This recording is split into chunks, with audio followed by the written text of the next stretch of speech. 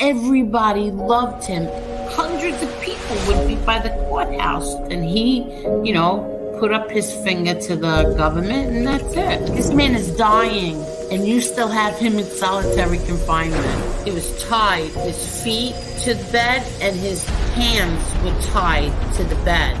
People want to question if my father was weak or tough. He had a severe kidney infection. He was sick. He didn't get to see a doctor. By the time he got off the bus, he was covered in blood. If there was ever a time to become a rat or something, it would have been then. No, instead he fought 5 trials. Eli has never had any conversation with my father. You lie about my son? Like, this is how sick they are. I defend my family. I think I do a pretty good job of defending my family. But other people defend my family also. I don't ask them to do it, but they do.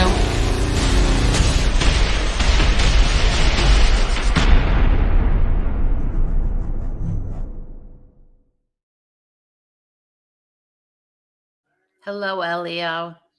Hey, Angel, how's everything?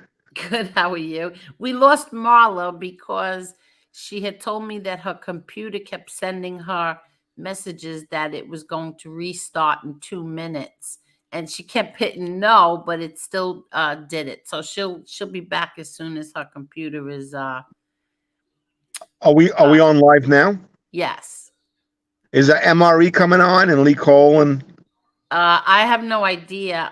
Whoever wants to come on can always come on, but I hope MTR drops the link. I hope he comes on too. He's fun to talk to. Really? MTR, Jeff. Yeah, no, I know who you're talking about. I'm just Jeff Canarsie, legendary Jeff Canarsie. I know. Hi, Amber Alert. Amber Alert left this message this morning.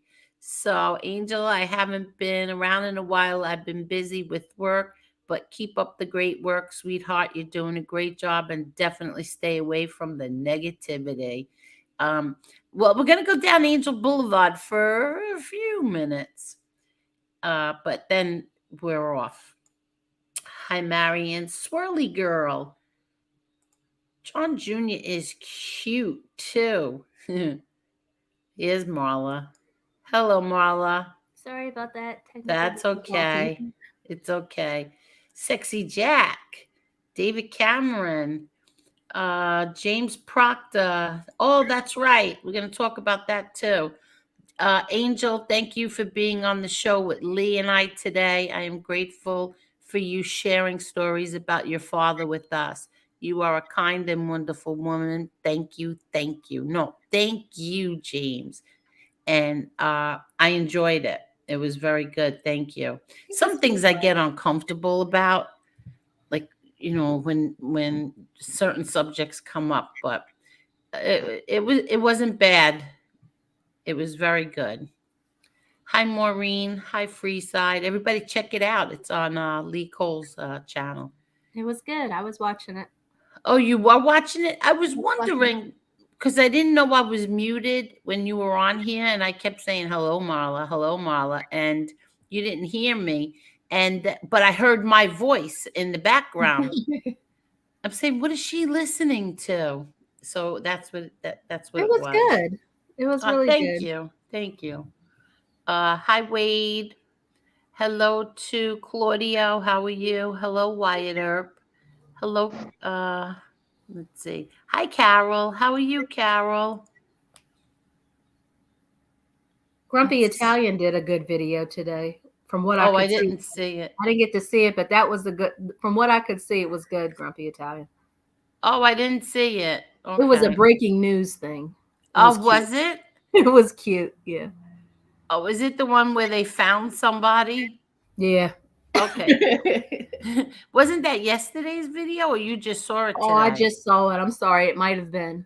Okay. Hi, David James. Let's see. Hi, Ange. Hello, Angela. So, let's see. I think Facts Over Feelings. Look who's back. Real Deal is back. Hey, Real Hi, Deal. Tommy, Real Deal. I hope you had a great vacation. And I hope you're feeling better than you were before you left. Hello, Tina Orlando. Let's see, who else? Oh,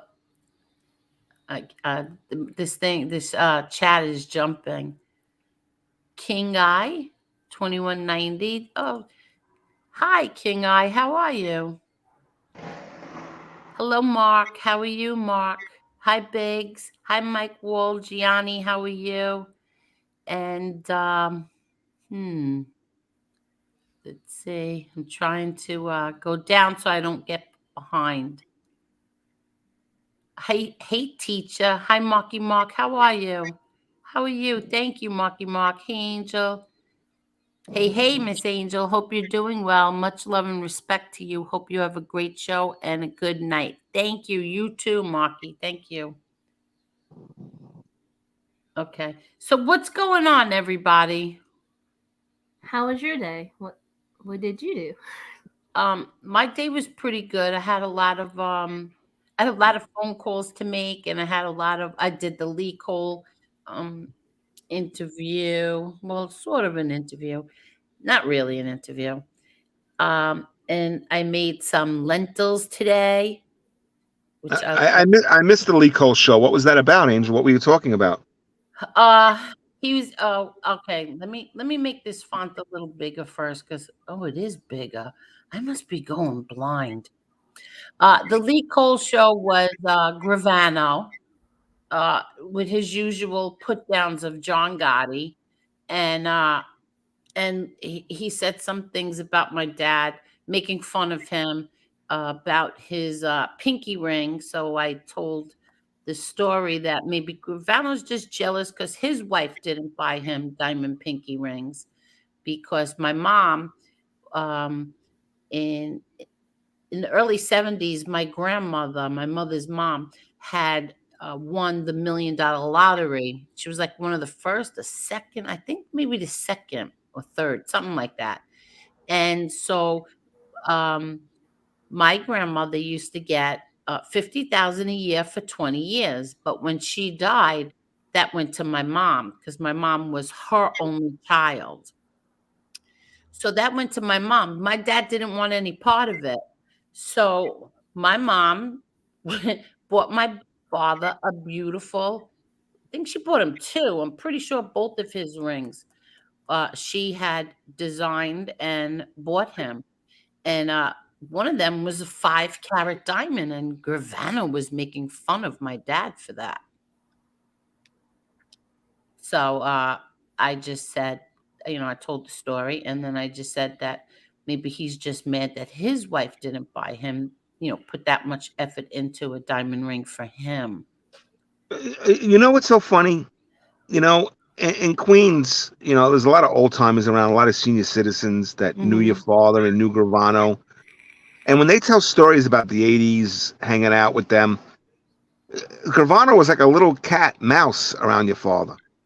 It was very quiet. They said almost like frightened of him, very respectful, and almost like a little quiet mouse. And now, like, he's on the internet, like saying all this stuff when your father's not alive. It just goes to show how it's just a symbol of how people on the internet say or do things they would never do in real life. Yeah, exactly. 100%, especially him and the umbrella holder. These people didn't say peep, but now he's gone, and so suddenly Gravano's this big, rough, tough guy, and it's absolutely the things that he picks on now are ridiculous. And Gravano, John Jr. is coming soon. My father's going to be telling stories, and hopefully there'll be a lot towards your way. But seriously, he is like, now I guess you're down to what did he ask me? I forgot what Lee Cole even asked me about how my father dressed. They Gravano acts like my father was the only one who got dressed up like that. That my father took care of himself the way that he did, that he had, his hair done every day. Well, why shouldn't he? Why shouldn't he? Look at this. I can't. Look who's here. Hold on. Look who's here. My pinky ring is here. Hello, my pinky ring. If you want to make such a big deal about a 5-carat pinky ring, during that show, I showed you Al Capone's pinky ring, which was also 5 carats. Yes, exactly. And his was 5 carats back in the 30s. Exactly. Can you imagine what that was worth? A lot of money. Marla, how you doing? I'm doing good. How about yourself? Good interview today. Thank you. I appreciate that. I'm sure that you've been looking at a bunch of pictures for the last couple of days. I've actually been good. I've been good. Elio, how you doing? Hey, Lee Cole, how's everything down there in Texas? Oh, how you doing? It's fine. Okay, let me get rid of that. Okay. Lee Cole, How's the weather over there? Today was 70 degrees. It was absolutely gorgeous. I love days like I that. went out with Polly and she hung out the window and barked at anything that moved, including innocent people, children, old people. You name But Lee, how do you get good Italian food down there? What do you do about Italian food? You're growing up in New York and then being from Brooklyn and then going down there. How do you handle that? You got to settle for barbecue ribs and steak. I mean, that's a Texas thing, barbecue ribs and steak. I'll be getting good Italian food around here. Don't get me wrong, there's some places, but you got to go to Houston and Dallas. You got to remember Amarillo is like is a cow town. I mean, steaks and ribs, that's what they have, barbecue food. They got the best steakhouse in the country, probably, right in Amarillo. How's the Tex-Mex food, the Mexican food? It's good there too, right? Very good. Awesome. Yeah, it is good. Not like California, but it's very good. Hi, Ralph. Lee Cole, why does your mic sound different? Oh, I'm sorry, because it's not even near me. Yeah, because it sounds like at the Can you hear me now? Yeah, much better. It sounds It like was way over there up against the wall, like about 20 feet away. It sounded like you were talking in an empty house. Big said Lee sounds like bathroom. Yeah, Yes. Exactly. It was echoing. And, It's good now, Elio, right? Elio, yours sounds very loud, or is it just me? You're sensitive. I don't know. Oh, no, but I can hear you, and I have it on the 5G and not the Wi-Fi, and it didn't go off, so I'm very happy. Oh, good. Okay. So there'll be no more background noise from you, Elio. Yeah, I don't think so. Yeah. So what's going on? So I was telling everybody about the interview today. It wasn't an interview. What was it? It turned out to be, Angel, you still got the it factor. I mean, in the back room, we're at about 2,000 views already. Oh, it's only been up for 3 hours. Really? Yep. It's probably going to do 5, 6, 7,000. Really? So you're still, people still, Angel, as much as you don't want to hear it, they still like you. Could you imagine? People still like me. Yeah. Well, Yes. Okay. So now that you brought me down to.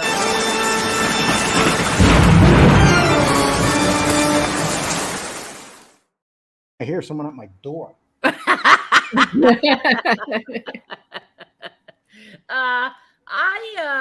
I was called a snow job by Jimmy Calandra last night. Well, he's a blow job. How about that? Oh, Marla. Only when he was in jail. That was his Oh nickname. my God. You know something? Let me He tell might you have been something. tossing salad before he went in. Who knows? Oh my God. Let me tell you all something, okay? I have never once came on here and lied. Find where I ever lied and then present it to me. Do that. Do me. I challenge you. Find somewhere where I lied and I'll answer to it.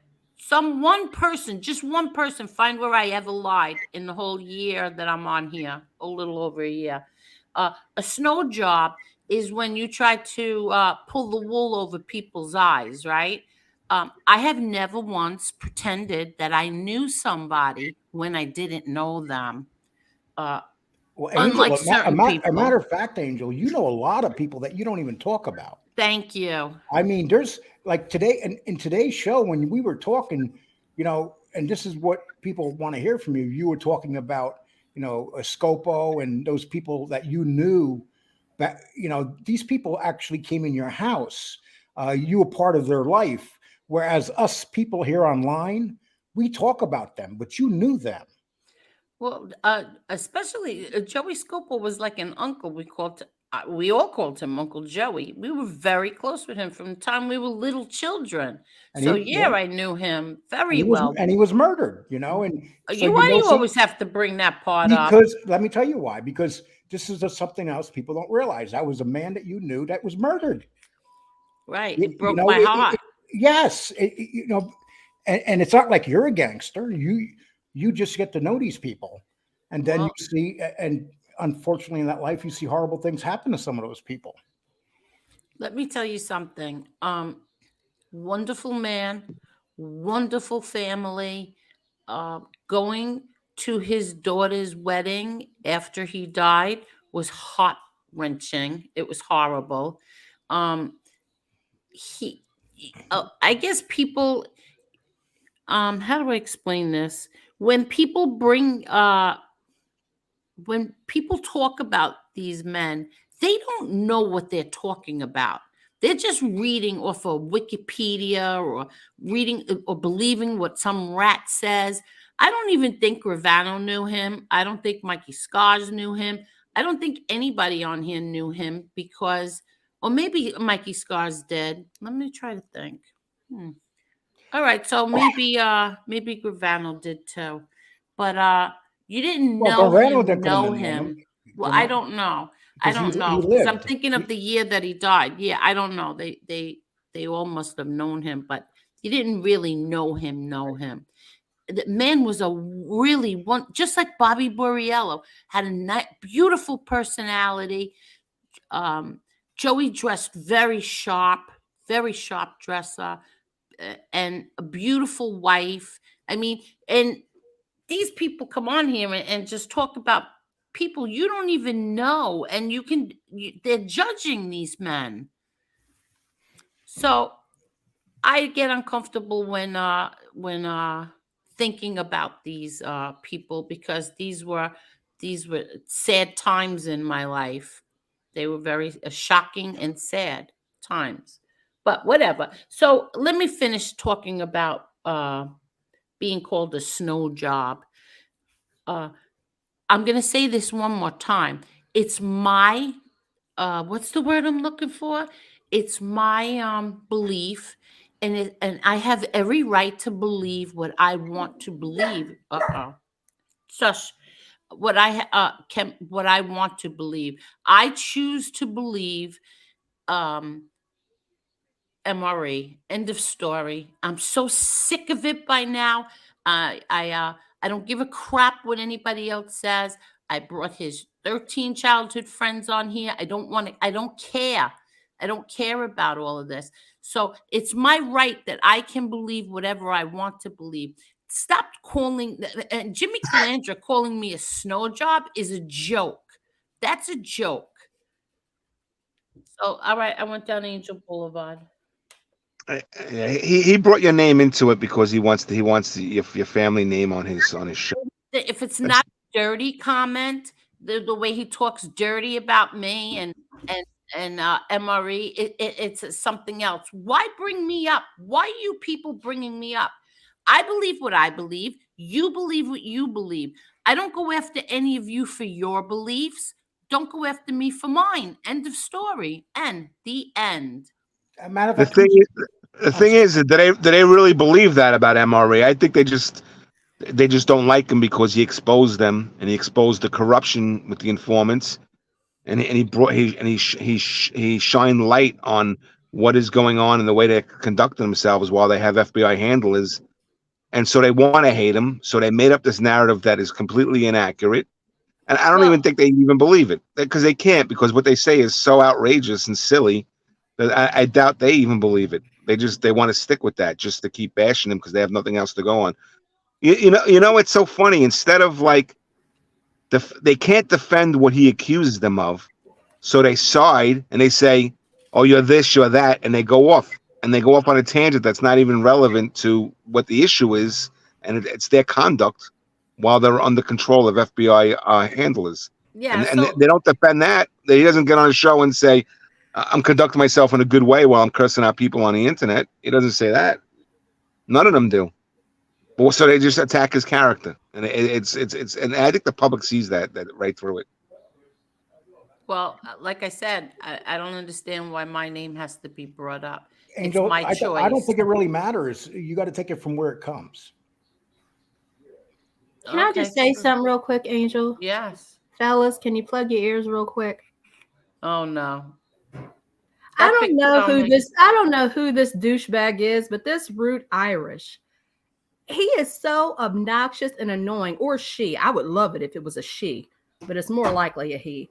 You are like the most annoying douchebag, cum guzzling gutter slut on here. Go. Yeah, I would ignore that person. Nobody knows you over here. Nobody likes you. Go away. I don't know Exactly. why you want to be relevant over here. Yeah. Go over there to your rat-loving friends.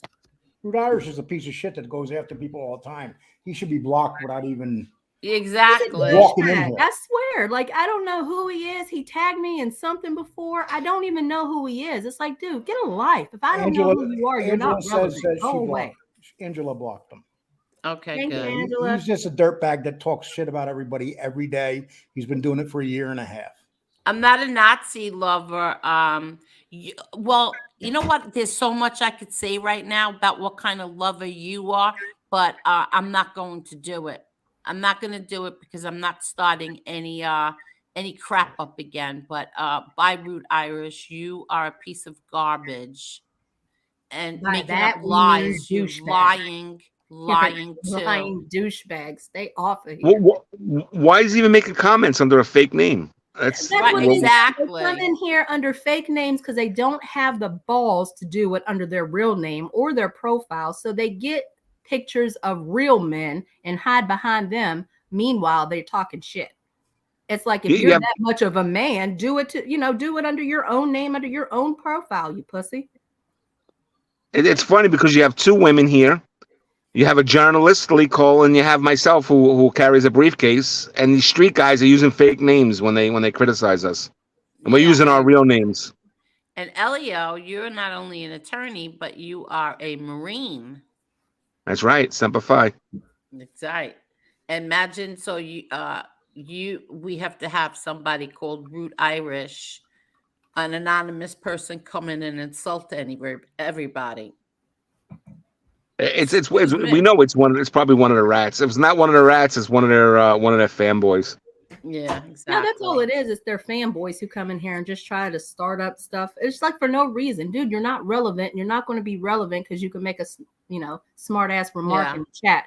You're and just he's lucky a liar. or I would have really embarrassed you. And he's a liar. Let me say another thing too. William Brooklyn last week. William Brooklyn was in here. But he said on another show that Angel said that he is the male version of Josie. William Brooklyn, you're nothing but a liar. I never said any such thing. I did say that you're a drunk. And the reason why I said that was because you said in the chat here that March 18th was coming and it was a day to celebrate. March 18th was the day that my 12-year-old brother died. And so I said that you are a drunk and a piece of shit. That's what I said. I never even mentioned Josie's name. I don't know how he even said that with a straight face. That I said he's a male version of Josie. Absolutely not. Okay, I'm done on Angel Boulevard. Yeah, you just said you were done 20 minutes ago. I know, but then I forgot about. Yeah, come on, Angel. You're like right on the edge right now. I forgot about William Brooklyn. Is there anything else you forgot before we go on? Is there anybody else you want to talk about? I think I'm good right now. Let's talk about Marla. Okay. No. No. Moving on. Yeah. Also, Darren C4, you're another liar. Darren C4 said that he's the one who discovered that I am not my father's daughter. You're a moron. You're an absolute moron. And another thing, you accused me of saying something like something about you, whatever it was. I don't care what I did, but I do remember what I said in the comment. I said, if this is who I think it is, you testified against my brother. Now, right there and then, I was wrong. But when it said DC4, I thought it was Dominic Sicali.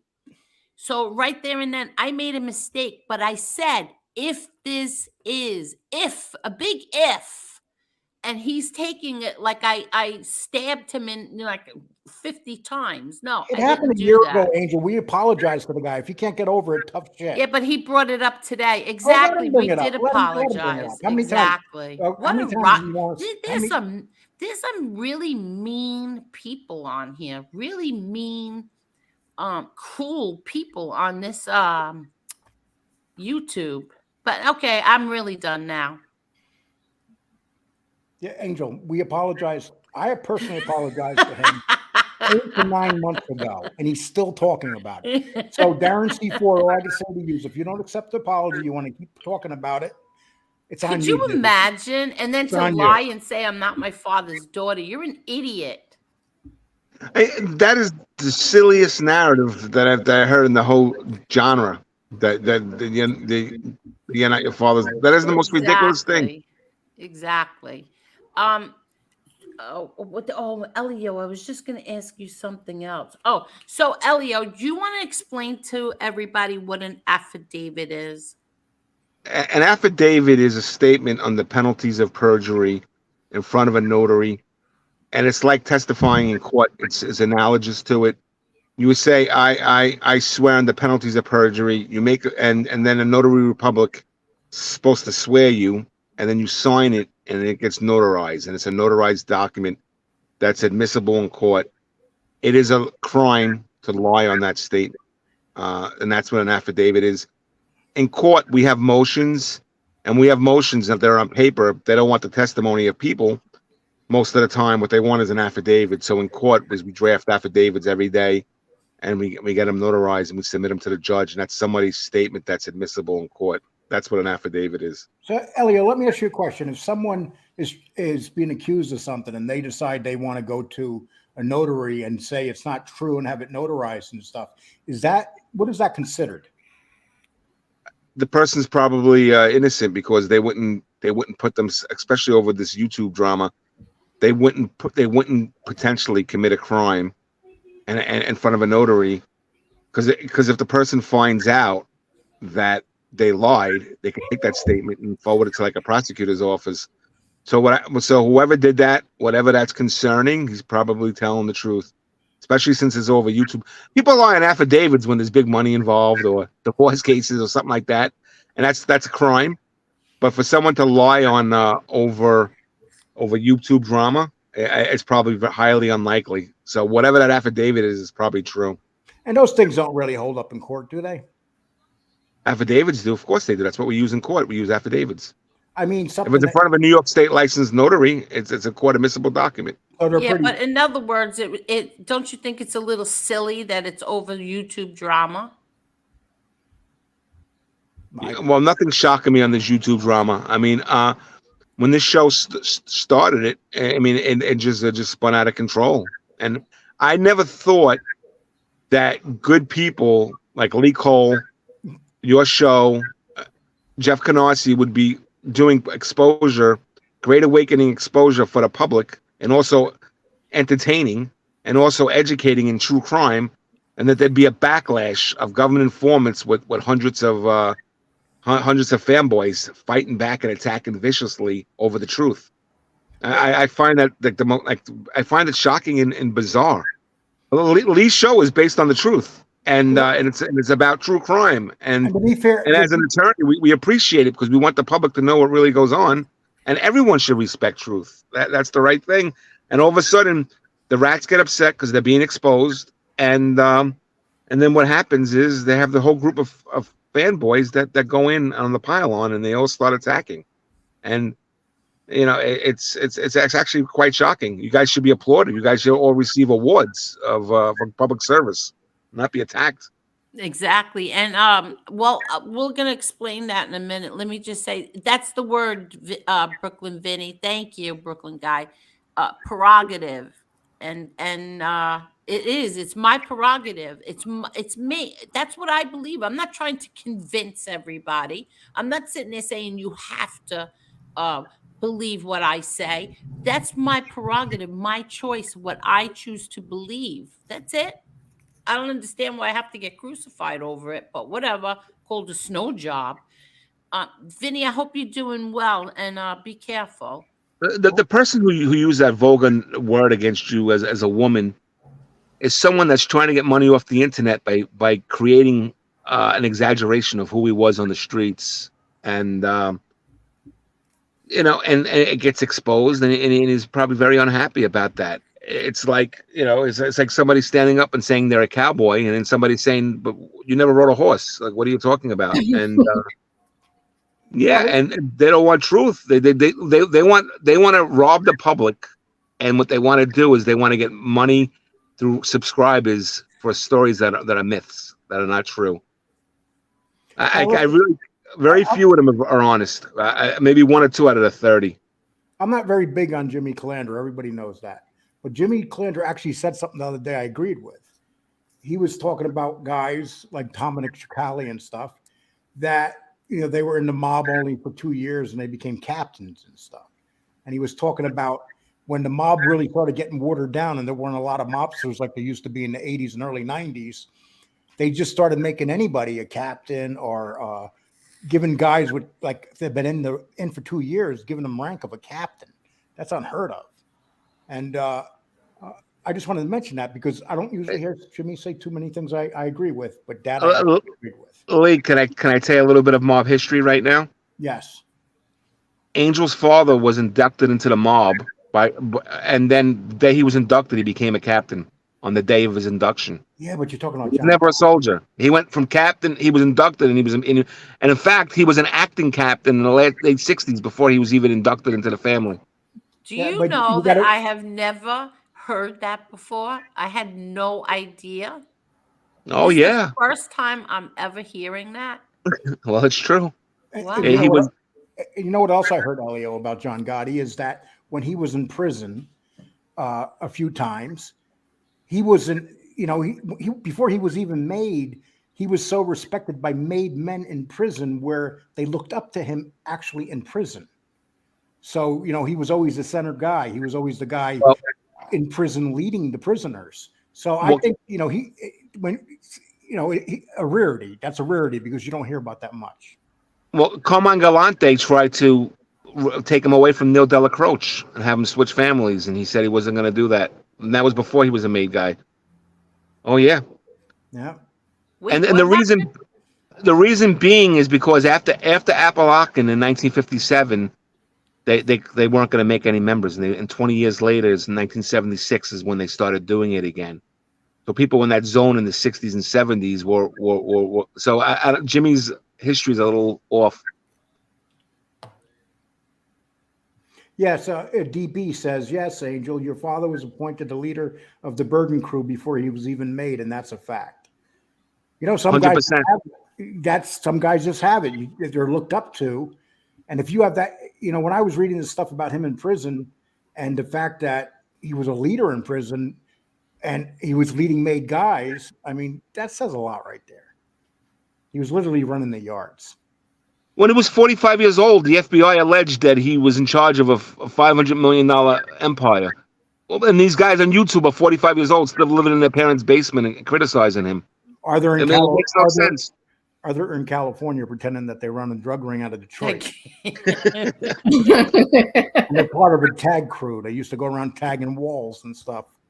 You mean those kind of? And it's funny. Listen, people who don't, who don't admire that career trajectory, you can understand that. But these individuals are wannabes, and they're like, he succeeded where you guys failed. Yep.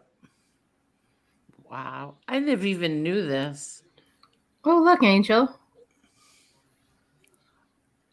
For all the great shows for the last year and a half, let's keep them going. Truth. That's true.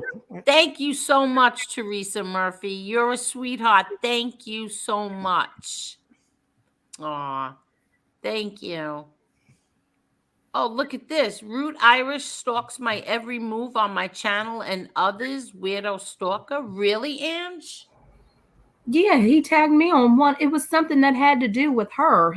I was talking to her and he kind of chimed in, and he must have been drunk when he was writing it, because I have no idea what the hell he was even talking about. It was like, oh, really? Yeah, he's a real loser. I don't believe it. A drunk Irishman, get the hell out of here. Do you think he's really Irish? Hell no. They're way more cooler than that asshole. Well, he's got 50% proof he was drunk. So there's always that other 50%. Oh, look, Eyeball Patch says it too. He is a drunk? Oh, possibly. Wow. He was drunk. Well, they got to be talking about him? Oh, I don't know who they're talking about. Oh, that maybe William? He was so drunk he couldn't talk. Oh, wow. Oh, look who else. Thank you. Thank you, Kane Shade. Hey, I want to give Kane Shade a lot of credit. He's working on something with the book that he's doing for me right now, and I'm really looking forward to it. And it takes a lot of work, and he's doing it for me for nothing. So I can't call him no names no more. Oh, I had my phone on off, and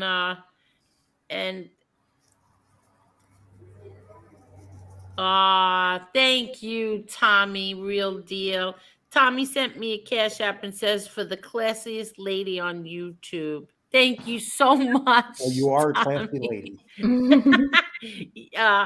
Thank you so much, Tommy. What a sweetheart. Thank you. Oh, Tommy, it's good to see. And thank you, Kane Shades, to get Lee mad. Thank you. Kane Shade, just take. I love when we get Lee mad. Oh, this ain't gonna get me mad. Come on. If you go down to Angel Boulevard too much, I might get mad. But no, I'm not going down there. I'm done with Angel Boulevard. Only 5 minutes of Angel Okay, Boulevard. people, let's lay allowed. a wager. Let's lay a wager. How long will it be before Angel's back on the boulevard? I'm done with Angel Boulevard. I said only 5 minutes of Angel Boulevard allowed each time. My prediction is 8 minutes. Nah, not at all. Okay, right Hi, now, Charles Sullivan. 7:56. Hi, Perry. Hello to Jason. How are you, Jason? Jason says, I'm glad I don't watch any of these other channels. All the BS, he said, she said, man, it's always some garbage. It really is. It really is. Please hit the like button, everybody. Please. It's like you said Italian Stallion. All right, go ahead. I'm sorry. It's like you said the other day, Angel. In this genre, they like two things. They like mob stuff or drama. Yeah. You got your group of people that like to go to the drama channels. You got your group of people that like to go to the mob channels. Because I was telling Angel, I did a really good interview a few days ago, and it was about a murder, and I had the 911 tape when the guy's dying on the floor and stuff. 800 views. And then I interviewed you today. I'm at 2,000 already. It's like people here really want either. Unfortunately, you have the people that love the drama shit, but then you have a great group of people here that they just want to hear good stuff put up, and they enjoy listening to mob stuff. Yeah, that's what it seems like. But you know what, Lee Cole, I'm guilty of that too, because I didn't get a chance to listen to it either. So, but I will. I'll listen to it tomorrow. Well, it doesn't matter because I'm going to tell you why. Because I didn't go to bed until I think 3:30 this morning. I couldn't sleep. But I did put it on, and you made the mistake of putting that 911 call on in the beginning, and it scared me. Do you know that? It bothered me so much I shut it off. I said, because I can't.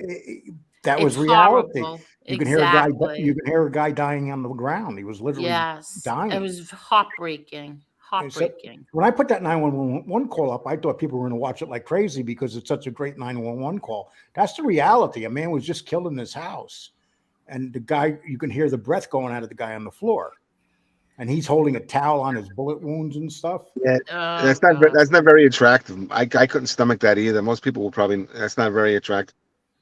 Well, but you know what's funny though? The video got 30-minute watch time, so that's phenomenal watch time on YouTube, and so I don't mind taking less views if it's watched 30 minutes because that means people are watching it. Did StreamYard change something? Because this is different the way this is now. I like it better. It doesn't block your face anymore, Lee Cole. What's that? When I put the messages up, the comments. That's because I'm hiding to the side right here. No, Angel. no, I'm serious. I can't turn my computer because my bathroom door is open. No, to me, this looks different. This whole setup looks different now. The problem is a lot of the new people don't know certain content creators attacked, lied, and went after your family. One of the lies is you're not exactly. Well, I found out I'm not a Cole. That's not true. Yes, my mother was banging the mailman every day. Yeah, you're right, Ange. What's ridiculous is giving that affidavit to another content creator. It's all childish and, in my opinion, a personal attack at MRE. Yes, I agree.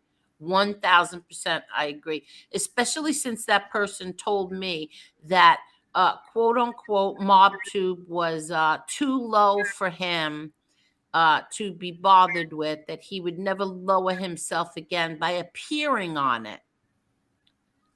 All of this. So, yeah, it was spiteful, very spiteful. All of it. This is all crazy. It's getting way out of hand. It's way out of hand. The back and forth is way out of hand. But people are eating it up. Yeah. People are eating it up. They're watching it. And as long as they're eating it up and watching it, they're going to do it. Yeah. It's just it's very mentally straining, though.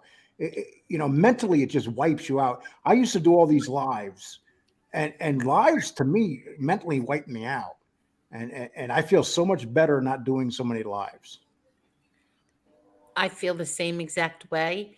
I used to. It's like when you wake up and then you get this knot in your stomach, like what's going to happen today on here? What are they going to say next about me? What are they going to say about my family? So I don't think that any other content creator feels good about being attacked. No, on both sides. On both sides. I can't imagine that anybody. You have to sit with dread what's going to be said and done next. Absolutely do. When I was getting along with who, he said that to me. He actually said that to me, that he dreaded when I was going to attack or vice versa, because it bothers. It's part of the human motion that it bothers you. If someone attacks you and calls, especially when they say things in the line, that's when it really bothers you. Exactly. It's not a good feeling. And it can't be good for your health. No. It can't be good for your health to that's why when so many times I said, I'm done. But then, then you get these commenters and these comments, and you have people tell you, it's good. I listen to you. I take my mother for chemo and it's 3 hours away and we listen to you. She loves you. And then we get to chemo and then we get back in the car and you're still on, so we listen to you on the way home. They listen to the show from the night before. So that makes me feel good. Thank you again, Teresa. And I'm at the point where my whole family listens to my shows. I heard your sister had a cute remark for you. She had a few of them, and then it's but I have all three of my sisters now listen to my shows, and they didn't do that in the beginning. But now that I'm not attacking people and going on my show attacking people, or they don't mind. Matter of fact, they laughed at the show. They were listening to this show the other day when we were talking about John Hamm. My sister Joan said to me, "Oh, I pulled that right up, Lee." Are you kidding? Yeah. Hi, Zio Lesso. And everybody, please hit that like button. Please hit the like button. I'm sorry. Go ahead, Lee. So if you're putting up good quality, you don't mind if your family watches it. But if you're attacking and brutalizing people, why would you want your family to see that? Exactly. That's why I didn't put this on my other social media platforms. Only Twitter. And I put my sister, and when my sister was coming on here, on Instagram. That's how I got the subs that I got. But I didn't put it on my Facebook yet. Oh, and today I just hit 9,200 today, so I'm 800 away. Well, very good, Lee Cole. I'm getting there. Hi, David. I'm sorry. Go ahead. I want Leo. Yes. What do you say about the government overreach, targeting Italians and Muslims and? Well, the federal government, and there was an initiative in the early '80s to go after organized crime. It started with the story was that had to do with the Longshoremen's Union, and they were getting involved in too much of politics, and the head of the Longshore Union almost became Secretary of the Treasury under Jimmy Carter, and there was a lot of controversy. And Reagan and his top advisors said, "You mean to tell me these individuals can shut down the whole East Coast if they want?" I mean, if that's what the comment, the exact quote was. And what they did was certain Italian American communities in the outer boroughs, they sent hundreds of FBI agents to try to crack down, and that's what happened with the Italian Americans in the '80s. Similar stuff happened with Muslims, and but now with Joe Biden and the administration, they seem to be going after Christians, the pro-life movement. Let me tell you about what's going on in the pro-life movement. They're weaponizing the Attorney General's office to go after sidewalk counselors and pro-life protesters, and it's all political.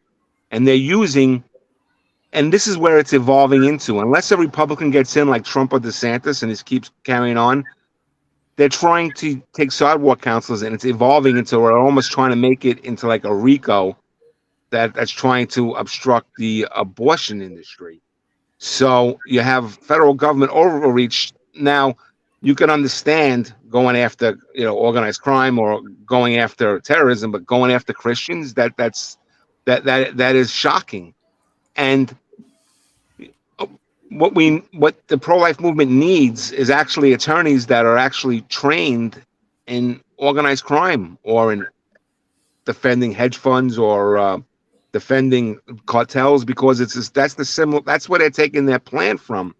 I did a sidewalk counselor case in Nassau County recently, and we couldn't get attorneys to help. So I had two, and another individual had two, and the problem we had was the Christian attorneys didn't know how to try a case, a lot of them, and the ones that were highly trained don't want to get involved unless they're getting a big retainer. And the pro-life movement usually has to do with pregnancy centers, and they rely on donations, and every donation goes to save a baby. And to spend it towards legal counsel, they just don't have the resources. So we need to all pray that God calls people that are trained to be able to defend these individuals. My co-counsel was a 94-year-old man, religious, and he wanted to help the pro-life movement for his Christian purposes and to defend human life. And I found out when I was conferencing with him one-on-one in his office that he was trained actually representing organized crime figures. He represented organized crime figures before. He actually represented Greg Scarpa, and he was trained. That's how he was trained to fight the government. So we're hoping that God calls people that have that type of specific training, because that's where it's going. In the pro-life movement, there's different vocations. There's sweet, holy women that do sidewalk counseling. There's people that do that are good at fundraising. You know, it makes all different things to make a soup, right? Now, when it comes to government attacks from the Attorney General's office, and they're using same tactics that they used against organized crime, those are the attorneys that you need to really get involved. And it has to be a perfect storm of an attorney who's trained in that has the mettle internally to withstand the attacks, and then that has a calling to do it. So we have to pray that happens, because a lot more individuals, a lot more Christians are being attacked, and the federal government is trying to incarcerate people for trying to save babies. Well, now, the pro-life movement is just one example, but it's going on in other things too. What were you saying, Lee? Elio, I can give you a perfect example. I'm sorry, but I just want to mention this. Now, that shooting that just happened in the Christian school, it was done by a transgender. I'm sorry, let me rephrase that. It was done by a chick dressed up as a guy. Okay. So now 3 people got suspended, and this is why people say, "Oh, how great Elon Musk is on Twitter." My ass. So 3 people got suspended today because they were talking about the shooter being a transgender. One of them was a congressperson. They got suspended because they told the truth. And now you have all these stories coming out siding with the shooter, trying to make the shooters look like some superhuman being that was abused by their parents, and they're not even talking about the poor children that were killed in this. Oh, you got to be kidding me. 3 children were killed, you idiots. 3 children were killed. As a matter of fact, I talked to Biden about it today, and he started laughing. He acted like he didn't even know anything happened. He laughed when they were talking about the, what do you think about the train? He laughed about it, literally laughed. Oh my God. So now, because a school shooter is a horrible thing, no matter what they are. But now that, the media is going to do everything they can to protect this person.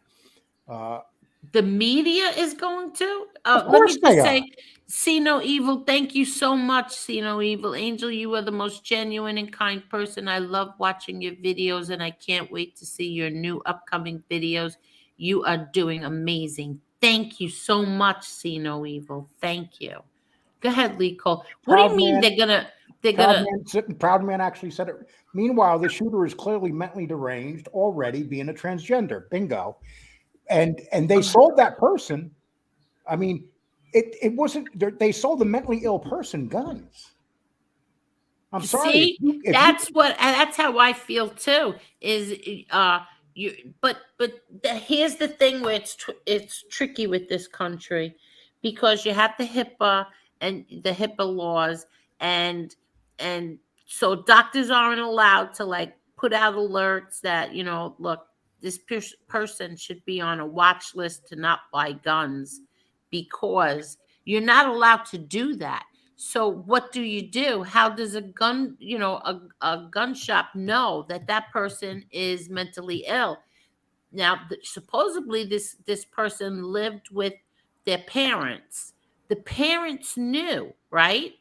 So shouldn't the parents have alerted somebody? Well, they didn't really know. The parents were actually ashamed with the daughter, what the daughter was doing. But if you read inside the whole story. But what I'm saying is, whoever it is, I'm not saying it's the parents' fault. Whoever a mentally ill person lives with, and bought guns, shouldn't they? Here's the problem with that, Angel. I'm sure Elio would say this. See, that's what they want to do. We got to be very careful who we call mentally ill, because when you start calling people mentally ill, basically they could start saying that about all people. Everybody, yeah, because everybody has periods of their life where they're not at their best. To make you mentally. In the Soviet Union, with that mentally ill stuff. If in Soviet Union, if you were too Christian, they would put you in a gulag. They would say you're mentally ill because you believed in the Eastern Orthodox Church and you believe in fantasy. It's just a fine line when you're talking about mental illness. Well, anybody who shoots up a school is mentally ill. Yes, look what they're doing to MRE. They're accusing him of something he has nothing to do with, and that's tied into the allegation is tied into a mental illness, because anyone who would believe in that would be mentally ill, and he doesn't believe in any of that, but it's just a lie. And the point being is that, and Lee Cole's 100% right. When they start putting ideology and saying somebody's mentally ill if they're too religious or they're too Christian, remember, we got to think outside the United States. In communist countries, they do that. They do that in China. They did it in the former Soviet Union. If you have too much of if they feel like you're too religious, they can call that mentally ill. In communist China, they can call Pope Francis mentally ill, And they because he believes he sits on the chair of St. Peter, and it's not scientifically proven. It's based on faith. And that moron Biden, they made get up there, and he said today, he's talking about, he tells Congress that he wants to ban all assault rifles, weapons. He didn't say rifles. He said assault. People, assault can mean pistols also. Certain types of pistols are considered assault weapons. So basically what they want to do is not only take away rifles, they want to start coming at the handguns too. Well, I may be wrong. My belief, again, it's my prerogative, but I feel like maybe put an armed or 2 armed guards at every school. Exactly. I mean, you do it at banks. Aren't children just as valuable as the money you put in, if not more valuable than the money you put in a bank? Instead of sending billions of dollars to other countries, how about investing in your own country, protecting your children? That could be something that our military comes back, retired military. I'm sure. I love that as a. Once again, we're getting in the funny area when we start talking about military guard in our schools. Why? Well, I'm sorry. I had this conversation with my best friend last night. We said the same thing. She feels the same way that I do. Then the military will start guarding more and more and more, and that's how they take over a country. Well, no, I'm saying like if people who have a military background, they don't have to be military. I'm just saying right. I feel better if somebody with a military background is at my kid's school, especially like Elio here, a Marine. Now, my son's in the Army. I respect the Army, but I know Marine is just a little bit more badass and hardcore. So yeah, I feel a lot better if my kid's security was up there and he has a military background. He knows what to do in combat. They get trained to know what to do. Did you see how well those police officers handled that thing at the school yesterday? How? I heard. It was. That cop that went to that front door, he started yelling to be followed in. It wasn't like Uvalde here, where all the cops were outside being afraid to go in. This guy, he waited for two. He yelled, "Get over here! Get over here!" He went through that front door, and God knows how it's horrible if 3 children lost their lives, but God knows how much more if that cop did not get down that hallway that quick. But that's the way it's supposed to be done. The way it was done yesterday. It was the Secretary of Labor. Secretary of Labor was banned on Twitter. Is that what you're talking about? No, I don't think it was actually that the Congresswoman Green that was not banned, suspended. Marjorie was suspended from Twitter. Yes. I'm shocked. No, I'm shocked because that's why I'm telling you. Said he wasn't don't believe these things you hear about. Don't believe these things that you hear about how great Eli Musk is, because Eli Musk is. You got to remember, he is a blown out socialist, and people say, "Oh, this." He took over. I'm not shocked by what they do over there. I mean, he has people running running Twitter right now, suspending people left and right. They don't use the word ban anymore. They suspend them. Wow, I can't believe. Yeah, but if I've seen where people have tweeted him, and he's unsuspended them. Yes, but Angel, the bottom line is there's foreign oligarchs that want to weaken America. That's why the institutions such as the media, education, big tech, they have an ideology is not consistent with the general public, even the general public of their own political party. Very few people believe in what they're trying to promote.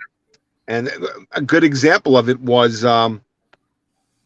when whatever Bruce Jenner did that TV show, nobody watched it, and I mean that was propaganda to promote transgenderism, and the public just didn't go for it. So it's so Elon Musk. I don't know where he stands in all this. I don't know if it's he's just he's a socialist. He's a socialist. Look at his political views. Go back into histories of Elon Musk. Read his political views. His political views are not capitalist at all. He believes that he wants companies to control the United States. He's an elitist, and that's where did Tesla get all the money from? The Obama administration, right? Is that how they started? Sure, they got a lot of it from there. But the fact of the matter is, people are like trying to say Elon Musk is this. No, he's not. All you got to do is read his history. His history is just it's much worse than a lot of people. Well, there is organized opposition that is set up in order to divide the country and weaken it. So I like Elon Musk. I'm not accusing him of being controlled opposition, but I don't know. But when you're playing at that level, where you're doing deals with foreign countries and who knows how they can get compromised, or he can change in a heartbeat. He's a creepy looking dude. Let's face it. He's a weirdo. Oh my God! Those rich people. He's a weirdo looking. So is Bill Gates. They're just freaky looking. Come on. Are you? Would you guys say that Elon Musk ain't weird looking? I never really looked at him. I never looked at him like I never looked at him. Yeah. Are Bill Gates? Tell me. Take a look. I mean, these people that are geniuses. Some of them are just weird as hell, and they're geniuses. Don't get me wrong. Elon Musk is definitely a genius. Now, Bill Gates, I cannot figure him out.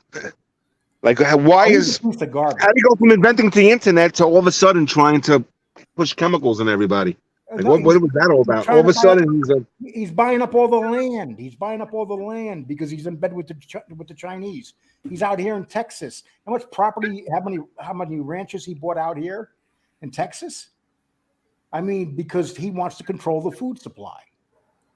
So this is what they're doing, and these guys are all in the same bed. God knows what they don't. God knows what Elon Musk owns property wise. I can only imagine. Wow. Tommy Real Deal, check your Twitter.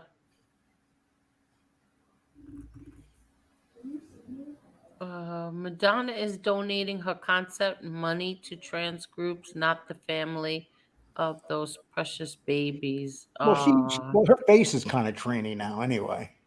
Oh, my God. I'm not even going to say my beliefs on here because I'm probably going to get ripped apart. If we keep going down this rabbit hole, you're not gonna have a show anymore. I know. I'm really holding my tongue. We're already tiptoeing. Yeah, I know. I'm really holding my tongue about what I really truly believe. You know why? No. Elio, I agree with you 100%. You got to be very careful. And if I spoke what I believe on here, same thing. Yeah. I speak. No, 10%. I have a feeling my beliefs are different than yours. Yeah, but you can't help it. You're a Democrat. I am not a Democrat. Absolutely not. I'm most definitely not a Democrat. Angel was a big Trump supporter on Twitter. Yes. Yeah, before Trump, though, she voted for Obama twice. Well, everybody has. Ronald Reagan was a Democrat, and so was Trump at one time. Yeah, a lot of people voted for him just to prove they weren't a Democrat. You have to I didn't do that. When I was up in Utica, New York, I lived in the same building as the Democratic headquarters, and I used to see what's his name? Remember? I can't think of his name. The drunk senator from up there. What was his name? Elio, the Democrat from where? I can't think of his name. Patrick Moynihan. Moynihan, yes. I used to see that guy all the time. Nicest guy in the world. His philosophy on being a Democrat is a lot different than what philosophies are now. Oh yeah, at the time they were still American. They didn't get. They're completely hijacked by international and corporate interests right now. I'll tell you the one thing, man. I used to see that guy all the time. He was pissed out of his head all the time. I mean, that was a man that could drink. But he used to go every Friday night at him and Tip O'Neill They used to go and meet with Reagan at the White House, and they used to sit down and negotiate things, talk things out. They don't do that no more. The leaders of the parties back then got together. No more. Hello, Tommy, real deal. How are you feeling? Hello, Angel, Marla, Lee, Ilio. How are you? It's good Tommy, to see how's you. everything? It's good to see I'm you back. doing good. I'm doing wonderful. Let me just say hello to hi Sean, hi Frankie Calabria. How are you? Hi Sunny Money. Hi Jules. Hello Ian. Hello Gerard. Gerard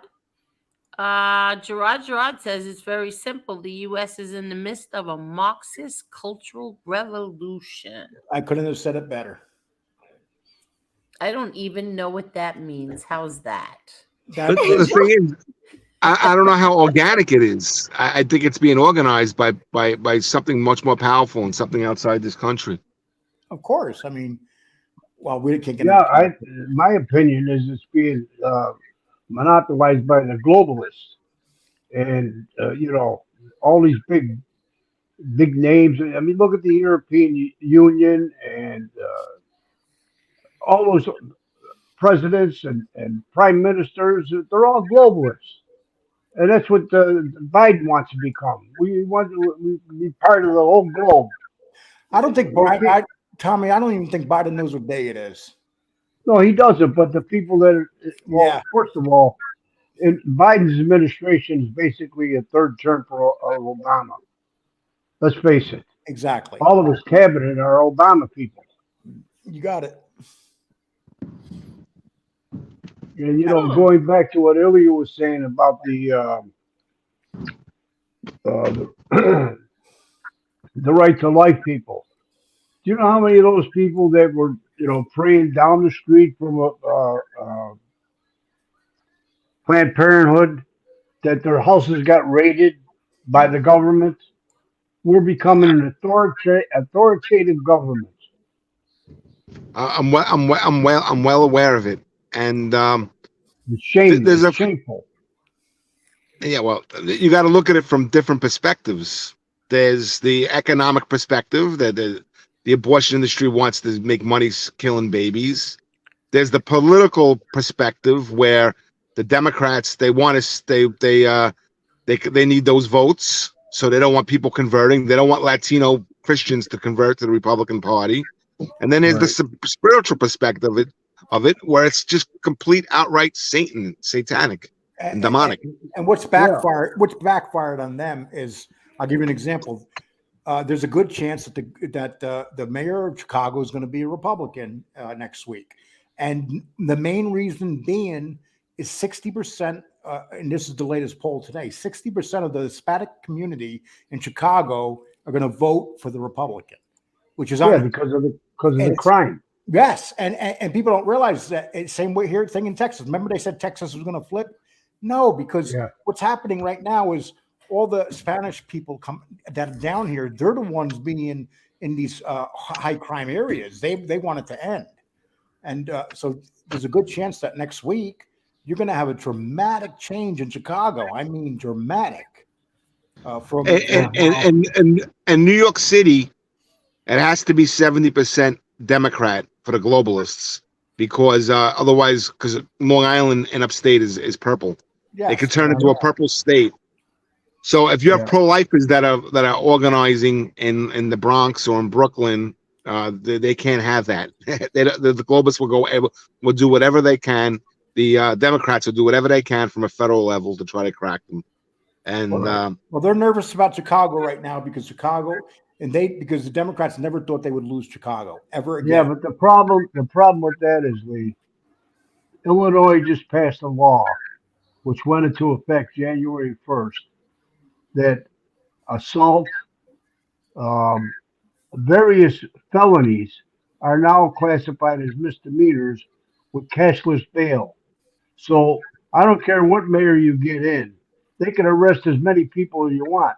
But if the prosecutors are going to let them out, well, what good is it? That's the law that just passed in Illinois. Politicians can make a dramatic change in cities.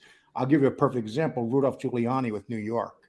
they do make they make dramatic changes if they have the balls to take on the system. I'll give you another person, Ron DeSantis. Look at the changes that I he love made. Ron DeSantis. I mean, Yeah, but he's in a red state, Lee. yeah, he wasn't in the red state when he took over. Well, it leaned red. No, it was right down the middle. He won his election by like 10,000 votes. 34,000 votes. You know what's so 34,000 votes. The funniest thing about Rudolph Giuliani and Ron DeSantis, all they had to do was do exactly the opposite of the Democrats, and success came. You don't even have to be creative. Whatever they do, just do the opposite. Let me just say something. Cletus, thank you, Cletus. Angel, Renee, and I had a disagreement in another chat, and he threatened to block me on your show. And sure enough, my main account is blocked. Please do not block Cletus, and please don't block people unless they are using somebody's name, somebody's family member name, or they're talking like degenerates. Please do me that favor, everyone. And thank you, Cletus. I'm sorry. Go ahead. Getting back to that school shooting, I wanted to chime in before. Did you know that Madonna is doing a concert in Nashville and donating the proceeds to the trans community? But does anybody feel sorry for the 3 children that were killed? I That's don't what care I'm talking who about. did it. No, I don't care if it was a transgender, a woman, a man. I don't care. Does anybody feel anything for those 3 children that were killed? Well, the media is trying to flip it. The media right now, what they're trying to do right now is flip it away from those kids and make it look like this was a victim. The victim of the person that did the shooting. They're trying to make that person look like the victim. I don't know how the parents are tolerating that. They have no choice. Be honest. Oh, bull crap. They have no choice because you got the media doing it. And unfortunately, a lot of people in this country are pretty stupid. When you've got stupid people, it's easy. And let's face it, the young culture right now, the young kids coming up, they're pretty stupid. Well, that's because of the academia. Yes, exactly. They go to school and they become activists. They don't go to school to learn to become a lawyer like Ilio. They become activists. And I'm sure you agree with that, Ilio. Yeah, it's an indoctrination. How I feel. I'm sorry. That's how I feel right now, agnostic. And like I said, that's coming from grass tops. The grassroots element of that is smaller than we think. It's more. Yeah, there's leftists out there. Look at New York City. It votes like 75% Democrat, but maybe only like 25% are actually radical liberals.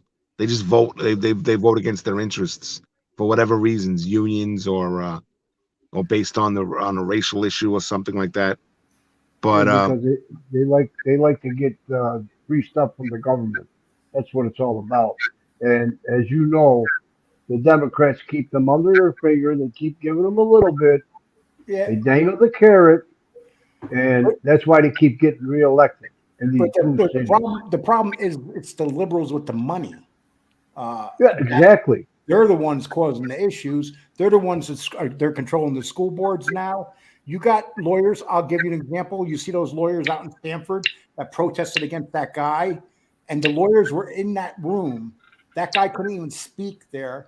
And you had lawyers that were in Stanford, and these lawyers were activists. Before they even get their diploma or anything, they're activists at Stanford. So they're going to be the ones coming out practicing the law. So you have a bunch of, with the best degree in the country, Stanford, coming out as lawyers, activists, leftist activists. That's scary because they're the ones that are going to be controlling the government someday. There's no coming back from this. Now, can I ask you a question? Because I'm not following it anymore. I do know that Lori Lightfoot lost. Who won? Was that a Republican? Well, she's still in office. She'll be in office till January. Yeah, there's a guy running that is just like her. He wants to abolish the police still. Then he's running against a Republican that he wants to hire more cops and treat the cops better. So, but right now, what's happening with him is the Hispanics are getting behind him strongly. Right, in the latest poll, he was 6-7 points up in Chicago, which means he's in pretty good shape. Okay, because I don't I haven't been following it at all, but I do know that that she lost something. She lost the primary. Right, she lost the primary. Okay. I have no idea. Have not been following it at all. Nothing. Well, you haven't been watching Tucker, have you? No, I record him every night, but I haven't gotten a chance to watch him. I know, and I love Tucker too. So on a lighter note, I had a wonderful vacation in Naples. I took some pictures next to a giant banyan tree. It's spelled Banyan. Now the tree grows. It was imported from Spain by by Firestone, and it was gifted to Thomas Edison. And he's got it at his winter home in Fort Myers. But they have a huge tree in Naples that the branches grow out and the roots grow down from the top into the ground. I'm going to post those pictures on Twitter. How long were you in? You took when you first said Naples, I thought you meant Italy. No, Florida. So how long were you there? Almost 2 weeks. And you had a very good time, Tommy? Oh, I had a great time. I go That's by nice. We went out for dinners. I'll tell you what. You can't miss the restaurant. That's Tommy's connection. I'm sorry. Go ahead. What's wrong with my connection? It's very static, not Squeaky? staticky, squeaky. Yeah. How about now? Yeah, still doing it. I can hear you good though. You're good. Now it's better. Now it's better. So Much maybe better. I got my earbuds in. Okay. Big difference. You can't not miss. Michael Biden knows all the nice restaurants. It's unbelievable. The restaurants that we went to, the dinners we had. I gained about 8 pounds since just the time I was down there. That's nice. That's really nice. So you drove there and back? Yeah, it's about a 4 hour I know you drove drive. there. I know you drove there because I messaged you the next day to make sure that you got there okay. Right. Hi, and I Mike. messaged you, let you know I got there safe. Yes. Yeah, I had a great time. You know, it's always good to be. You know, we've known each other. He's going to be 78 in September. I'm going to be 76. We've known each other since about 65 years. That's all. Oh, really? Yeah, and he baptized my son. He's my compadre, and we're like brothers. You know. Now we're like 2 old men. We sit on the couch and we watch Tucker. We go out to dinner. We may have 1 martini, and that's it. We're home by 9 o'clock. And let me ask you this. 2 older men, do you fight? Absolutely. Yeah, we argue all the time. You know, kidding arguing. You know what I mean? Oh, yeah. We bust each other's chops all the time. Did you hit on any women when you were out there? What'd you say, Lee? Did you hit on any of the women when you were out there? All them fine single women down in Florida? I wore a lot of sunglasses, so I was able to see, Every time I think of what Angel's guest Sharon said, I picture all the guys running around there, all the men that are alive in Florida running around with respirators. I'm not respirators, with oxygen tanks. Oxygen tanks. It always comes to my mind. Actually, she was putting up some good stuff on. I don't know if you've seen Sharon putting that up. She went on a cruise, Angel.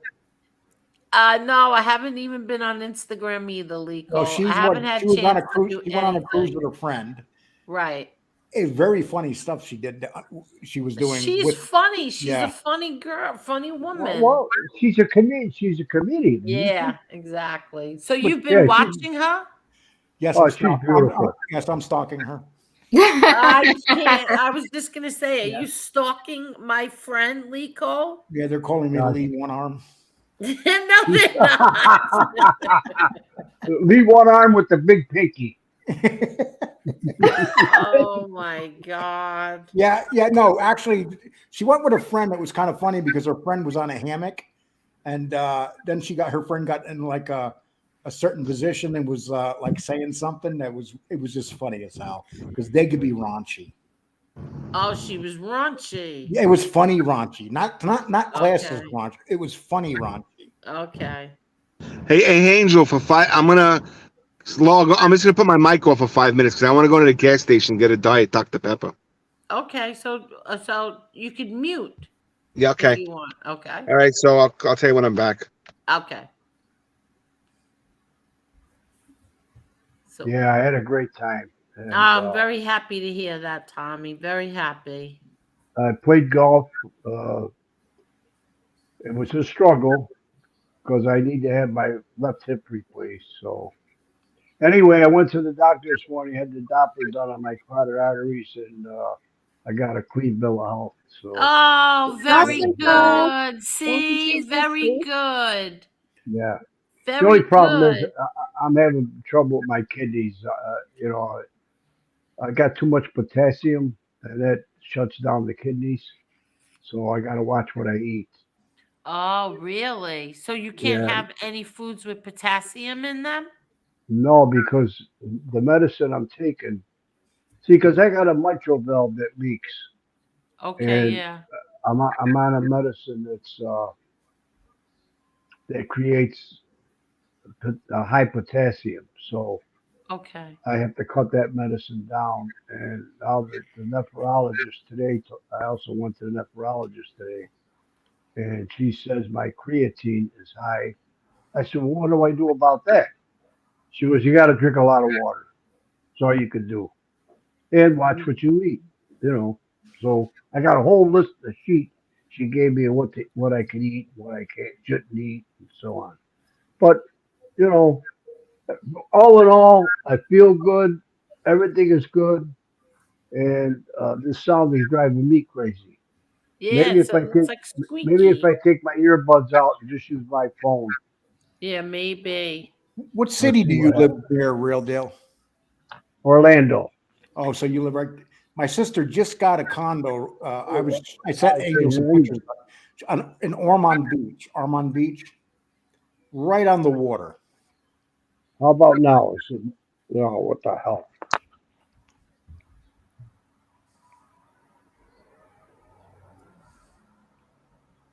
Hello? Yes. Let me go back. Let me go off and go back on. Okay, okay. Yeah, ask him where that is, Lee, if he knows where it is.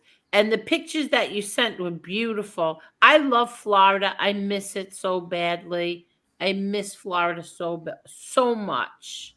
And she sent it to me. I ate my heart out because it's like looking right into the ocean, like right in Yes. front of her is the beach, and it's like if you're going to be her age, and what's better than having a condo right there in Florida, Exactly. I love it. especially in Ormond Beach. Yeah. Ormond, it's called? Ormond, I believe. I'm probably saying it wrong, but it's right on AA, and Hello, Wyatt. it's the highway that goes all the way up and down the coast of Florida. Hello, Tommy. Hello, Tommy. Are you there? Hello? I love it. Especially in Ormond. Yeah, I hate hearing my voice. I'd hate hearing your voice too. Oh, stop. It's Tommy. It's coming from Tommy. I just muted him. Tommy, you have something else on. You have YouTube on. Hello, Tommy. Are you there? Yeah. Can can you hear me now? Yeah, I hear me and you. Can you hear me now? Yeah,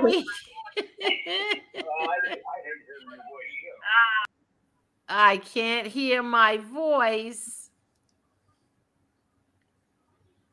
Angel, where did you live when you were in Florida? Pompano. So you were right in the water. No, I didn't want to be by the water. Why? Are you too No, because Florida hurricanes are no joke.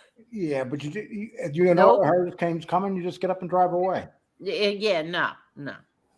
Where are you gonna drive to? You leave the state, go up to Georgia a little. No. Go inland in Georgia. No. Yes. No, I love Florida. Yeah. If a hurricane hits the shore, it goes right across Florida. There's no place safe in Florida from a hurricane, except maybe St. Augustine up in that corner there, because they have that. They get hit very rarely because of the way the winds are set up there. No, I don't like living by the water. Not at all.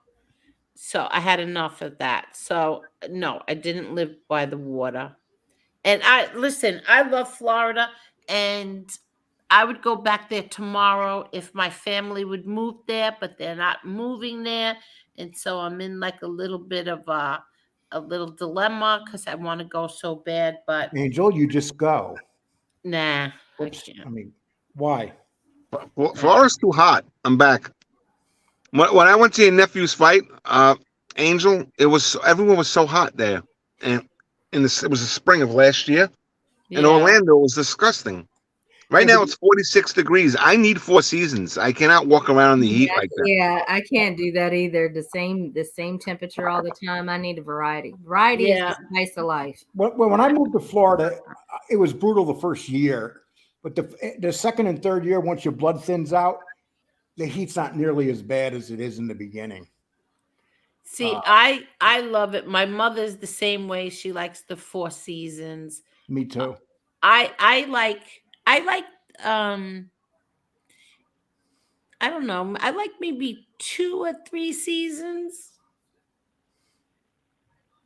I don't know. I loved Florida. It's like you never woke up in a bad mood. I never woke up in a bad mood. Like it was just. That's because you were there on vacation. Yeah, I was there for a long time. It was more than a vacation. But Angel, all the people and around, everything is so cheap there. Like everything was not so anymore. Cheap. Yeah, I know. I heard. Not anymore. Yeah, it's not that bad. It's not, Tommy? No. Of course, if you go to Naples, it is. Naples is expensive, but it's beautiful there. Yeah, it's beautiful there. I know. But I don't know. Elio, are you back? Oh, no, Elio's not. I'm here. I'm right here. Oh, you are there. Okay. Did you get your Dr. Pepper? Yeah, my Diet Dr. Pepper. My sister moved to Florida in 1986, and she predicted that my whole family was going to follow her. Nobody else went except for my cousins. Oh, you're kidding. What part of Florida? Jupiter. Oh, Jupiter's nice. See, my mother's whole family is there, and they happen to be the funniest, nicest people that I've ever known. So I have family there. I want my family, my immediate family, to go there, but nobody wants to go. I can't live in a boring place. I know Miami has some excitement, but I can't live like in a swamp area that just has like a grocery store, and I just can't. Oh, I didn't live in a swamp area. Yeah, you were. You love them swamps, Angel. Angel was kind of a swamp creature. No, Nicole, I did not live in the swamp. She didn't want to be near the water. She wanted to be near she didn't want to be near the ocean. She wanted to be near the swamps. She likes she wants to walk around where the crocodile jumps out and grabs your little doggy. No. I didn't live anywhere near there. And people in Florida, I don't know, it was very difficult. And growing up in Queens, there's almost like a code of honor among men. In Florida, everyone's just so cutthroat, and they don't, and they conduct themselves in ways that I do not like. That I don't. Well, you know what I it is. did not find people like that. Look, I found Sharon. Sharon, I found. Sharon you see, Sharon's from New York. true. In Florida, you get all different people from all over the country. You get some indigents down there too that are up to no good. Serial killers love to move down there. Well, there aren't any in Texas, though, are there? Not where I am. Are you kidding me? I live in a town where there is no crime. You have to really want to commit a crime in Texas, because in Texas you pay the price if you really want to pay it. You really want to do a crime in Texas. I live up above Amarillo, about 30 miles outside of Amarillo, and where I live, right on the highway here is the Texas Rangers barracks, the police troop, and in this town where I live, on every block there's a cop car that lives. They live in the block. It's literally like I can't believe I live in a place like this, because there was a time I would never want to be near cops. Lee, is that near the area where that cop was killing those prostitutes? No, not up here now. In this town, where is Amarillo? Is that near? Where's that near? It's near San Antonio. No, it's about 8 hours from San Antonio. It's up toward let's put it this way. I'm about 20 minutes from the Oklahoma border. I'm about an hour from the Colorado border. You're up north. Yeah, I'm in the way up north. Yes. So Lee, how do you go to the beach? Who wants to go to the beach? Last time I went to the beach, they started throwing harpoons at me. Oh, cut it out, Lee Cole. See, I need to be near the ocean at all times. I need to be very close to the ocean. That's my my spiritual retreat. I don't like being. Well, you should go to West Palm Beach then. Yeah, that's where my sister lives. Jupiter is part of West Palm Beach. It's connected to it. Right. Real deal. You know where I lived in Florida for 6 years? I lived in Jacksonville. Anastasia Island, right? The Bridge of near Lions. St. Augustine. Yes, over the Bridge of Lions, and Anastasia's right there in the water. It's beautiful there. Pothead that was looking for a roommate, and I moved in with him, and he was stoned all the time, and I was on the beach all the time. He was a stoner though, boy, and he used to walk around the house. What I hated about him, he used to walk around the house naked. Wait, I don't like living in a house with a man that walks around naked. Who are you talking about? You lived in a house with a stoner? That was he walked around. I'd be drinking coffee. I'd be drinking coffee. He'll come walk up behind me naked. Good morning, Lee. I'll be like, what the? You know? You sure he wasn't after you, Lee? No. And here's the bad thing. He walked around naked, and he had a tiny little weenie. Oh my God. There's something wrong with you. There really is. I was like, dude, man, why are you walking around like that when you're carrying that? What's even stranger? Why are you living with a guy like that? Because it was really cheap rent. I lived right on the water. I lived right on AA. All I had to do was go across AA, and the beach was right there. Yeah. And I worked at this place called the Oasis, which was right there on the water. And it was a beautiful. I was young, and there were women everywhere. I mean, back then, that was like I had to just deal with the fucking naked pothead. There were women everywhere. There were women everywhere till you went home to the naked man. What made it bad is when I brought women home, he would still walk around the house naked. And they would start laughing at him. Ew, wait a second. So you're telling me he said no, wait. See, no evil says I was looking at this hammer. It was not a hammer, dude. Listen, so you're telling me he sat his naked rear end on the couch and chairs? Dude, he was a nudist. He'd walk outside to get the newspaper naked. He what? No, he walked outside with the newspaper naked. And he sat on the couch. You got angel stuttering. I mean, he sat on the couch naked. Yeah, that's disgusting. He walked around naked. Yeah, it was one of the prices I had to clean the couch. It was one of the prices I had to pay for cheap rent on the water. Lee, you didn't lay on the couch, did you? No. Let me tell you how much of a stoner this guy was.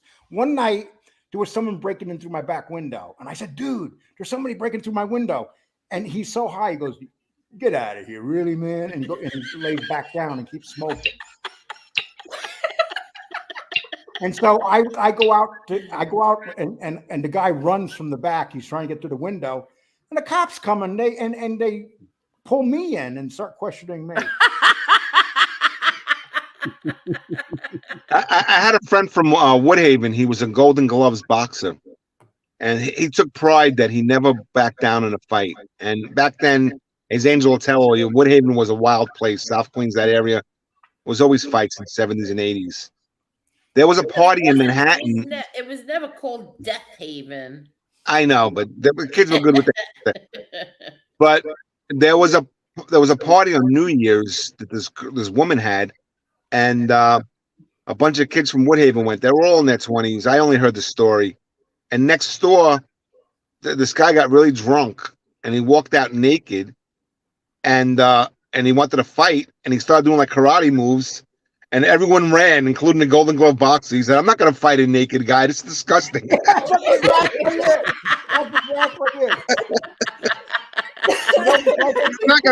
don't even want to knock him out. I don't want, and they all ran. Yeah. I was going out with this really young. Well, she was younger than me, and I used to go back and with this girl, and her name was Angie, and Angie said to me, she goes, "We're going to your place." I go, "Yeah," and she goes, "Is that naked dude's going to be there?"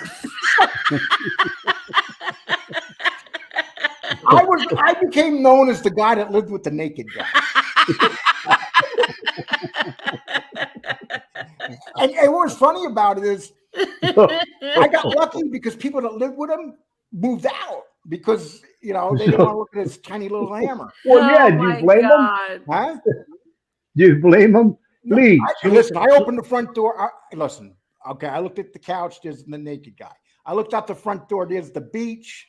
There's my job. I'm like, okay, fuck it. So is that where that Andy? Is that the one with the car? Well, listen, if he was walking around with a big hammer naked, I'm moving out. But he was no threat. He had a tiny little hammer. He made me feel very. He was no threat. Don't block anybody, please. Who's blocking people? Oh, these guys are all going off about Sean in here, and is Sean doing anything wrong? Yeah. See no evil. That's funny. Lee has a roommate with the naked guy from Friends. Remember the naked guy from Friends? Yes. They look out the window. He always be naked, but that would be this dude. Not only was he was a naked stoner, which made it worse. He'd be walking like this, yo, man, yo, and he had a girlfriend. Oh my God. I can't. Listen, that's everybody has a naked guy in their life. Every guy has a naked friend in their life. Real deal. Tell us about your naked friend. Well, they were all females. Come on, there's always some dude that don't care that walks around naked. No, that never happened with me. They were all females. Okay. Oh, that's so funny. Yeah, I said I saved this naked story because I wanted to make Angel laugh tonight. So Hey, Ilio, did you ever have a Rocky Patel cigar? 100%, yeah, all the time. I'm smoking one right now, an extra Corona. Did you get it in Naples? Rocky Patel has a cigar lounge in Naples. Yeah, my friend knows him very well. Yeah, it's one of the best cigar lounges in the country. Oh, really? It's great. There was a beautiful Rolls Royce parked out in front. It was unbelievable. And a Ferrari and a Lamborghini. Now you want to talk about women, Lee?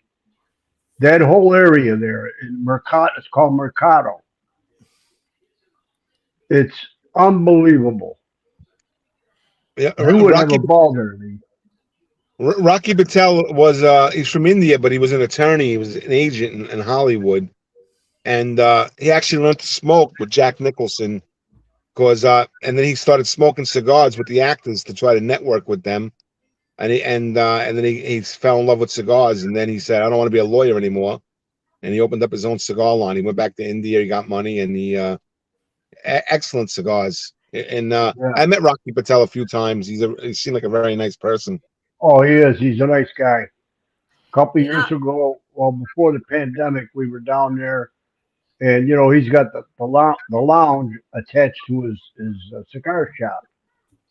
And I'll tell you what, we first of all, he wouldn't let us pay for anything, and we picked out any kind of cigar we wanted, as many as we wanted. He's just a real nice guy.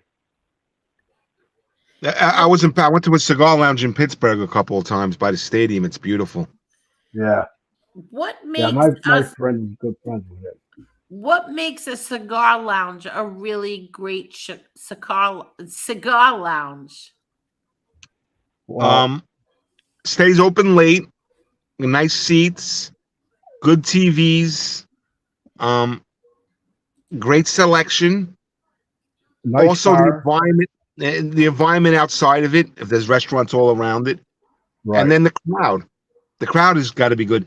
I can't go to cigar lounges in Manhattan. I cannot do it. Every time I go there, there's a liberal guy like Woody Allen. You sit next to him. He asks you what you do. I say I'm a lawyer, and then he starts crying about his divorce issues while I'm trying to smoke my cigar and start pouting. And yeah, Manhattan's all crybaby liberals over the age of 50 in the cigar lounges.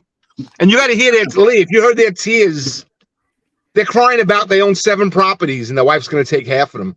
Yeah. And it's like the most absurd thing. I stay out of them.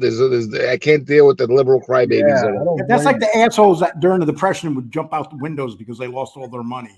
It's like, really, dude? I can't. Yeah, jump. Yeah, there's one guy. He was a borderline suicide. He's sitting next to me. He's like in his 60s. Tell me about how his life's falling apart and how his 50-unit apartment building that he owns, people aren't paying the rent. And I was just like, I can't do Manhattan cigar lounges. They're very difficult. I go to cigar lounges in Long Island or the outer boroughs of New York City, or I'll go Philadelphia. I don't do Manhattan cigar lounges. I refuse because of that reason. Have you been it's down? It's not my crowd. I'm not a Manhattan person. Do you have a house in Florida or something, Elio? No, I want to get it. I was going to get one. I had something upstate. That's a whole nother story. I don't want to get into it. I had 2 properties upstate, but not anymore. What I want to do is get a second place in either New England, Pennsylvania, or upstate in the mountains somewhere, and stay where I am. I don't want to move out of the city, but I do want to. I do want a second home in the mountains just to go to on weekends. But I want it to be in a cold, mountainous, fresh air place. I don't have a place. You ever spend any time in Astoria, Elio? Of course. Astoria is right here. It's 2 towns over. Oh, because I lived in Astoria for about 5 years. That's where I started working for Scaturos, the original one there. Well, I don't know if you've been there anymore. It's a different place now. Yeah, it used to be. Yeah, it was all Greek when I was there. No, I don't know. Well, it was the #1 Greek place in North America, but now it's gentrified with hipsters from outside the New York. No, I like. We have this. I like Greek. Yeah, we food. New York City's completely changed because what happened with the outer boroughs was that a lot of kids, 20s and 30s, 40s, they thought they were too deep for their hometown, and they're leftists, and they decided they were going to move to the all the neighborhoods that are along the water in Brooklyn and Queens that became gentrified, and Astoria is one of them. That's how AOC got elected, not from the New York natives, but from the transplants. So so you'll go there, you won't even hear a New York accent, and there'll be people from anywhere from Indiana to Ohio, but they're leftists that left their town and they came to New York City, and they like the culture here. I used to love the culture back then, especially in Astoria, Queens. But I have no desire to be back in New York City anymore. None. Yeah. And I love New York City. I spent so much time in Manhattan. I worked there. I lived there, and I love that area. But what it's become now, I just could never live there. What has it become now? It's nicer than ever. No, I'm not talking. I'm talking about the politics there. Just so many things. I was there in an era when I lived in New York City in the 70s and 80s. In the late 70s, mostly through the 80s and part of the early 90s. And New York's nothing like that no more. The issue with New York City, and a lot of people, and all my friends that moved out of New York City, they weren't very completely honest with themselves why they were leaving. They say it's because of the liberals, but it's because a lot of my friends got pensions from like being city workers, or they don't want to work too hard anymore, and they just can't afford to live there anymore. So they left, but they blame the liberals. My friend, I'm not even going to say his name. He's 50 years old. He's got a pension, and he doesn't want a second job. He just wants to hang out. But you can't live in New York on $5,000 a month. You have to be an entrepreneur. So it's not designed for that kind of living. No, it's designed for. When I was in the when I was just a kid, when I was 18 years old, I found an apartment on the fourth story walk up next to the old Palladium, and the bathtub was right in the center of the kitchen, and you would put a top on the tub, and that was the old tenements and stuff. They remodeled that. I was paying $85 a week back then, and I thought that was a lot of money. I can imagine what it costs to be living in that area now. And New York City is absolutely beautiful. It's more beautiful than ever. The restaurants are better than ever. It's gorgeous. You got the ocean, you got the mountains a mile away. You have everything an hour away. It really is a fantastic global city, but it's not designed for everyone. Unless you got a lot of money. Yeah, that's the problem. It's too expensive, and but other than that, it's fantastic, and there's so much excitement going on. There's so much activity. Elio, there was a time I said to myself, if I ever came into a lot of money, I would have went to Manhattan and bought a brownstone of some kind, because they're beautiful there. I mean, at one time I dreamed about living in New York, like literally staying there the rest of my life, but I could never do it now. Yeah, Elio, it was hard for you to move because you got your practice in New York, right? My wife? Yeah, but there's reciprocity with other states and all that, and like I said, I'm going to get I'm going to stay where I am, but I am going to get a second summer home in either upstate Pennsylvania or New England in the mountains. I just want to put David, I don't know what you're up to, Lee. Have fun tomorrow in SoFlo's chat. First of all, I haven't been in SoFlo's chat for 3 days, and I will not go in SoFlo's chat no more after he did the show on Josie. Just so people know. And when I was in SoFlo's chat, I did it to go after JC. That's it. I do not like SoFlo at all. What kind of name is SoFlo? Just some guy from South Florida. Oh, SoFlo means South Florida? Yeah. Oh, okay. No, Gravesend. When I lived in New York, I worked down there. Believe me, when I was in New York in the 70s and 80s, you think New York's rough now? Watch the old taxi driver movies and stuff. New York was much rougher in the 80s and in the 70s and 80s. How is New York City rough? It's one of the safest urban areas in the world. What are you talking about? I don't understand that. Oh, shite. In the 70s and 80s? Are you serious, Elio? I think. Let me give you an example. I went to Times Square, which is it's all tourists, all Europeans, and whatever, and all great food and everything. And I put something on Facebook, and people are like gonna get shot and everything. As they're saying that, I turn around at all the police, and I felt like it was a police presence. And what upset me was that it was a more militaristic. That was too safe. It was so safe. It was better in the 80s when you could run around and throw bottles. Yeah, it was. Yeah. But in the 70s and 80s, New York City was not safe. No, I'm talking about but now it is. Now it's completely safe. New York City, you're talking like Manhattan and all that? Yeah, and New York City is one of the safest areas. Oh, bull! No, I'm not buying that. I have to go and watch the liberal news every time I go up there. I get stuck watching every liberal news station there is. Not to mention. Well, you got to remember. And they are like, even they're remember. They are like, even they're like if you watch their news up there, we get it here. And this person's gotten robbed. This person's been stabbed. No, what's going on is that it's an economic engine, and New York. There's more. I don't know. You're pumping up New York for no. I don't know why you're no pumping reason. up New York. I'm being honest with you. That's what it is. They're driving businesses out of New York. They're overpriced. No one in New York speaks English. The problem is it's too expensive. I agree with that, but the crime is a myth. That's not true. The crime's a myth. It's because you're going out a certain.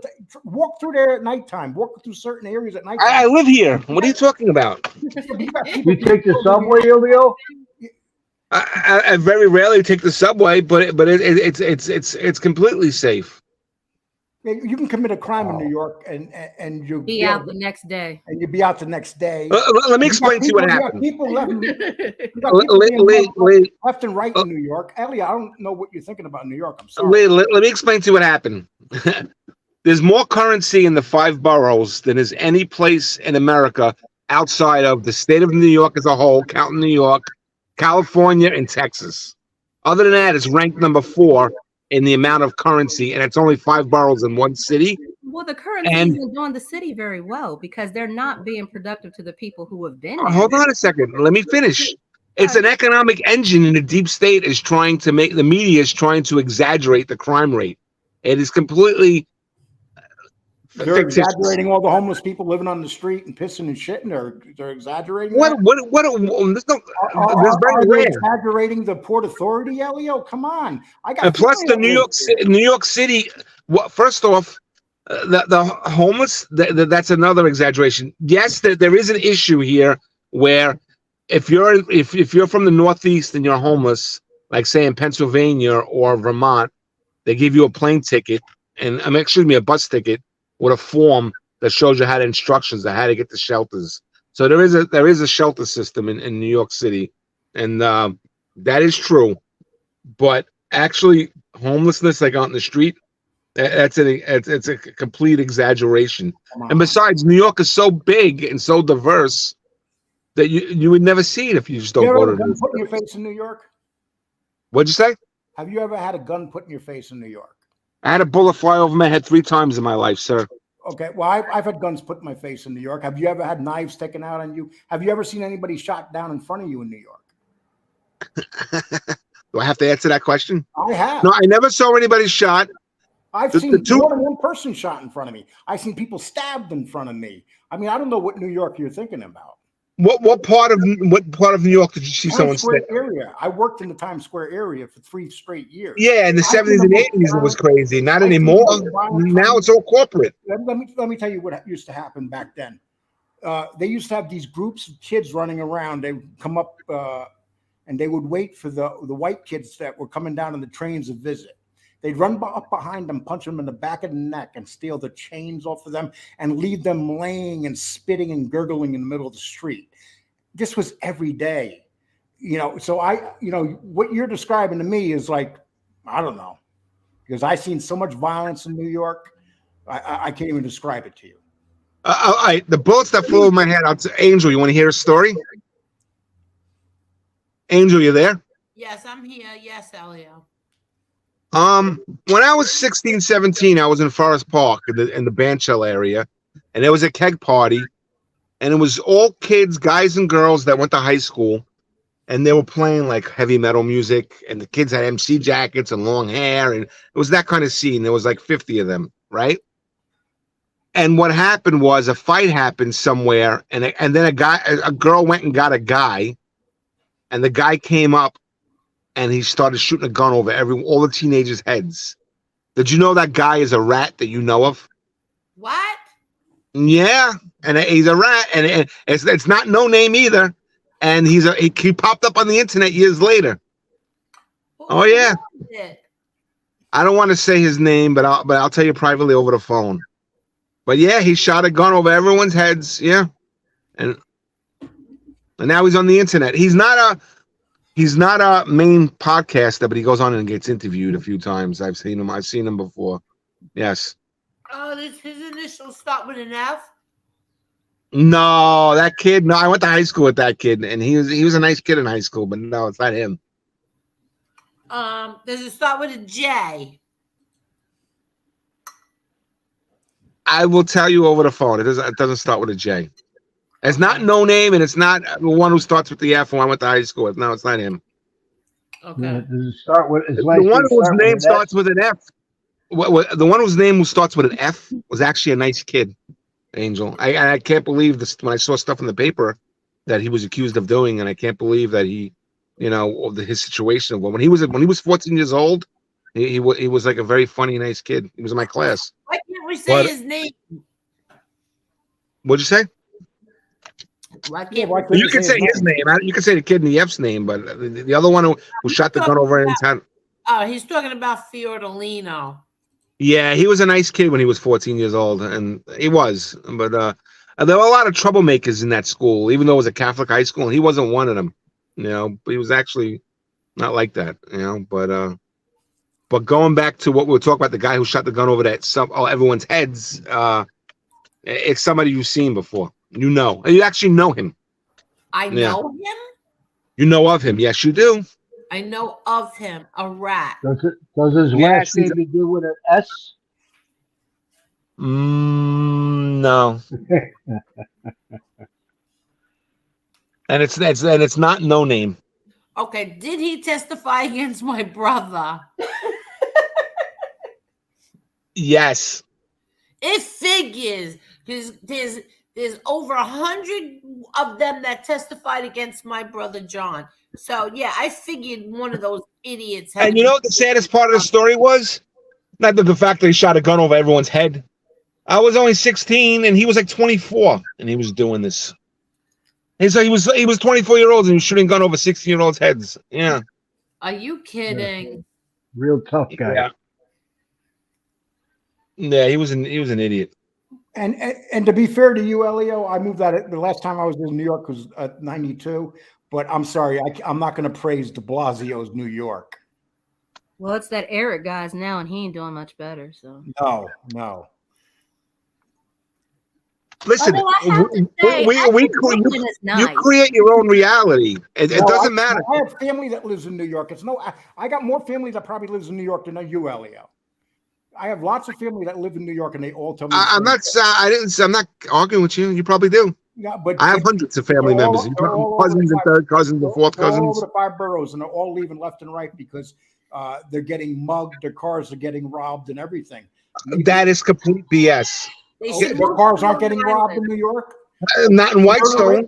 In New York, Elio. I think that you're living in what you're saying. I don't understand why you're saying this. Because the murder rate in New York has gone up dramatically in the last 2 years. No, it's not. Only 600 people got murdered, and per capita for the population of 9 million, it's one of the safest areas in the country. Elio, I have a funny feeling that you run around with a certain group of people that don't really see the city. What? What? What does that mean? There's a certain group of people that don't see the city. Yeah, you're running a certain crowd because you're describing in New York to me that my family does not describe to me. In the city, like my brother Peter loves the city. I'm not saying anything about loving the city, but you can't say there's not crime in New York City and crime. It's exaggerated. I've never seen any crime. Never. I've never been a crime victim other than fights when I was a kid. Angel, were you ever a crime victim? No. Thank God. Yeah. Thank God for the perpetrator knowing who your father was. Yeah, but don't forget, one of Angel's best friends got killed in front of her. Yeah, that was 1978. And you know what? And Elio, I do respect the fact that you love New York so much. You're a real New Yorker. I'm just telling you what I think. David Stewart Cameron. I know that's not the regular David Stewart, and you just got blocked one time. You coming in here with a fake account. Look who's here, itty bitty nida. We haven't seen you in so long. How are you? Hey, itty bitty. Yeah, itty bitty, we miss you. Yeah, where you been, itty bitty? Bitty bitty.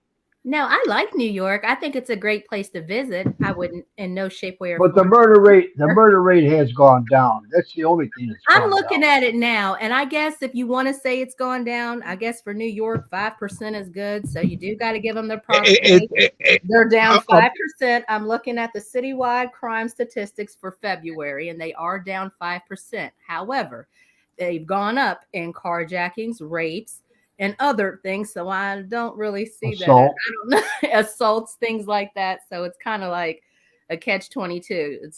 But I think Brooklyn is I've never heard of one person ever getting carjacked. I mean, maybe nobody but I mean, I don't think these people are making it up. Can I say something to you, Mo? I worked in the state assembly, and when I worked there, I had to do like public affairs, like at events. Okay. I've been in all these clubs, all these like American Legion, Knights of Columbus. But my point is that I'm very social. Yeah. And I know a lot of people, and I have a practice, I have a business, and and my father had a restaurant that was very busy, and he knew a lot of people, and I know lots of people. I never heard of anybody ever being carjacked ever once. Well, now again, this is a liberal source, so I don't usually quote them, but in New York, that's really all you got. So according to CNN, crime is up 23.5%, but shootings and homicides are down. And carjacking's up 55%. Yeah. So okay, now the stats you can't go by the stats though, because you know what it is.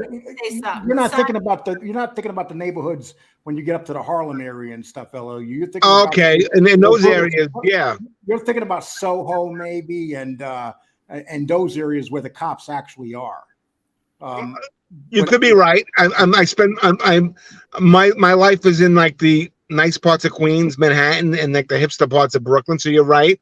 I don't go into like I very often are in those areas where the crime could be high, but that's very far away, and it doesn't really. And even there, those places are it's exaggerated. Sonny, Elio is a Marine, so I don't think he's too worried about it. Why wouldn't he be worried about it? It doesn't matter if you're a Marine in Elio New York. if someone comes up and shoots you in the head, it doesn't matter what you are. Yeah, but he could handle himself. There's a lot of hysteria, fear, and paranoia. And you know what, Elio, you can go on the internet and pull up at least 100 videos of people being carjacked in New York violently. In the internet era, in the era of cell phones, 100. They're worried. Carjacking's out of control in New York right now because they're letting everybody out. People are carjacked left and right. Angel, I would bet your old neighborhood, Howard Beach, is safer than most of America. And I would just and Whitestone too. You keep naming these nice areas, Alec. You forget there's other parts of New York. You're thinking about the ritzy areas. How about the parts that are not so ritzy? That's where the percentage of the crimes being made. But isn't that in every state? Not like New York. Sure, all the cities, any cities run by liberals are out of control with crime. Come on, who are we kidding? Oh my God. You tell me a city in this United States that is being run by a liberal that's not out of control with crime. Name me one. Houston. Oh my God. that was the first one. That is not over control. You know what's becoming the most dangerous city in Texas now? Austin. Austin. The liberals have taken control of Austin. Oh yeah, I heard. Yeah, they got homeless everywhere in Austin. People being mugged and beaten in the street in Austin. Dallas. That's because it's run by liberals. You got it. Any of these cities are. No one's going to convince me that any liberal-run city is safe. No, I don't either. Listen. In my opinion, it's because of the prosecutors. You get these Soros-backed prosecutors. They're not prosecuting crimes. People get out. They commit a crime, assault and battery. They're out the next day. Yeah. They have no bail. And that's what's going to happen in Illinois, regardless of who the mayor is. How about this poor lady that was beaten in the Port Authority about a month ago, and the guy ran after, and people were walking by just letting her be beaten by that big man, And he was just let out of jail on no bail. Right.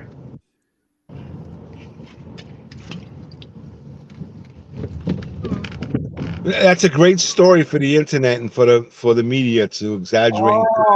So it's the internet's fault that New York's It's exaggerated. Lee, the crime's not that bad. I don't know anyone who's been a crime victim.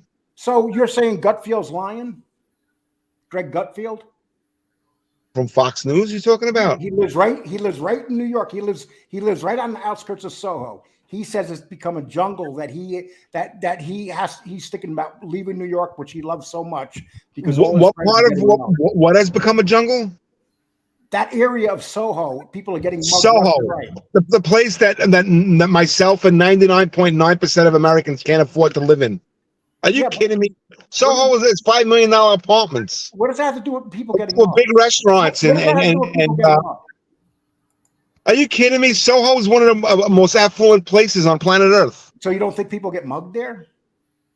If I'm a mugger, really, I'm going to Soho to mug people. If I'm a mugger, you want to go mug people? New York City has a strong. Manhattan is after 9/11 is a big militaristic police presence. Well, you know what, my man, Elio. And there's cameras everywhere. This is a meaningless argument. You got your point. I got my point. I lived in New York just plenty of years. I got family there. You're saying something that I do not hear from anybody else. Did they tell you that they can't afford to live there anymore? No, I have family that's been living there most of their life. Yeah, but did they tell you the reason they want to get out is because it's too expensive? No, they tell me because what part of New York? That I gotta agree with. They tell me because of the crime, Elio. My brother Edward moved out of New York City because of the crime. Yeah, no, the guys I know who moved out of New York said it was crime and liberals, but it was really like they couldn't afford it anymore. They were lying. It wasn't crime and liberals. They're saying it's liberals, but you're saying it's not. Lee, you're talking about when you were there. No, Elio's talking about now. I'm talking about now. Okay, I understand that, Lee. Okay. What part of the people are afraid to ride the subway now? There's more crime in the subway than ever. I understand what you're saying, Lee, but what part of the city are you talking about where your relatives live? They lived in the areas like Astoria, Queens, areas like Bensonhurst, Bay Ridge, Staten Island. Are you kidding me? Bensonhurst and Bay Ridge and Astoria among the safest areas in the country. Yeah. But you're the one naming the ritzy places, not me. Astoria is ritzy? Astoria is very expensive. It's across from Manhattan. Have you seen it lately? All in New York. Elio, you're the only person I know that's telling me that crime's not out of control in New York. I'm telling you, it's an exaggeration. I can tell you what my folks see. So that I can tell you that Astoria is a very affluent area now. Okay. So that woman being beaten down in the Port Authority was fake? No, it happens randomly, but of a city of 9 million people. The people being beaten up on the subway when they're riding by some homeless guy jumping up and beating the daylights out of them, that's fake? I didn't say that. When I said it was exaggerated. How often do you take the subway, Elio? Not often. Okay. So what do you drive down to New York City? Of course. Okay. So you don't take the subway?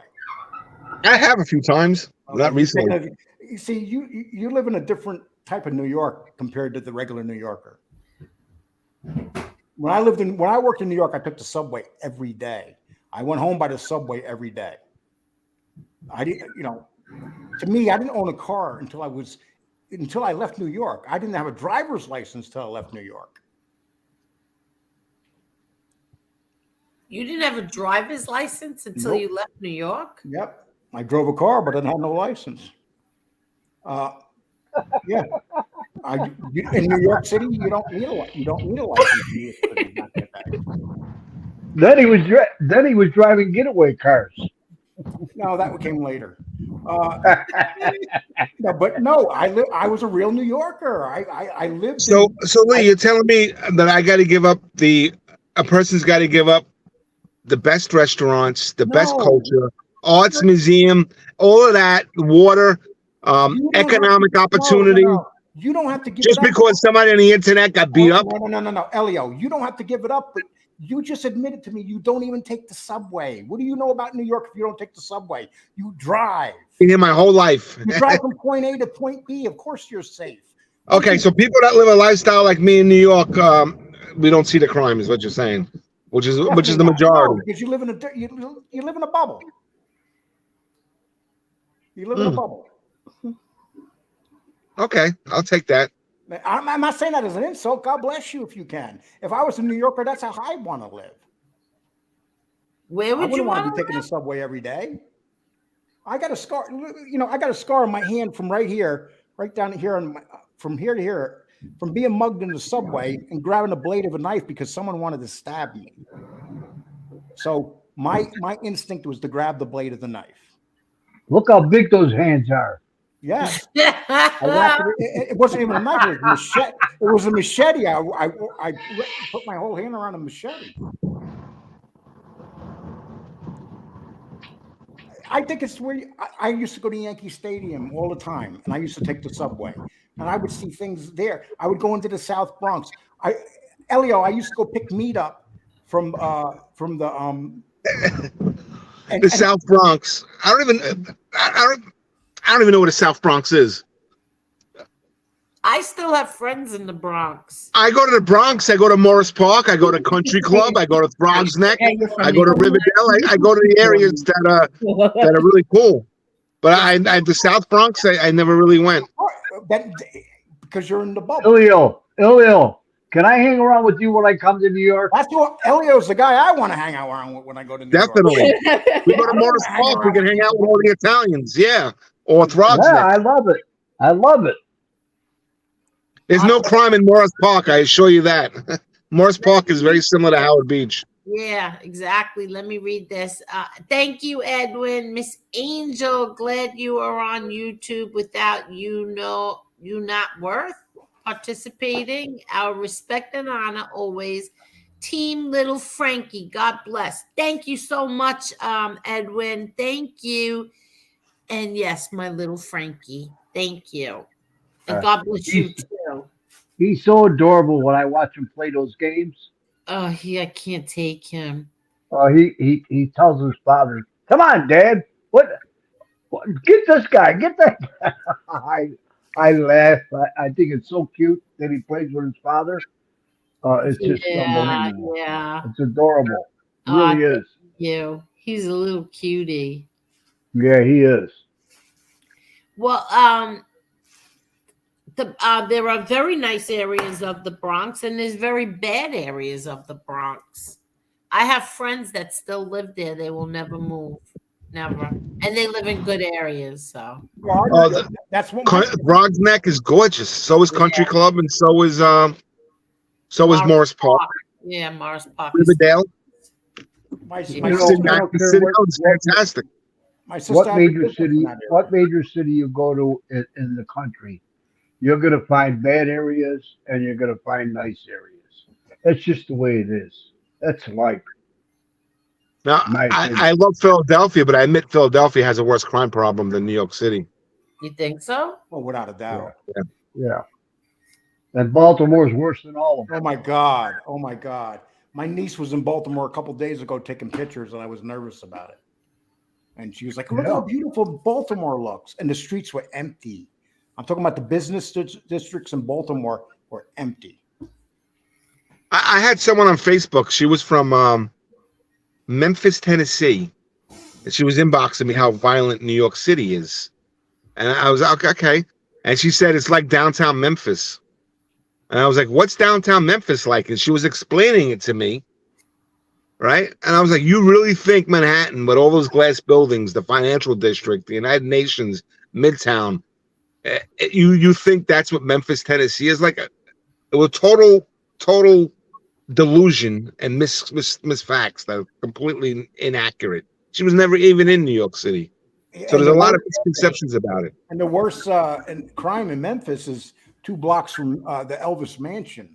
I mean, people don't realize that Memphis is a pretty rough place. Memphis is bad. I used to have to drive through there when I was coming up through Texas, and Memphis is bad. And I had a white husband, so trust and believe. We didn't stop in Memphis. I don't care if it was 4:00 in the morning. We was not stopping in Memphis.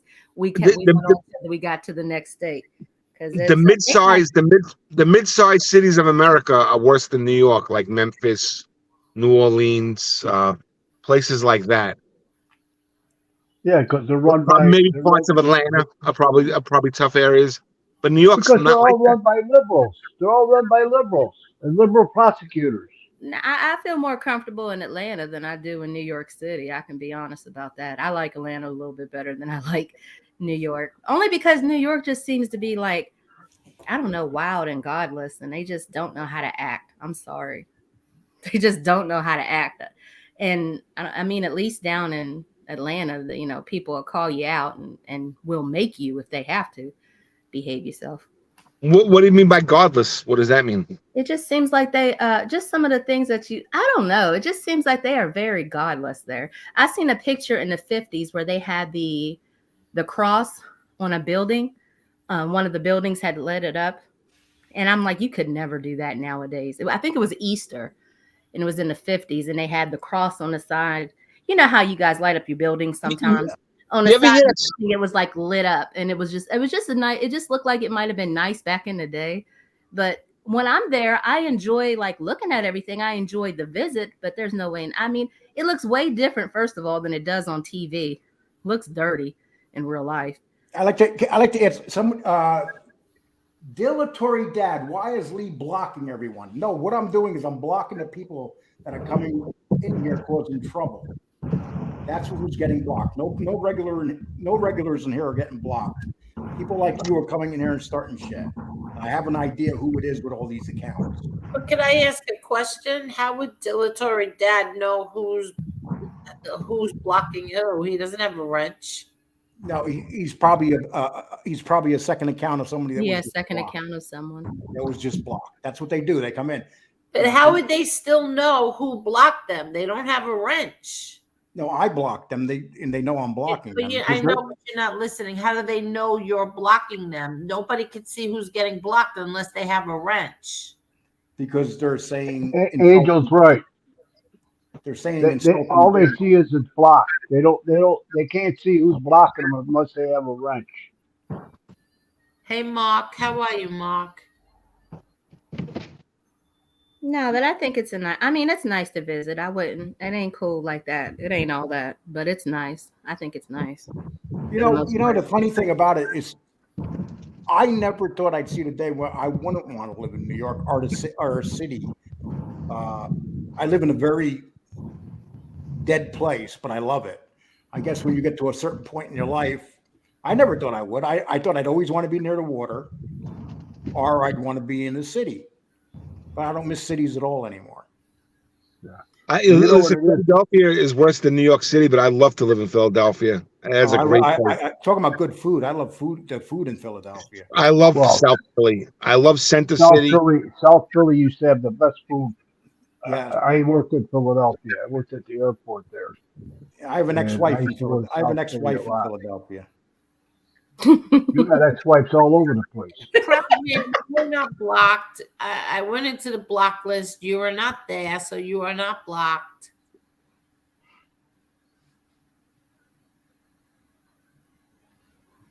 Yeah, see? The truth says, you come here in the summer, Marla, me, you, Angela, and Angel will hang out in my pool and do lunch. Yes, I'll do that because I know she doesn't have a cat that she'll try to. Where does the Truth Hurt live? Queens. If I go to New York, I'm going to hang out with Elio. What part of Queens does Truth Hurt live in? I want to stay safe. I'm going with Elio. Oh, you'll be safe. Trust me. Elio, do you play golf? No, I don't. None of my friends would take me because they don't want me to slow the game up. Yeah, I have friends that play golf, and they said they're not going to take me unless I take lessons. Hey, I have a question, real quick. Question. I got 4 New Yorkers up here. On Sunnyside, there's a church, and me and my fiance have been debating this. Is it Saint? What do you call it? Rayfield. That's not what it's called. He calls it. Is it Saint Rayfield or is it Saint Raphael? Raphael. Thank you. All right, I'm sorry. Or Continue. it could be Now, both. Sunnyside has awesome Irish bars. Raphael in the It could be Bible. both. It could be both, truthfully. Some people say Raphael, some people say Raphael. When you go to Sunnyside and Woodside, you feel like you're in Ireland. A really beautiful part of Queens, and the bars are really nice, and nice pubs and all that. You hear a lot of brogues and stuff like that because it's recent Irish immigrants like that came like now, but it's a really cool place. Those two towns. Truthfully, I love Long Island. Yeah, I like Long Island. Yeah, That's because it's more spread out. It's like more where I'm used to. Like it's spread out. Everybody's not on top of each other. I like Long Island too. Yeah, it's nicer. Actually, if I was to move out of Whitestone, I'd want to move to Williamsburg, Brooklyn. Oh, you live in Whitestone. My sister lives in Whitestone. Yeah, she tells you it's a safe area. There's no crime in Whitestone. She's a millionaire. She lives there. Yeah, it's a very safe area. But I don't want to name her business here, but I'm sure you know it, especially if you live in Whitestone. I might have represented them. I had a law firm in Whitestone for many years. I moved to Middle Village. I remember I was going over the Whitestone Bridge one time, Elio, and I was going like 70, 75 miles, and all of a sudden this truck came behind me. It was a big wheeler, and it was coming up to me, and there was nobody else on the bridge, and he was coming up to me like he wanted to hit me from behind. I'm talking so fast. I remember I had to take my speed up to like 100 miles to get away from this trucker. I always had that memory about the Whitestone Bridge. How much does it cost to go across the Whitestone now if you don't have a pass, Elio? I don't know. I have an easy pass. I don't pay attention. I just know that they take money out of my debit card. So how much? Maybe $8, maybe. I don't even know. How much? To go across where? Whitestone Bridge. The Whitestone's more than $8, Elio. Oh, but then again, Easy Pass holders and residents get cheaper prices. So is Easy Pass one price per month, or do they still like charge? No, what you do is you get your Easy Pass and you hook it up to your debit card. So I don't know what it is.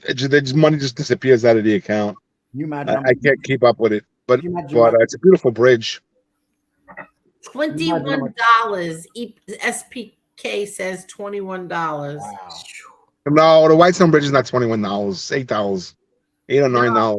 I think he's talking about the Verrazano Bridge. Verrazano's $21, but it's only one way, so it's $10 real.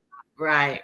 That's right. Now Staten Island is a safe place, and it's actually red. Staten Island's the red borough. Yeah, but there's certain areas that's not so safe. I guess Where? it depends. You talk about 10 blocks in a big county. I know the area you're talking about, where Tribe Called Quest comes from, where the rap band comes from, but it's only like 10 blocks. Are the Molinaros? So is that their name? They used to be a political family from Staten Island. Guy Molinari and his wife. Yeah. Are they still in? I know his daughter, Susan Molinari. They got kicked out because they tried to go after Newt Gingrich, and then it came out that the husband, Bill Paxton from Buffalo, got caught with Brett Hume's son in a car having gay sex, and Newt Gingrich made them resign. Yeah. Nowadays, they would give him a couple of ribbons. Who was that from Buffalo? No, from Staten Island. Guy Molinari was a politician there. He was a Marine. He was a Republican congressman, and his daughter took the seat.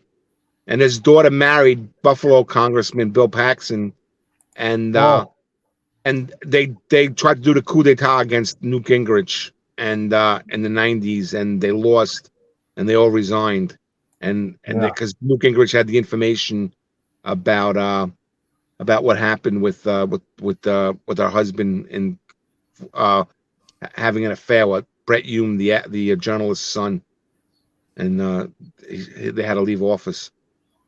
SPL put down all the good stuff. He came up with all the prices of the bridges and everything. Yeah. Now that's a real New Yorker right there. SPK. Well, when you live here, you know the Williamsburg Bridge is for free, the 59th Street Bridge is for free, the Brooklyn Bridge is for free, and the Manhattan Bridge is for free. You go to places where you don't have to pay. You go to I guess you can driving around and avoid the pay bridges if you not the correct 100%. Yeah, and I'm sure that's what real New Yorkers do. Is still But probably no, I go through the Midtown Tunnel because there's no traffic. I'd rather pay the $10 than sit in traffic. So is the Midtown tunnels, or those tunnels have they been fixed up over the years? They look brand new when you go through them. Yeah.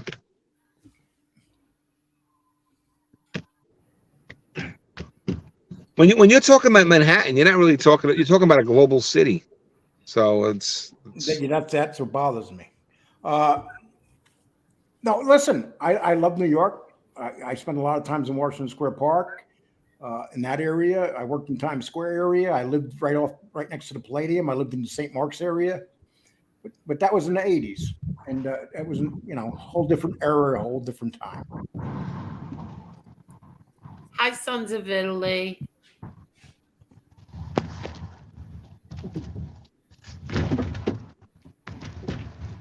What's this? What's that noise? That's my car. I roll the window up. Oh, shall not be infringed is pretty clear. Background checks are an infringement.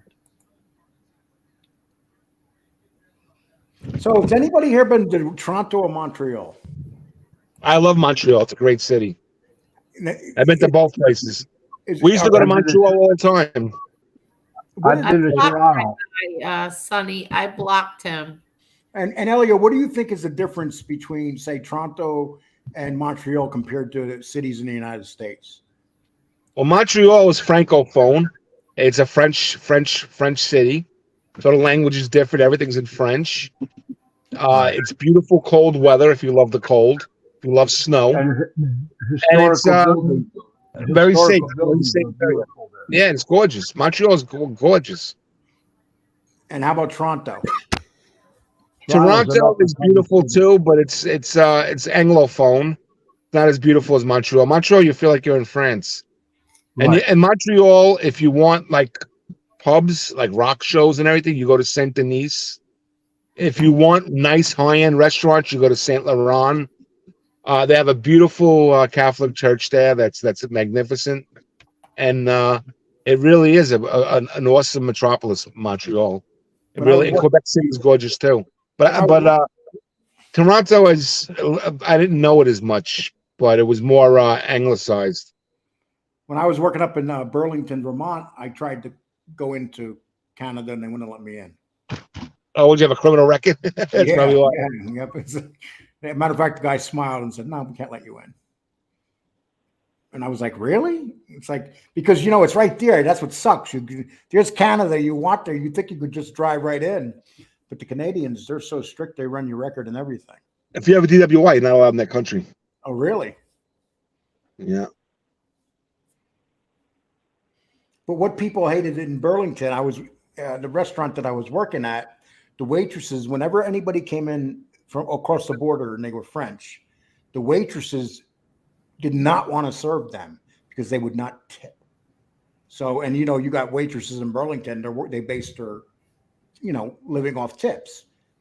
So they'll come in for 10 on a table. They'll be like in Burlington just visiting. They will not tip a dime.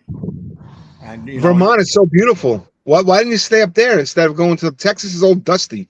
Burlington, you have pine trees. You have like snow trees. They have Christmas trees. I was in Burlington, Vermont when they used to make fun of the mayor. Do you know who the mayor of Burlington, Vermont was when I was there? Bernie Sanders. Bernie Sanders. They used to make fun of him. It was like a joke. They voted for him in like a joke. It was a joke. How could you go from beautiful Christmas trees to like dusty plains? No, I don't live in a dusty area. I live in. It's a beautiful. We got all 4 seasons here. I love farm. I love farm. I love looking at ranches with cattle. And seeing people that are. It's a whole different way of life here. People here are so respectful of one another. Yeah, that's the thing. I think is miss it from New York. Kindness that people show. Everybody is just kind here. You know who's not kind here? The outer staters that come here. But California people miserable. Yeah, the people here. I live like maybe 3 miles from the 666 ranch, and that they're doing a series off off that Kevin Costner show, on the 666 Ranch. And there's people in this area. There's just really, really nice people. Little store I go here. If I want to go to the big stores, I drive 30 miles into Amarillo. Everything you could want is in Amarillo. Anything you could think of. You know what I found weird about being a New Yorker? Well, we're like trained to like talk to people in the street. And when I go to other cities and you start doing that, they think you're weird. Like in New York, you'll be waiting in line for bagels. You start talking to the person next to you. That's like, and then when I went to the West Coast, you start talking to them. They look at you like you're crazy. And why did you just do that? Mention the bagels. Because that's where I go for my kids. That's one thing I miss in New York. I used to make bagels. And oh, really? Yeah, and that's the one thing that I miss in the morning. You know what I miss more than anything? A Kaiser roll. And you know why the bread is so great in New York? Because of the water. It's a certain type of water that comes from upstate New York, and it comes off the mountains and down into New York City. And people think Haagen-Dazs ice cream was made in Brooklyn, and people used to think it was it's from Switzerland and stuff. And they made Haagen-Dazs ice cream in Brooklyn because of the water. Yeah. But let me just say something. Ra, thank you so much. One hand washes another. Thank you so much, Ra. Carol, if somebody is, you know what to do. If somebody's being, you know what to do. Obnoxious. Yeah, they're bothering people. Sonny Money. Yeah, we know who belongs here and who doesn't. Bothering Sonny. So leave Sonny alone. But whoever was that guy that was bothering you before, Sonny, I blocked him. Yeah, Elliot, what I miss is when I used to take the subway to work and have a Kaiser roll and a cup of coffee every morning. Rolls here are just regular rolls. I'm talking about that Grimaldi roll. Remember the Grimaldis? Yeah, of course. I mean, the bread that Grimaldi's used to make was, and back then, it's like every Sunday people used to go get the rolls and get the paper every Sunday. A dozen rolls in a bag and the Sunday paper. Nobody even knows what a dozen rolls in a bag is here. I have no idea. I have no idea what you're talking about. or a newspaper. Yeah. Well, now that, I used to deliver those. So I know what that is. Every Sunday people went. I'll give you an example. In New York City, people used to go buy lox. I used to love lox. They would go buy lox. People say, "What's lox?" Salmon. It's what? Salmon. Salmon. Lox and bagels. Lox and bagels. Yes. Oh. Yeah, it's Jewish cuisine.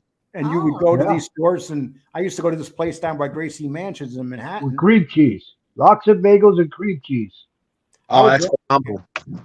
I would drive I actually would take the subway, but I would go from Queens on a Sunday morning. I would go in. This is when I was married. I would go in the morning. I would get the lox there. I would get bagels and then go back home on the subway, just because there was one place that I really liked there. Which time, Lee? Many times. And which time were you married? Oh, this is my first wife. Yeah, I had to throw that in there, buddy. Yeah, but well, no, she was from the South Bronx, so she was a real New Yorker. But that's one thing I do miss, the bread. You don't find bread and that's why the pizza in New York is so great, because of the way the yeast rises. It's all has to do with the water. It does. It's amazing. Any type of bread or any type of dough, anything that uses yeast, it rises perfect with water in New York. So in Amarillo, what do you do for pizza? You can't have pizza, right? Actually, there's this guy from Brooklyn that owns a place in the next town over, and he uses all Roma products and stuff. So his pizza is pretty good, but he knows to use Roma products. He used Baccio cheese, the mozzarella cheese. He knows what he's doing. He knows how to make New York pizza. It's not as good, but it's good pizza. But if you go to most places here, it's horrible. I lived in DFW, and we had a guy that was from New York, and his pizza. I lucked out though, because I was in Mansfield, so he knew what he was doing. Well, the key is if you got it, people, cheese is the key to your pizza and sauce. And if you buy a cheap cheese, it's gonna suck. And so, as you know, any Italian knows that you buy your cheese products from Roma if you have a pizza place.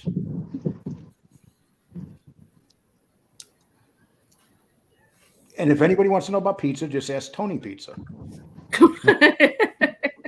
Well, supposedly he's a really, he's experienced at least. He makes a good pizza. Tony has been fired from more pizza places than anybody in the history of. Oh, has he? Really? Has he? I don't know. Since he's been on here, I've seen him fired like from 3 different pizza places. Like he worked a day or 2. Oh, really? Why? iDub says Tony Pizza doesn't know his ass from his elbow on bagels. No. You can say what you want about Tony Pizza, but he was a real New Yorker. He used to sit on the corner. You can never take that away from him.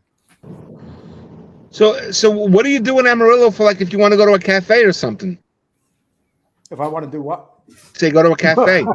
Oh God, I feel like I'm talking to a preppy now. Oh my God. Well, I go to Italian cafes. I don't go to hipster cafes. The last time I was to a cafe was in California in Oceanside, and I got arrested when I was sitting there. Yeah, wow. For doing what? These 2 cops came up to me and said, "Is your name Lee Cole?" I said, "Yes." And they go, "Well, Colorado wants you," and they arrested me. Put your hands behind your back. Put your hands behind your back.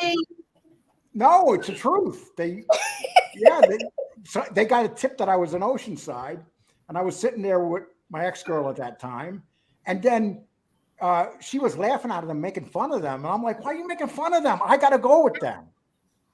Oh my God. Yeah. So they arrested me and they took me to San Diego, and I spent 10 days in San Diego, and I got out.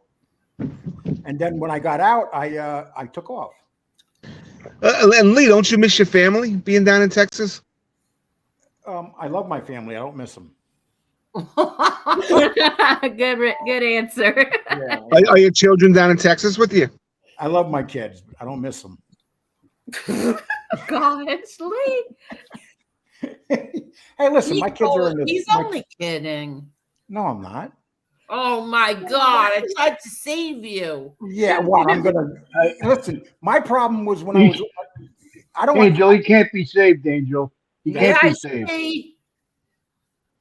When I was in the Marines, I was in North Carolina, and whenever we were stateside, I would go berserk. It was so boring for me. Yeah. Were you in the base that has the water that's contaminated, Ilio? Yeah, that was my base, Camp Lejeune. Yep. Yeah. You don't have any problems, do you? I got problems. No, I'm only kidding. No, he's a lawyer. If I was there starting in 1989, and the cutoff date for it is 1987. So by 2 years, I missed all the benefits. But I don't think I have any problems. No. Well, hopefully you don't. So you asked Lee a question about a cafe. You got to understand something, Elio. Lee has been living in Texas for a while now, so he's a good old country boy now. He's a redneck. No. So he don't do cafes. No. I miss cafes. I'll be honest with you. I miss the hell out of cafes. Yeah, but you're a redneck now. No. Yeah. Not even a little. Not even a little bit. You know. Lee, can I ask you a personal question? Are you married? I drink Seattle Best coffee. I don't drink the shit they drink here. Okay, Lee, are you married? I mean, if that's too personal, don't have to answer. No, I'm divorced a few times. What do you do for dating in a small town like that? Texas is a really big you find the best whorehouses. Oh my God! I was waiting for that answer.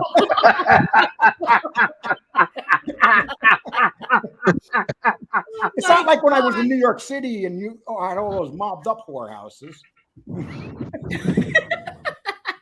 I can't believe you said that. Tony Ubot says Polly doesn't allow Lee to date. I was gonna say Lee is married to his channel. No, Listen, I've been in relationships for the last 35 years of my life. I just got out of one a year and a half ago now, and I've never been happier. Lee, I got to ask you a question as somebody I really respect from watching your show. I lost my wife. Should I get remarried? I'm 51. Fuck no. Well, Why not? wait a minute. You're Wait a 51. minute. You're in your prime. I lost my dude. wife to cancer. I was separated before that, but I lost her to cancer. Should I get remarried? No. Yeah, I'll answer that for you, Elio. It's always good if you can find a good woman and a good companion and a good friend. Absolutely. Because listen, my mom is 83, so she's a senior. My kids are gonna grow up. I mean, what am I gonna live by myself? You know what I mean? That's It's just like, No, you said married. You know, yeah. Elio, I was after my last divorce in my 40s, I was in 2 serious relationships after that were pretty long term, and it was like being married. But the difference is when we broke up, I didn't have to pay nothing. Well, I want to get remarried again, and I don't want to be alone. You know, I don't want to live by myself. But you can get in a long-term relationship and not be alone. Like, what's the point of working 70 hours a week if I don't? It's just, what's the point? How many cigars can I? I don't like. I'm a very simple person. Other than smoking cigars and reading and listening to music, I don't like doing anything. Do you date? So do you date? I started dating. Yeah. Oh, hey, listen. Maybe you'll get lucky and someone comes along. Yeah, it's very, very interesting experience. Elio, you'll know if you find the right person, and it's the right person you want to be with, even at your age. I think it's a wonderful thing, in my opinion. I know because I've been alone for a long time. I don't want to live by myself. Like, what are you doing on Christmas? I'm gonna be the fun uncle smoking cigars. Yeah. If I want a woman to annoy me, I'll just give Angel a call. She'll oh my gosh! Hello, Angel. What? I'll tell her something she don't like, and she'll start yelling at me. Then I feel like I'm married. Hello, Tony Ubats. Yes, and he does it many times a day. Yeah, I'm sitting there. I'm going, I wish I was married. Let me call Angel. I'm like, no, I don't want to be married. I'm like, when I talk to Angel, I realize why I don't want to be married. Yeah, why is that? Honestly, because of remote. Because I tell him where to go. That's why. Yeah, I don't want no one telling me where to go, and I don't want no one touching my remote control. I tell him where he could scratch too.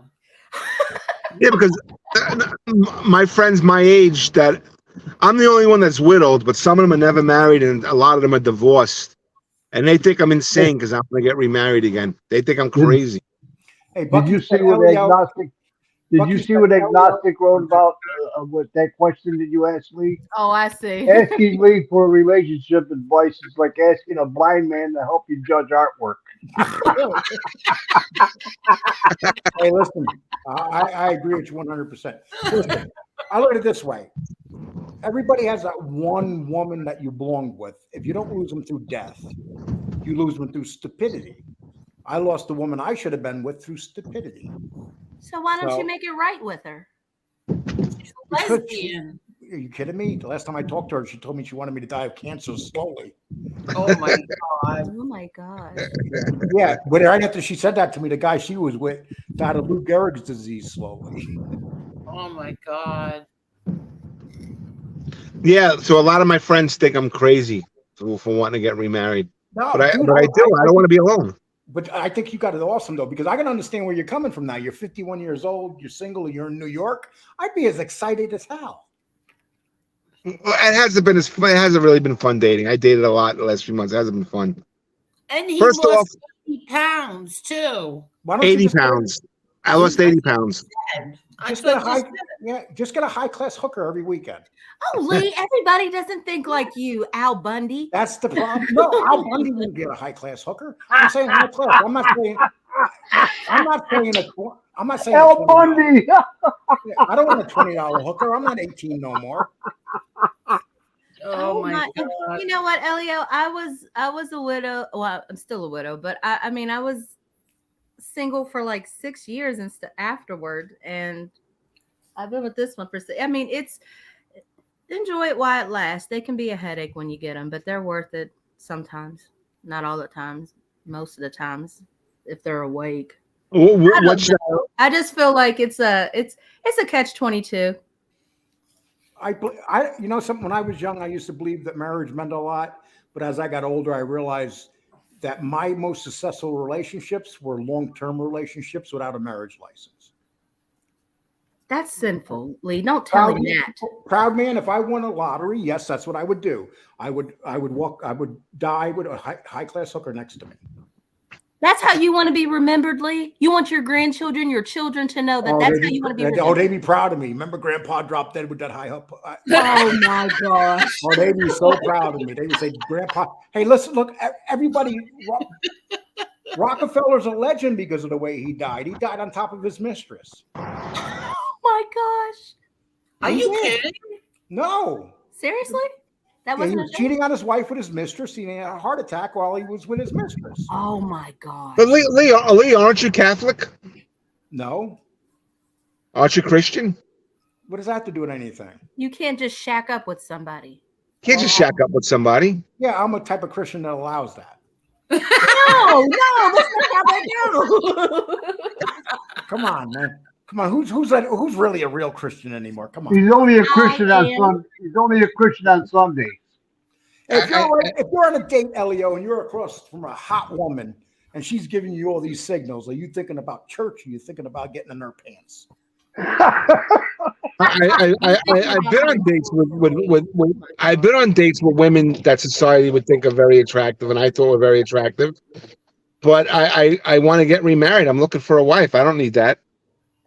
Yeah, but women don't wait no more. You just gotta I never got married because someone was saving themselves. I got married because most of them were hoes. Oh my God!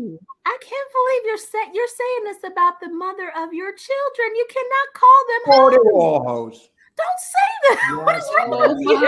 God! Yes. Oh my gosh! Come on. They gave you life's greatest gift, and in return, you call them a hoe. I don't get it. No, they're a hoe. They're a hoe in an innocent way. You know, they've only. That's an oxymoron. Yeah. Lee, don't you think that lovemaking is for husband and wife? Yes. No, I think it's for two people that don't like each other. I mean, I'm talking you're like cursing and swearing at each other, hitting each other in the side of the head. I mean, that's some shit right there. Pulling them by the hair, slapping them. But don't you want Christ to bless your relationship? No, I want Christ to make sure that I don't need the blue pill no more. Oh, oh my gosh, Lee, I can't believe you're I say, dear Lord, make sure I never have to take the blue pill. I can't. What do you need the blue pill for? You never go out with any girls now, so what's the difference? Hey, listen, look at it this way, real deal. I made my children. I've been with plenty of women. I've been married in relationships. I mean, I've done it all. I've been all over the country. I've done everything that most people wish they can do. I've been arrested in several different states. Who could say that? That's all of a resume. Now that you're entering your golden years, don't you want like a best friend, a soulmate, a companion, someone you can share your life with? Now, why? Listen, I live in a community here. There's 60 women that are single. They're all on oxygen. 60. And when I go out, they call me the hermit because I don't go out around. And you know why I don't go out and talk to them? Because the first thing they go, "Hi, Lee, I'm getting surgery tomorrow.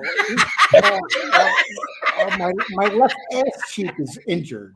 Or, you know, they start telling you about their illnesses. He's sick.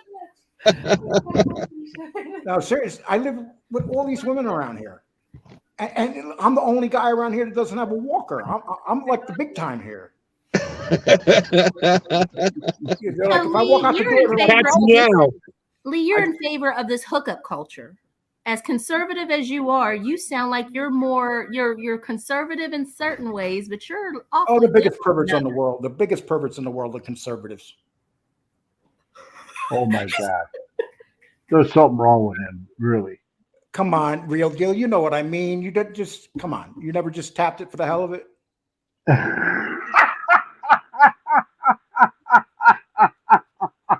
Oh boy. And Elio, I don't think you're going to be happy until you put that little church thing away and say, I just want to meet a woman that I can be with, because the women now aren't like they used to be. Well, this is the problem I'm having. And it's women my age are just very mean and very like it's the younger women to talk to. That's why I like them mean. I can't deal with the negativity, and you tame them. I went on dates with women that were my age or a little younger, and they were just very mean to me. And then I went on dates with girls that were in their 30s, and they were like sweet and loving and having fun and laughing and joking. No, they were laughing because they want to get into your damn bank account. Oh my God, that's not true. 30-year-olds, they'll date you and they'll be like in love with you and marry you, and then they'll have. It's like that chick on what was that movie? Casino, the one that was married to Robert De Niro, which she had her well-hung stud, James Wood. Remember that? My God, that's a young girl. That's the things you pay. That you pay for that. I don't know. See, I think the problem is that people look at things unrealistic when it comes to relationships. Yeah, of course, people have high expectations. I saw this study on dating, and it was interesting. There was women on a dating site, and they all said the guy has to be 6 foot, make over $75,000 a year, which is nothing in New York, but I guess it was a national poll, and that's probably a lot of money in Mississippi, and has to be single and have no kids. And 80% wanted that on this particular site, and only 1.5% of the men fit into that criteria. Yeah, that were on the site. Yeah, but you know something? The best way to get a good woman is to lie to her. The what? Lie. What is my most successful relationships have been full of lies. I'm fine. My gosh. Come on, Elliot. Seriously. When you meet these women, just lie to them. You'll hook up. Lee, you should be a stand-up comedian because you are funny tonight. No, I'm not being funny. I'm being honest. Well, you're kicking it tonight, buddy. What should I lie about? Well, I'll give you. What should I lie about? I'll give you an example. Okay, you asked me. I'll give you an example. There was this one woman I was really attracted to, and I pretend I was wealthy. And I used to take her around to houses to look at really nice houses, knowing that I was never going to buy her that house. And I lasted in that relationship for 2 full years. Oh my God! So for 2 years, I had her going out thinking she was going to get that house. That's the one who thinks you should die right now. No, I was with her for a long time. We went to a lot of houses. Me and her actually owned a house together. No, but seriously, yeah, I don't know. People think different when it comes to. Well, you don't need to have money to get women, and especially in New York, there's a big phenomena in New York called the broken wing phenomena. Can I explain it to you, Lee? Sure. I got 2 friends. One of them, he's a Greek guy. Society would think he's handsome. He's 6'1". He's a doctor, right? When we go out to Long Island, there's girls dancing, school teachers and stuff. They find out he's a doctor. They get all twisted. They don't want to talk to him.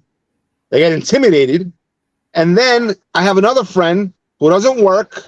He has no money, not as good looking as the doctor, and he's on disability. And he gets like all these girls.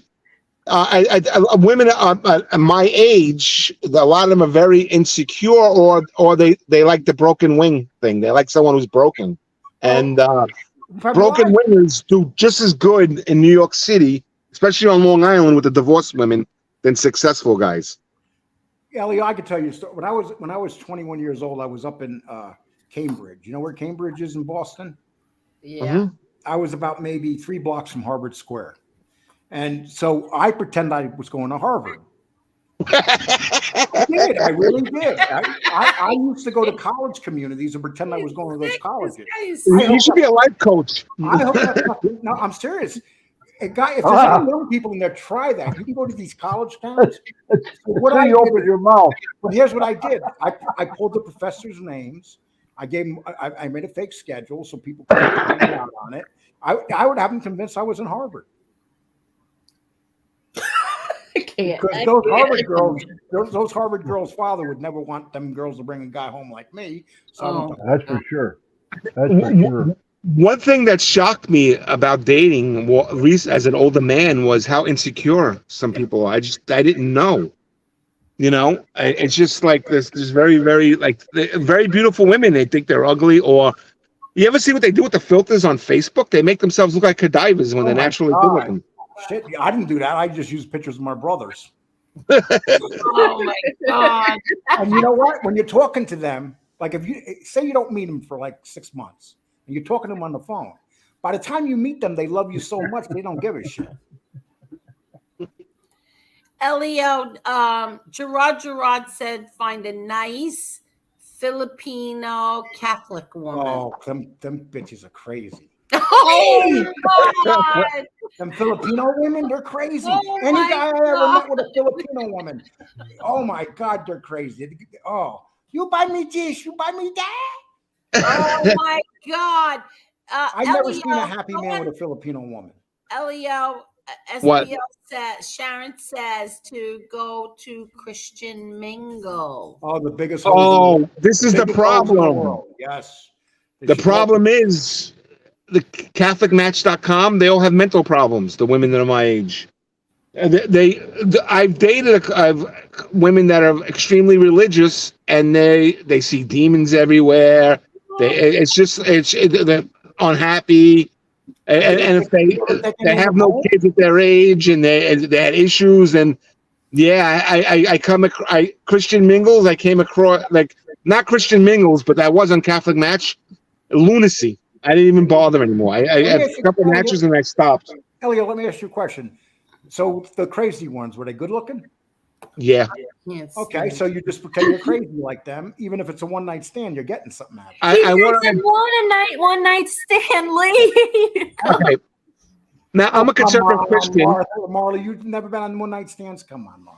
So there was a girl I knew from the 90s who was my age and a little younger, and I went on a date with her in Rockville Center, Long Island, and she became like a born again Christian.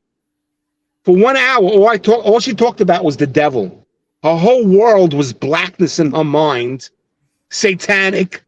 The Pope was satanic. The New World Order was satanic. I couldn't take it anymore. Was she good looking?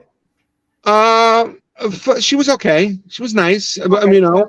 Okay, so she was. And then hold on, yeah, but the same week I went out with a girl who was 35 from Williamsburg, Brooklyn, and it was just fun. It was just talking about literature, talking about like joking around. I would have taken the crazy one, and she was a liberal one, and she was liberal. Oh. So I had better luck with the liberal women than I did with the women that I thought was similarly situated, like myself, a conservative Christian. Well, when we're talking about the Pope and stuff, I would have dressed up as the Pope and taken her home. Give her a squirrel. I'll let her call me Pope Paul. Call me Pope Lee. She can call me any Pope she wants to call me. Look at Sexy Jack. Sexy Yeah, Jack. you would think a Christian is about love and all that, but there's a lot of blackness in their minds. You know? Thank well, you might be at the point, Elio. Let me say thank you to Sexy Jack. He's got mine in his picture back. Elio, my sister is single. She's 46. She looks like Angelina Jolie. 100% Italian and a school teacher. Where's she from? Aha, where's she from? Thank you so much, Sexy Jack. Well, I got another, Elio, I got another way you could date. Do you have a van? A what? A van. No. Don't listen to him, Elio. I mean, you know. A van with no windows on it. A van with no windows and no rugs because they can get you with the fibers. I don't want to date. I want to get married, but it's just I got to find the right person. And any friend I ever had that was like in his 50s and wanted to get married always wind up miserable. Elio, my best advice for you is not to look. It'll just come your way. Believe me. Oh yeah, a lot's coming my way, but what's coming my way is just not the right spiritual. Then real deal, then you move on. Yeah, but Elio, you could drive around in the van and pick your own.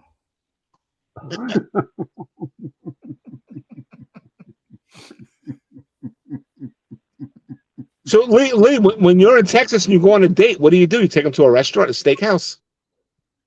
It's too expensive. No, actually, I'll take them to Burger King.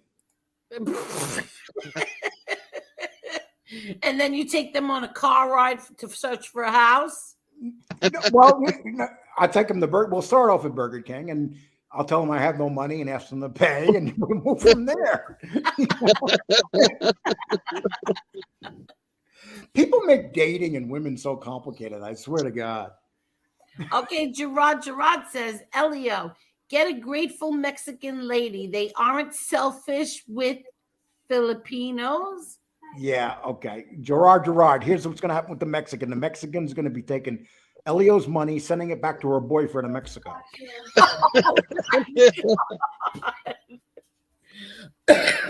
Oh, excuse me. Oh, my God. I had a Russian wife, and I'll tell you, you want to see crazy. She was actually Ukrainian. I should Really? Yeah. Petey Paisano says, I feel for you, Elio. I'm divorced 10 years now and dated a couple of women, but I found the one.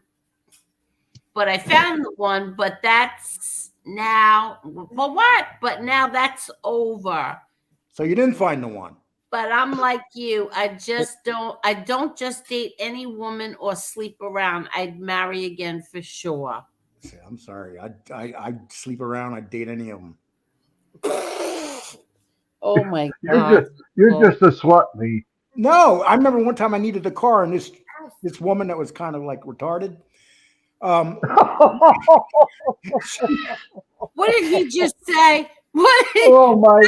No, you did not say that. No, you did not. What a car! Oh my God. She had a car. Come on, I told this story on Gunsmoke. He still makes fun of it.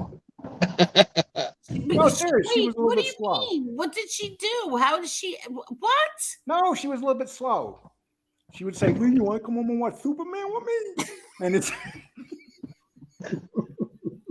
no, but she had a car, and I was up in Syracuse. I needed a car, and so, but I told her, I said, "Look, whatever you do not come by my job." And I'm at my job working one day, and she walks in and goes, "Lee." I'm like, "Shit, this didn't work out." Oh my God. Come on, Angel. Little Chucky said you are bad. Oh, little Chucky, I'm not. Oh, she's there. She's going to look at me different now.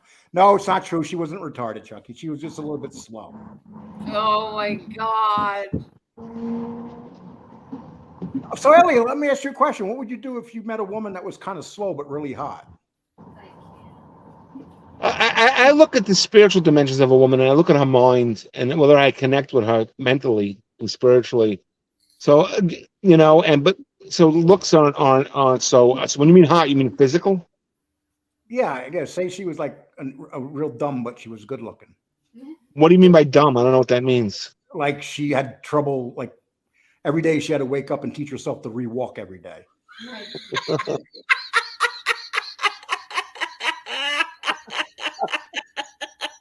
Oh man, he's sick. If God wanted me to be and help her, I would help her. If God, that's what God wanted for my life. Only because she's hot. I would know by how nice she treats me. Okay, say she was ugly and she was dumb. Oh my God. You ain't even giving her the time of day, right? That's not true. Elio is not about that. He's not about Elio. So you're saying Elio? Angel knows me in the real world. I don't want to. So Angel's saying that you would date an ugly, dumb woman. No, I don't think he would date a dumb woman. But an ugly one?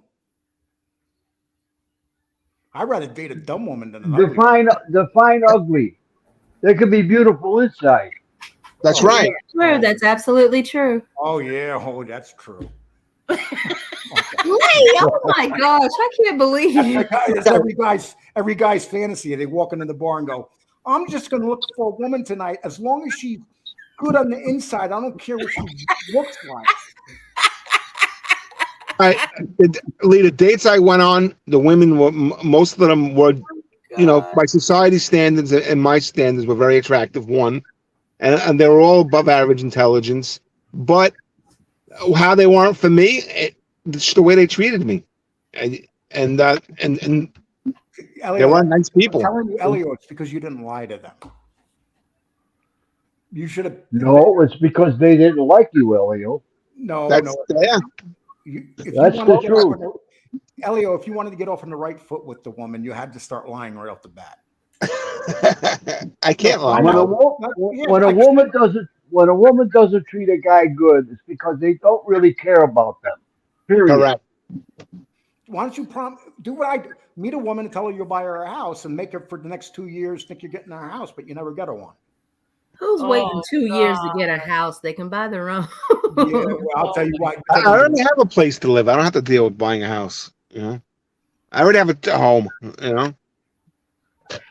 Well, I understand, Elio, but there's no reason. So you got money. You got a nice place. You live in the city. I don't really have money, but I don't really have a nice place. But whatever. Let's assume I do. Okay. Okay, well, you're okay. If you're going to live in New York and afford to pay your bills, you're okay.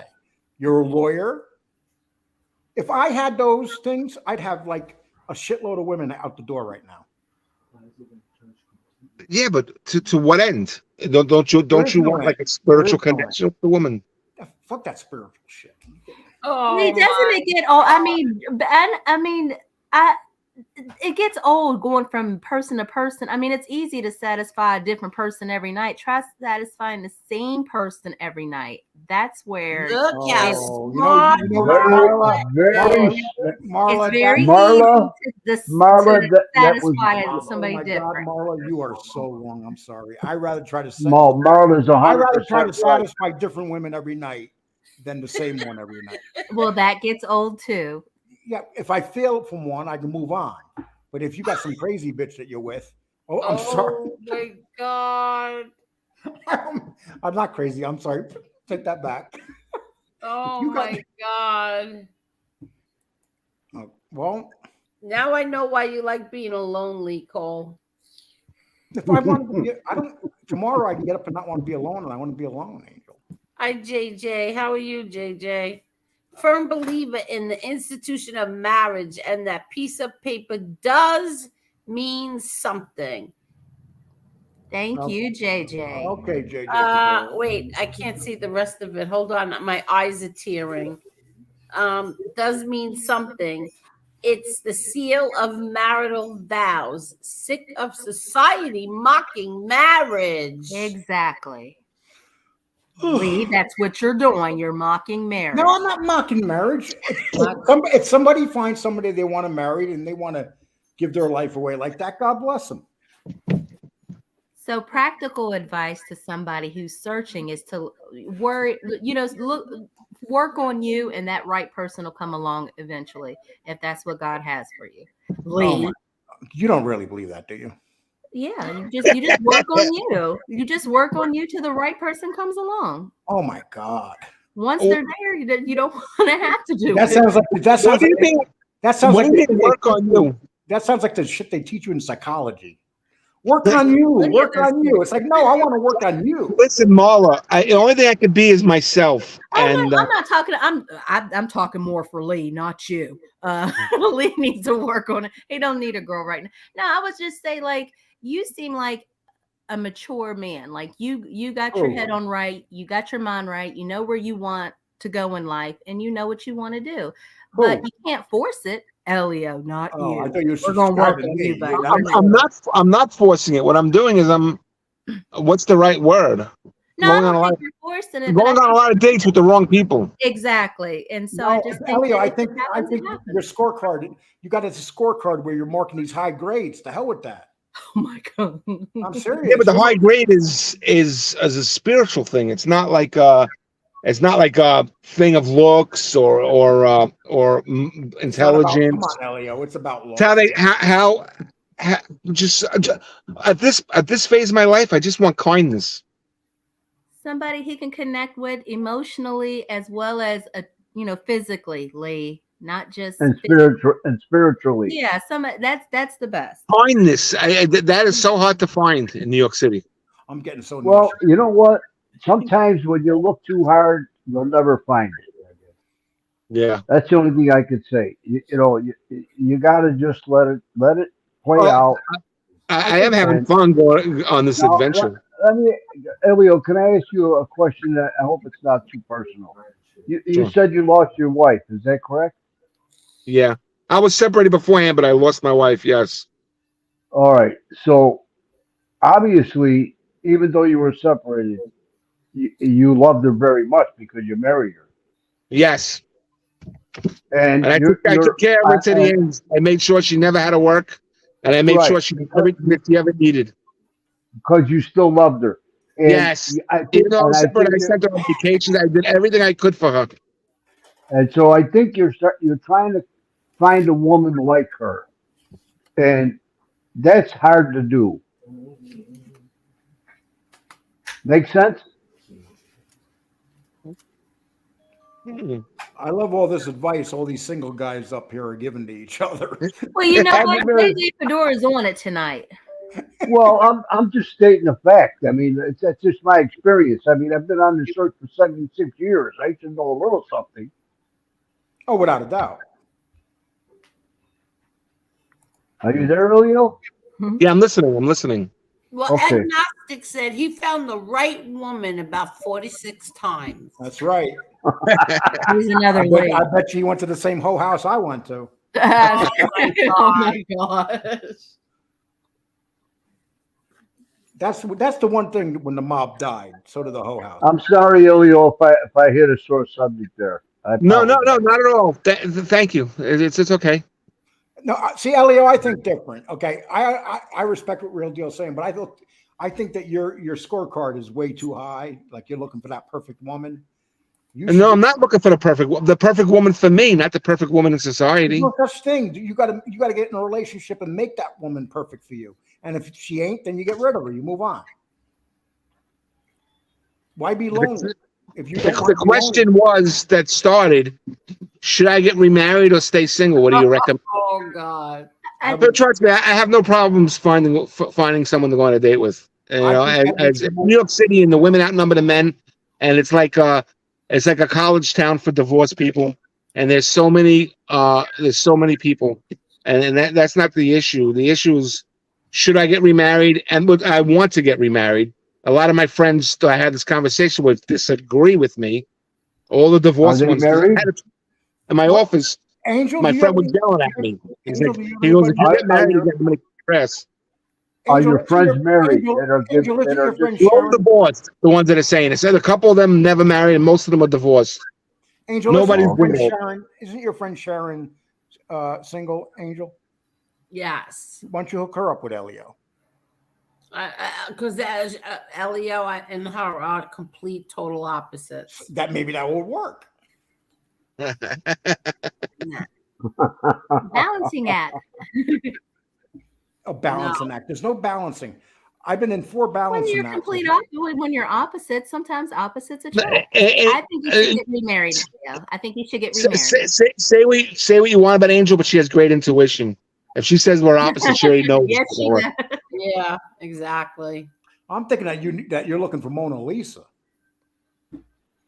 Mona Lisa, what's that? I know what Elio is. Woman, the woman that's, when she walks through the door, you want to look up Elio and you want to see with all the light coming out of her head and everything.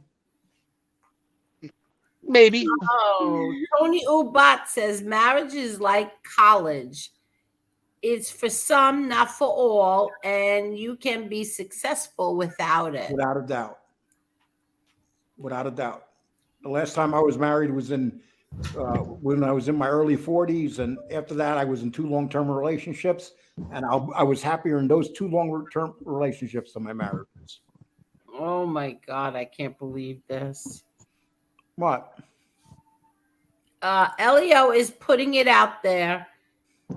that his purpose of dating is for marriage and all the benefits that come with it. Nothing wrong with honesty. I think JJ Fedoro and Elio should go out together and She's married. Huh? She's married. No, well, for advice now. Meet for coffee. What? Meet for coffee. Have some advice. I mean, how about this, Elio? Have you broadened your horizons? Like, do you stick with a certain type of woman because maybe the girl that, you know, or the woman that, you know, God has for you is not necessarily somebody that you're used to? Maybe you should broaden your scope. Maybe I think you should get remarried because listening to you. The thing is that I'm very happy, positive, and I like to do things that young people do. And a lot of women my age were just miserable, the ones that I met, and incapable of even. It was so much work to even have a good time. Yeah, it was so much work to even get a smile out of them. And then the ones were more fun to hang out with. But you know, there's issues with that too. You know, I have children and stuff like that, and you know, my daughter. You don't want to date somebody that's as old as your kids. Why not? I never realized how miserable people are. I never realized how insecure people are. I was totally in a bubble when I was married, and now I see things like. If you're dealing with, why do you think they're out there? They're 50-year-old women. Of course, they're going to be tough. Most of them are probably divorcees, or, I mean, they're 50-year-old women. Yeah, Elio, what you should do, Elio, is tell them that you were hooked up with John Gotti. You were a hitman for him. Oh my God! Make yourself into like a gang, like a crazy, and you used to hang out with. Matter of fact, you were one of John Gotti's lawyers. So, God! Yeah, so make. I don't know. Be a bad boy. Be a bad boy. Listen, you think I'm joking, but women appreciate it. Elio is not like that. He's not. He's very honest. He's not like deceitful like that. Honesty and relationships do not go together. Oh my God! And now we know you're divorced. Well, those are two words you do not put together. Oh God! Listen, when a woman breaks up with a guy, let's say, I'll give you an example. One of my sisters, her husband, she had one husband that was the biggest scumbag in the world, and she loved him and followed him around like a puppy dog. He cheated on her and everything. She didn't care. So, what? Why didn't she care if he cheated on her? Because those kind of guys, women are attracted to those kind of guys. No, she just didn't have any self-respect. Or self-esteem. She had no self-esteem. No, it's not that. It's because, oh God, you guys, I might sound stupid here, but. Yeah. No, you got to invent the character. Like, I put it this way. Whenever I used to get in relationships, I would invent the character. I would become that character. It's like, who did I want to be? Did I want to? No, that's myself. Nobody would date me. Hi, I'm Lee. I've been arrested all over the country, and I've been on the run half my life. Yeah, how you doing? Oh God! Well, you said women like bad boys. You said. I didn't like them that bad. Oh my God! This was fun. Look at Angel. She's married. You don't even know her husband exists. Oh, believe me, Elio knows he exists. I got to meet him tomorrow. I got to see him tomorrow. Yeah, Elio knows he exists. And he's such a nice guy, Angel. You're very lucky. He's such a nice man. Oh yeah, he's a dream come true, Elio. No, Becca, I don't go from a corner. Okay, I go a little more. It's more intense than that.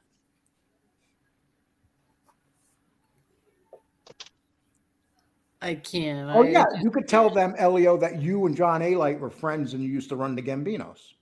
He can't talk about him. I don't talk about no name. Elio, just try this, Elio, and please film it while you're trying it, and send it to us. Pretend you're a gangster or something. Pretend you're somebody you're totally not. Meet a woman and see how she goes. I'll bet you they go for it. Maybe they don't like who you are. What? Elio's you know what it is? Elio's too good. Exactly. Why does a woman doesn't want a good man? Yes, they do. No, they don't. Yes, believe me, they do. They want a man that's going to break their heart. Yes, they do. No, they want a man that's going to break their heart and all that stuff. No, they don't. Not when you get to our age. No, they don't. No. They want even more when they get to our age. What? Yeah. Wait, What age now we could drop dead any day. So, you know, you just got to do your thing. See No Evil says Elio is looking for a unicorn, a definite. But my expectations are really not that high. I don't think they are. I just think it'll happen when it's supposed to happen. And listen, Yes, Tony it will Ubats knows a lot about women because he just said Lee's right. Oh my God. No, he did not. A lot of people in here agree with me. I'm sorry, they do agree with me when it comes to women. I mean, Renee agreed with me.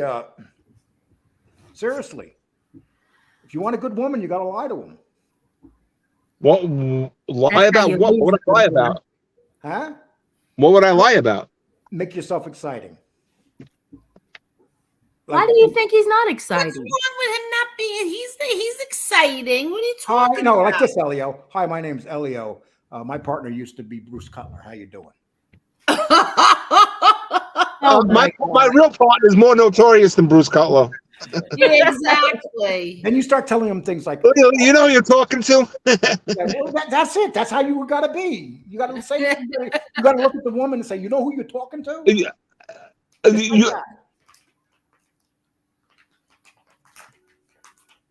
Elio, that's a great line. They like that. Just look at the woman. No, they and say, "You know who you're talking to." No, don't listen to that. No, women like confidence too. No woman likes a Mickey Mouse kind of man. Yeah, Like, Don't get me wrong. You want a man with confidence that's strong, but also he knows when to be chill. Oh, He my knows when to step it up God. a notch. You want Oh, somebody Marla. See, that's the thing. That's the thing that women like. Yes, that's what Confident women men. like. I'm telling you, Confident Lee. men. Exactly. Confident men. You guys are so full of shit. That's true. No, that's You not want true. a confident man. You want a man who knows when to be chill, relax, let something ride because he knows better. And then you when he knows when to step it up, like, okay, you crossed the line. That's not going to happen again. That's what you want. You want a man that's going to be, he knows how to act in every situation. You want a man that knows how to be a leader, that knows how to lead. You want a man that knows how to call shots, make important decisions, and include you in them. I'll give you a perfect example, Marla. As a man, if you're in a relationship and you want to end it, you end it. That's like being a leader. You just say, look, it's over. Like after 2-3 days, you tell them it's over. That's called being a leader. That's called confidence because you're sending out that is being a hoe. You are not. You're being a hoe right now. No, it's that I'm too old to be a hoe. I got to make myself look like a hoe. That's Okay, hard. Lee, I'll tell you what my situation is, more detailed.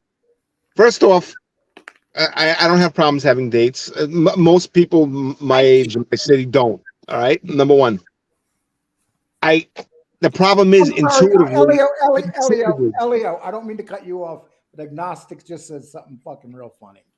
He says the Marla's thinking about James Bond.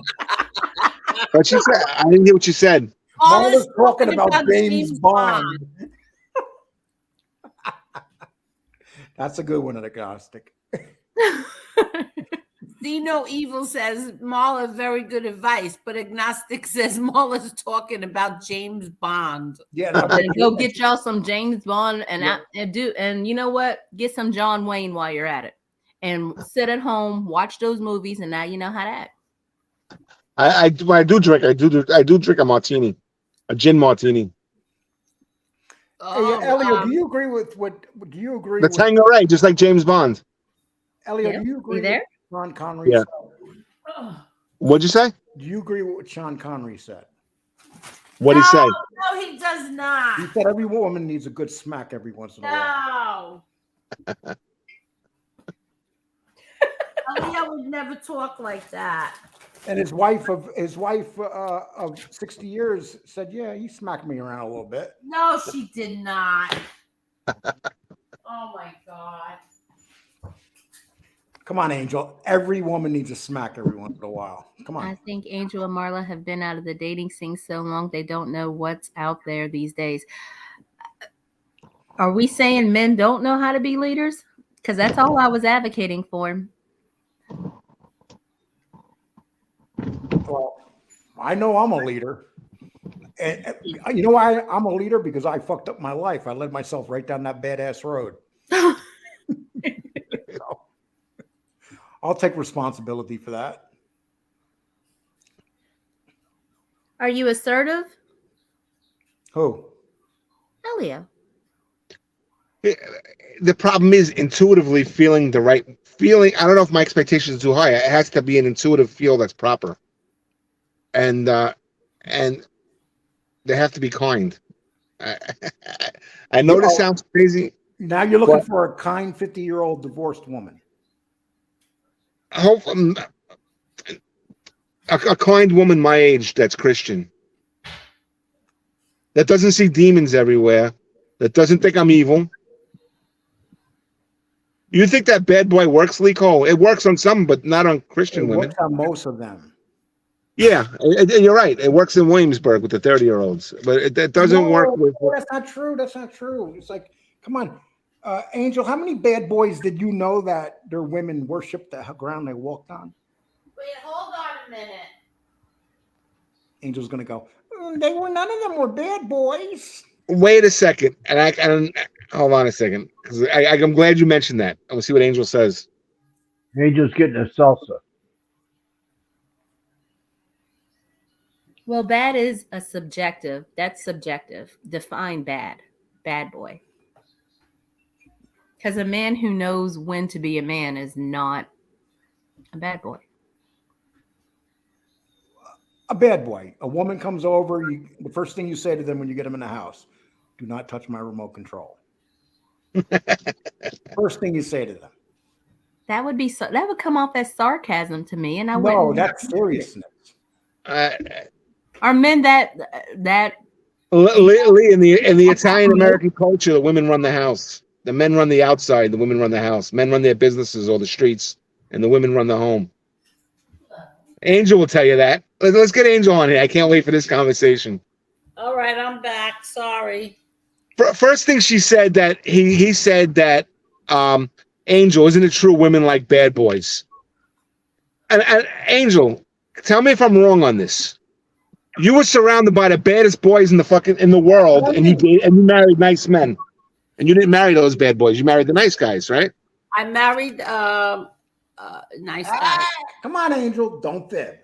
I'm You're about to say I married. No. I never dated or married anybody who was a bad boy. A wise guy. Right. No, and you were surrounded by hundreds of them, hundreds of handsome ones that wanted to go with you, and you married the first husband who I met was a very nice man. Yeah. And you're talking about that was a very nice that poor homely looking guy that she married? That guy you talking about? Homely? Yeah, the guy looked like an Italian model. Oh, come on, that guy was a bad boy all the way through. Are you kidding me? Nah, he wasn't that kind of bad boy. He was a bad, bad boy. but not like that kind of bad boy. But yeah, did he turn out to be a bad boy? Yeah.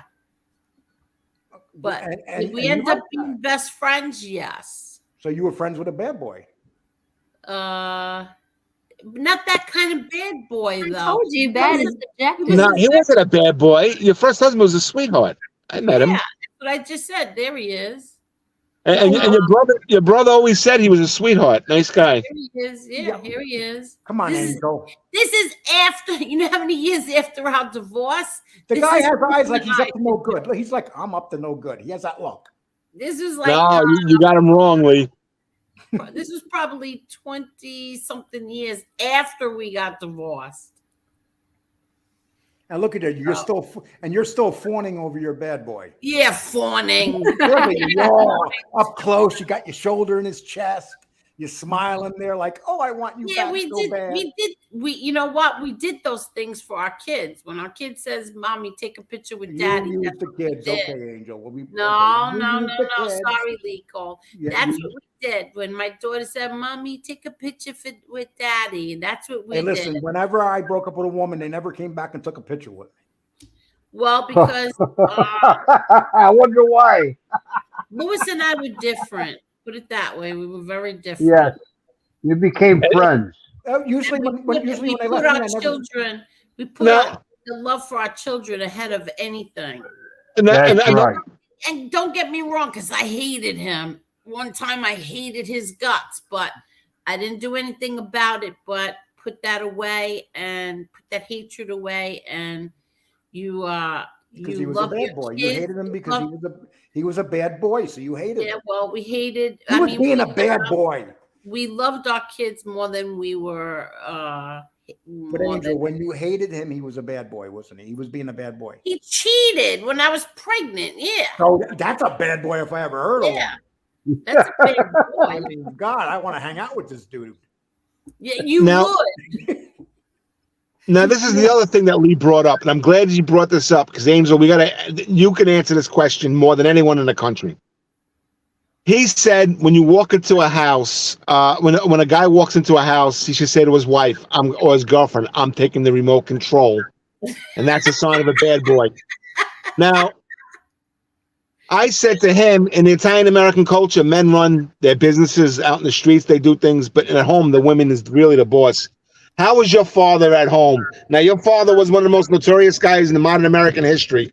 How was he in front of his wife? Did she push him around, or was it the other way around? Tell me. He didn't push him around. He didn't push her around either. I'll tell you that much. For my mother says it all the time. My mother treated my father like he was a king. So when he came home, his dinner was on the table. She ran his bath. Okay. She got Angel, I got a question for you. What? Was John Gotti a bad boy? Yes. Does your mother love him to this day? Yeah, of course she loves him till this day. Point made. Thank you. That's my mother, but don't forget they know each other since they're 17 but years. He was a bad boy.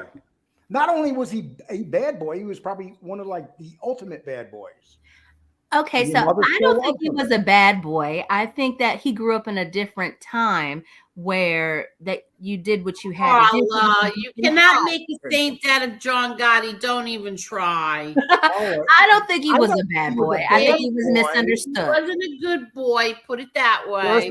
I'm sure there's a lot of guys that would disagree with you that John Gotti wasn't a bad boy. But Angel, isn't it true like around your mom told him what to do in the house, right? Is that what happened or no? Are you on drugs, Elio? I am smoking a cigar. No, she didn't tell him what to do. No way. In the home, no. He was funny though. He was really funny.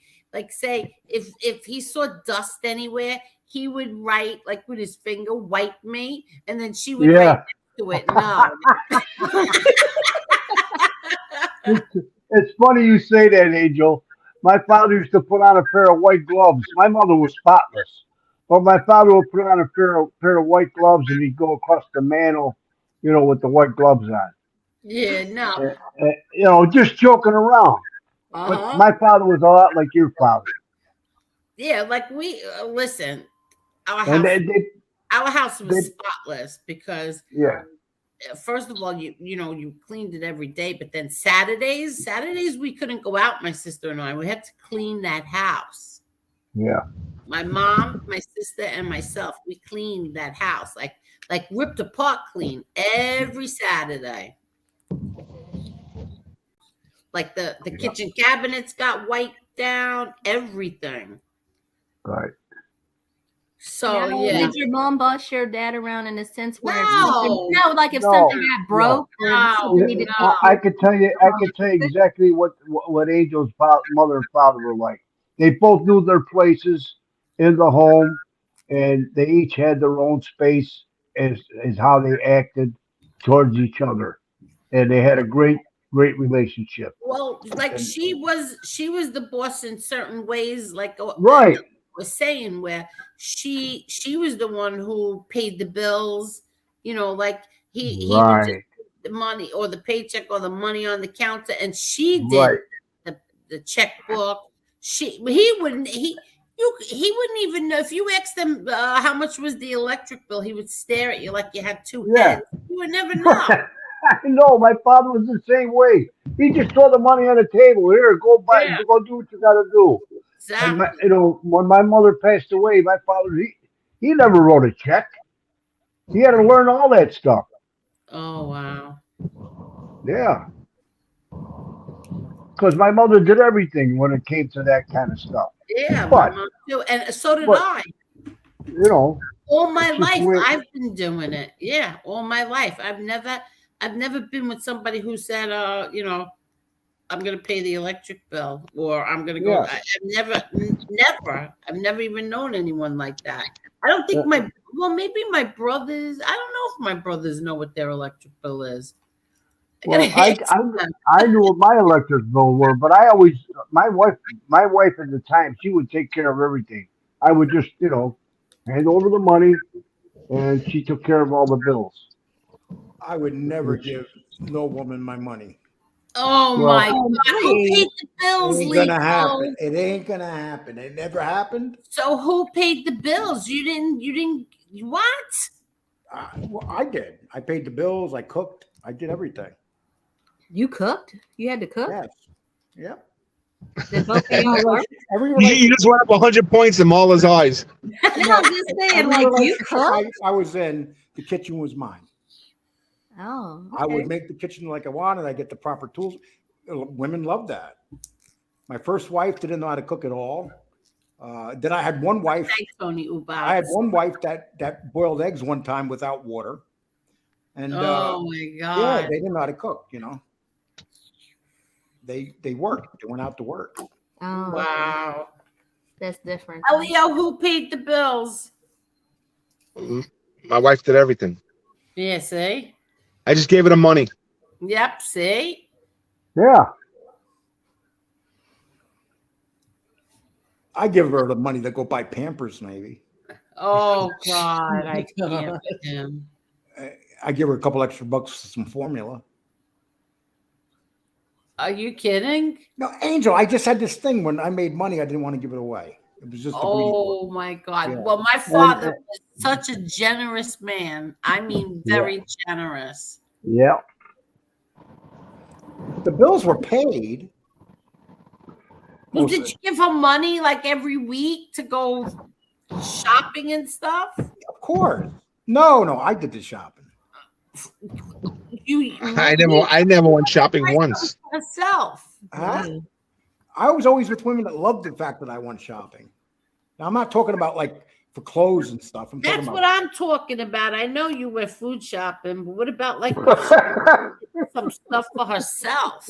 Well, it depends. It depends if I was like, let's put it this. How do I say? It made a score.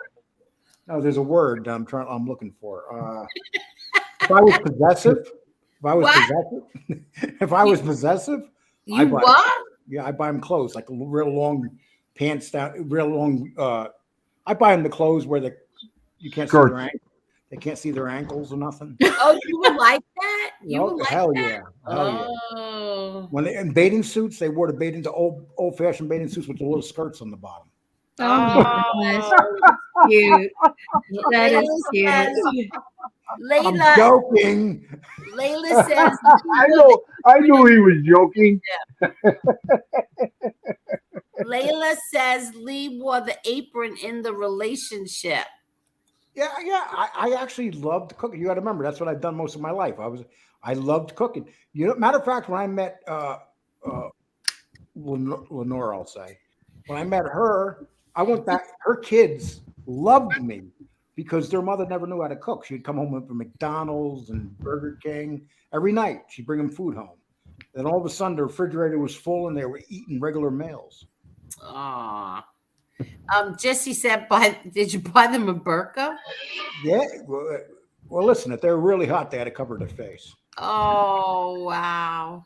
Oh my God. Well, I could make sure they had the little screen over their eyes and everything. No, he doesn't, Bucky. He doesn't have children. So Lee, what do you do now for dating? You're taking a break? Children, Angel. What do you mean I don't have children? With every one of them? I don't get into my children. No, in other words, do you have children with each wife? No, you don't. Okay. Oh, you do? Yeah, I don't talk about my children on here, Angel, because Okay. there's this. Hey, Lee, I got a question for you. What are you doing now? Are you going on dates? No, I just came off a relationship where I was in it with a crazy woman for 10 years. It's like, it's like when you cut that crazy woman from your leg and you just are free. It's like, I love being free right now. So in other words, he's not dating. No, listen, there's 60 single women here. Do you understand that? I have women come to my door. They come to my door and bring me food and want me to let them in. I take the food and I close the door. Oh, God. That is so rude. No, it's the truth. It's true. I had one come here a couple of days ago and she bought me something, and then I could smell the alcohol on her breath. She was all ready to go. Oh, God. You could have had a good night, Lee. Yeah. And you shut the door. Before you shut the door, you tell them, and it's my remote, so get out of here. No. Well, I'll give you an example. I had one sweet woman from next door, but she's not here right now, so she can't hear me talking to the wall. But she'll call me up and ask me if I want something. I tell her yeah, and she'll make it for me and bring it over and stuff. And she'll think that we're gonna have coffee and stuff. It's like, thank you. I just take it and oh, God. Lee, that's not nice. That's rude. no rude. That's rude. No, rude would be bringing them into my territory. Seriously, why would you want to bring a woman into your territory?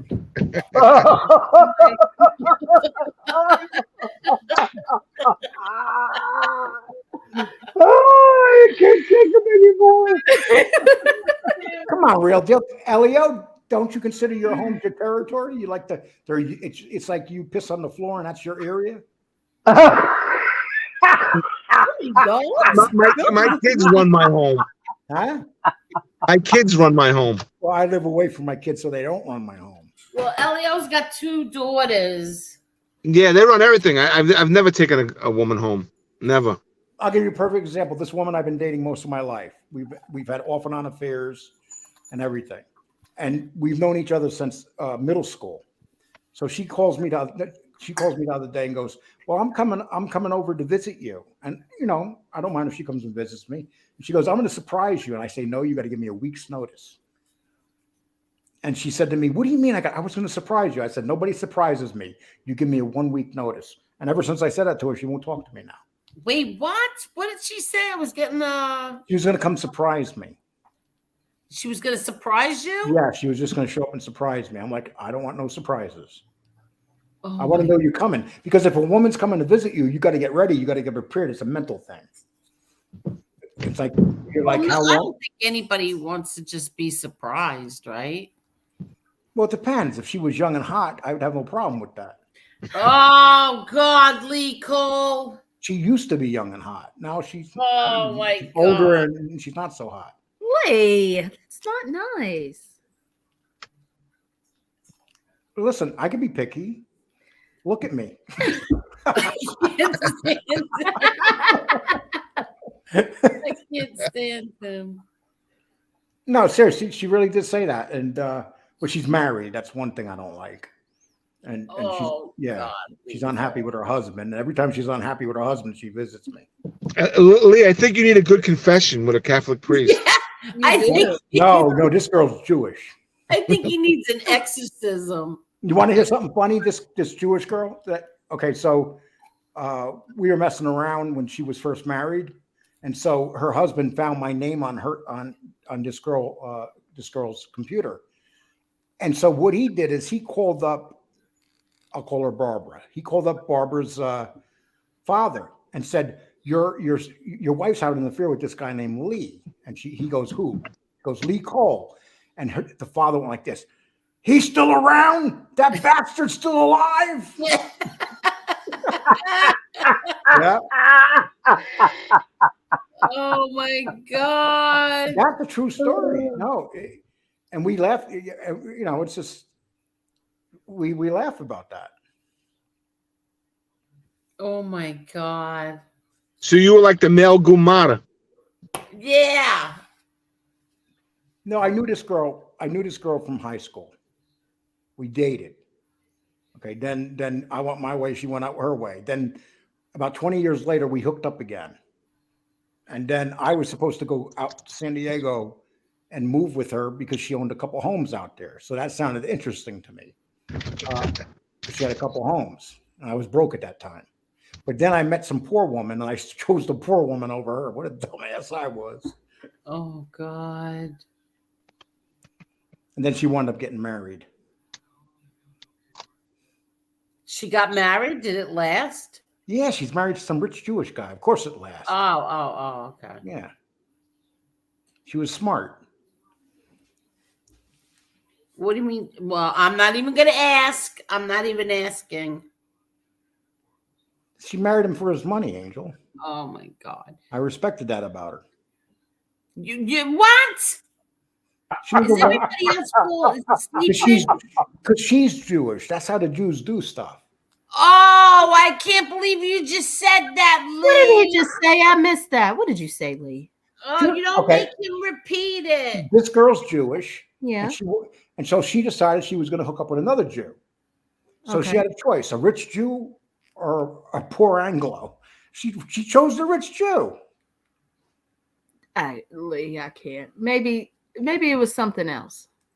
No, it was money. It was money, Marla.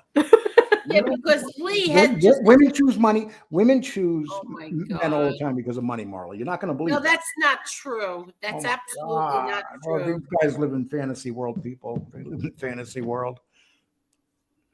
No, that's not true. Because I have had my choices between someone with money and someone with not. For some reason, I always chose the one without. Yeah, but you had that thing hanging around your neck too, Angel. You know, the thing that says, "I'm John Gotti's daughter." You know. Yeah. Okay. That kind of scared people away. Hey, Angel, were guys afraid to date you when you were young because of your father? No. Angel says no, but she has those rose-colored glasses. No, they weren't. He wasn't John Gotti then. Who was he? Elmer Fudd? I mean, what do you mean he wasn't John Gotti? You know what I mean. He wasn't the John Gotti.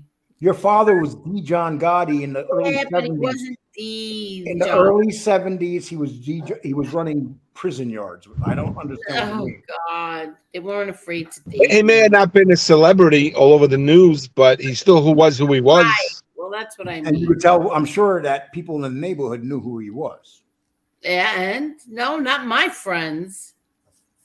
I'm telling you, I didn't know people like that. Lewis was probably the only one who did know a little bit about him. Bucky has some wise words of wisdom for Elio. Elio, if Lee can get 3 wives with his MO, I believe you can find a soulmate.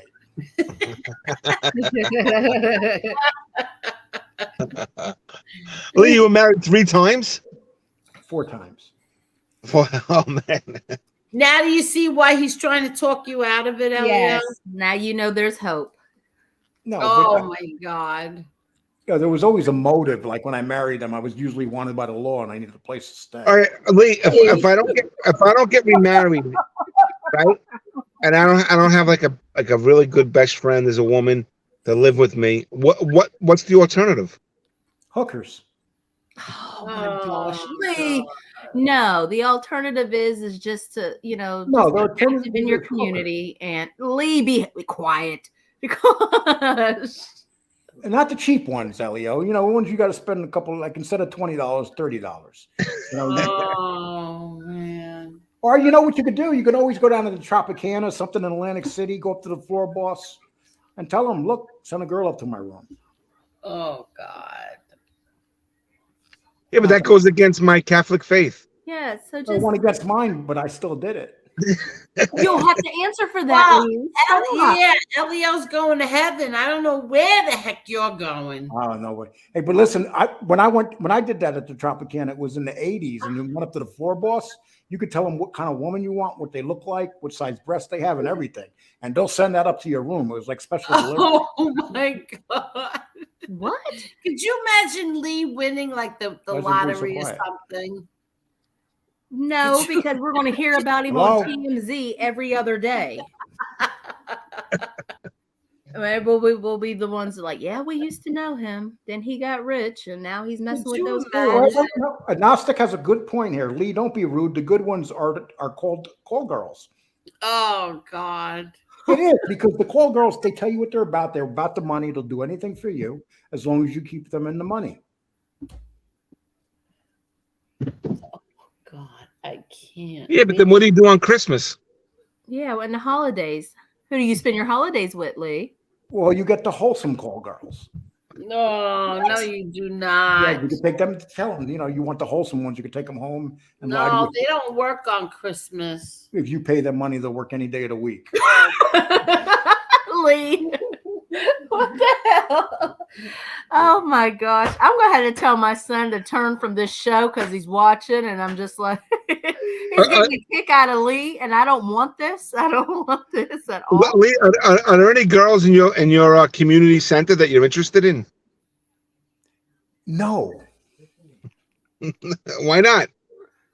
Because the first thing they do is, like, when you start meeting women over 50, they start telling you about their illnesses. It's like, you'll be there like dating some hot 50-year-old chick, and all of a sudden she'll be going, but I have hemorrhoids. It's like, what? Or, you don't want to be like the senior center with the Jewish woman retired getting a bagel and locks with that woman that you were supposed to marry? When to get out of date, when a woman tells you they want to rejuvenate their vagina. That's when you know it's time to leave. Wait, what? I don't know if I want to hear. I don't know what he just said. I just heard vagina. I don't know if I want to even him repeating it. The older women. I'm not listening. They want to rejuvenate their Lee, vagina. don't start with the JJ. But I missed that last comment too, so you can repeat it for me. Oh my God, I missed it. Lee, when was the last date you went on? It depends what you call a date. There's a such thing as just showing up places. That's not a date. When was the last time you kissed a woman on the lips? Oh, all the time. A woman you were romantically attracted to. Oh, it's been a long time. I've been with a lot of women I haven't been romantically attracted to. I can't. When was the last time you wrote a poem for a woman? Never. Aww. I used to tell Barbara, the Jewish girl, roses are red, violets are blue. Now I'm going to do you Jew. What did he just say? I can't.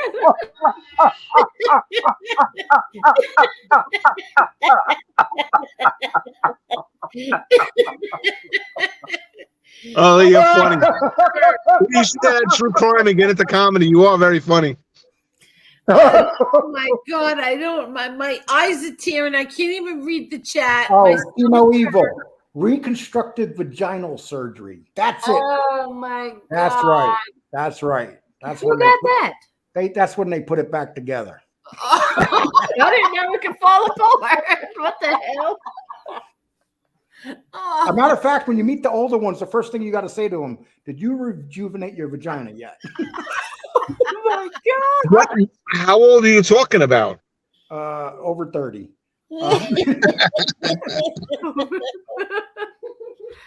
Oh my God. I don't think you should stick your thing into anything that's had to be reconstructed back together. That just sounds dangerous. It depends how drunk you are. Oh, Oh my God. Elio, have you ever been so drunk you woke up with some chick next to you didn't even know what her name was? What? Did I ever wake up with next to some chick that when I was drunk, I didn't know what her name was? Yes. I don't think so. That's what you got to do. That's what you got to try. Once you try that, Elio, you're going to be on the right path. If I drink very heavy, I get very sad. I don't get very festive. Oh, you're all messed up. Dude, man, if you drink, you're supposed to get happy and horny if you drink. I get the opposite. I get very sad when I drink. Oh my God! No wonder why you can't find a woman. He's getting drunk there, and he's looking at the woman, and he starts crying. Can you imagine? He's looking at the woman, going, he's nice all night, and he starts drunk, and he goes. I really like you. Oh God, help me. Once you start, Elio, that's another thing too. God. Women hate weak men. They hate what? Establish that. Weak men. I'm not weak. You're crying, dude. Once you start crying, oh my God, come on, you're crying here, Elio. I don't want to like brag or anything like that, so I won't do that. But I assure you, I'm not weak. And Angel knows me in real life. I'm not a weak man. No, I know, I'm joking. I'm joking about that, Elio. But, yeah. just mentioned. I would say, Elio, I'm telling you, man, just lie. It works. Lie about what though? Anything. Here's what you do. Before you meet them, you talk to them on the phone and you find the things they like. And then you lie about the things they like you like that. But that sounds like too much work. No, because you have to investigate as an attorney, so you should investigate. Yeah, too much work is getting drunk and crying in front of the woman. Lee, you're tearing up, and you're making it sound like he's bawling every time he gets drunk. I think we're going down a different rabbit hole that's not very helpful. Yes, Lee. You're not helping. I'm giving helpful advice, Lee. I don't Yes. know what you're doing over there. I'm trying to tell him how to get the hell down the rabbit hole. Oh God. He doesn't want the rabbit hole. Bullshit. Any man wants the rabbit hole. No, Oh my God. I got to make important life decisions. That's really what it is. And the decision is, do I get remarried again? That was really good. You made a conclusion you're not going to get remarried again. Leo, right now, I wish I was a 40-year-old attractive woman. I hook up with you and take you for everything you're worth. No. I think he needs to get remarried because that's where his heart is. And so I think he needs to get remarried. He just needs to wait until the right one comes along. Exactly. It's frustrating, it's irritating, but I think that it could save you a lot of trouble in the long run. There's no such thing as the right 50-year-old woman. Yes, there is, Lee. You just have Lee's on to something when he said that. I'm not. There's not. It's like, okay, I can understand if they're a widow and maybe, but if a woman is like divorced, 50, the chances are her husband left her for a younger man. Let's face it, that's what usually happens. Husbands leave their wives once they start. This guy is nuts. He's totally nuts. You don't think men leave when men hit 50 and their wife hit 50? It's a natural instinct that the women look older than the men. So the men, go down. They go down to the 30-year-olds. What? No, they do not. They do so. Come on, Angel. That's life. How many times do we hear about men running off on their older wives for younger women? But that says more about them than it does about the woman that they left. Marla, I think you're a little. I'm going to have to disagree with you, and I'll explain to you why. And what I'm going through, the women my age are just miserable, and they're not open. They're not receptive, and the younger ones are more happy, open, and receptive. Younger women seem to like me more than women my own age. Women my own age are very, very angry, very tough to talk to. The Christian ones see demons. The liberal ones hate men. I'm not all of them, just the ones I met. And it's just really, really, they're all, the ones I met were very mental. And the younger ones were a lot easier to talk to. Yeah, but why do And you? it's not like I had a choice. It's not like I want a younger woman. But Elio, if the woman's a little retarded, I mean, what the hell? Just put that to the side. Forget about that. I think she's out there. You just got to broaden your horizons. Lee, you are not helping matters at all. You're I think you're like making him nervous. Stop. Here's what's going on. Elio's meeting 50-year-old women whose husbands or boyfriends have dumped them for younger women, and they're angry. Well, there are some 50-year-old women who have never been married, and some that are who are also widows and know exactly what he's going through. If you meet a 50-year-old woman and she says to you, "I've never been married," run. That's not true. That means they're holding out for the real thing. You ever see those little things on the internet when that guy comes up and goes, "Run," and you start running? Same thing. If you meet a 50-year-old woman who's never been married, run. Elio, let me ask you a question. The 35-year-olds that you have met, were they previously married? They were happy. They were more liberal in terms of their politics. They were funner. They were nicer. They just loved the world. Now, I wanted a woman that was my age, my religion, and my all that. I don't see people having good luck with that. So and the ones that have been going meeting have been disasters, nightmares. They've been. No, my question was: were the 35-year-olds that you met or taken out, were they previously married and divorced? No. That's why they're happy. Hey, Elio, I think you should go on that site that the young kids go on. What do they go on? What do they call that? What, Facebook dating? No, Tinder? not Facebook. The one where you just hook up with people. Tinder? Tinder. You gotta get your Tinder account out. No. Yes, get a Tinder account, meet some young hoe, and do your thing. Okay, now what happens if you turn around and get that young girl who's probably very fertile knocked up? Now you got a headache. You leave her. What? What did you just say? Well, if she's knocked up, it's time to leave. You know, you just get the hell out of town. Oh my gosh. Oh my gosh. Maybe Elio wants another kid. Because Elio, once you got them knocked up, they're yours. Because they're scared. They don't want to go out there without the father. Oh God. Or money, you know. Maybe I know you're only kidding. What, Angel? When it comes to women, I don't kid. Elio's saying something that's actually, I can understand what he's saying. 50-year-old women, he meets them on dates, and they're usually all fucked up in the head. Correct. Yeah.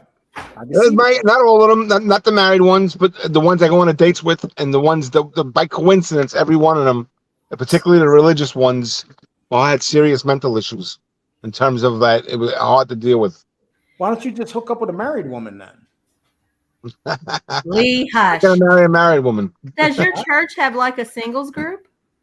Oh yeah, a bunch of wackies. No, I'm just saying there are churches that do that nowadays. Oh yeah, any chick. Mala, I was on CatholicMatch.com. It was sick.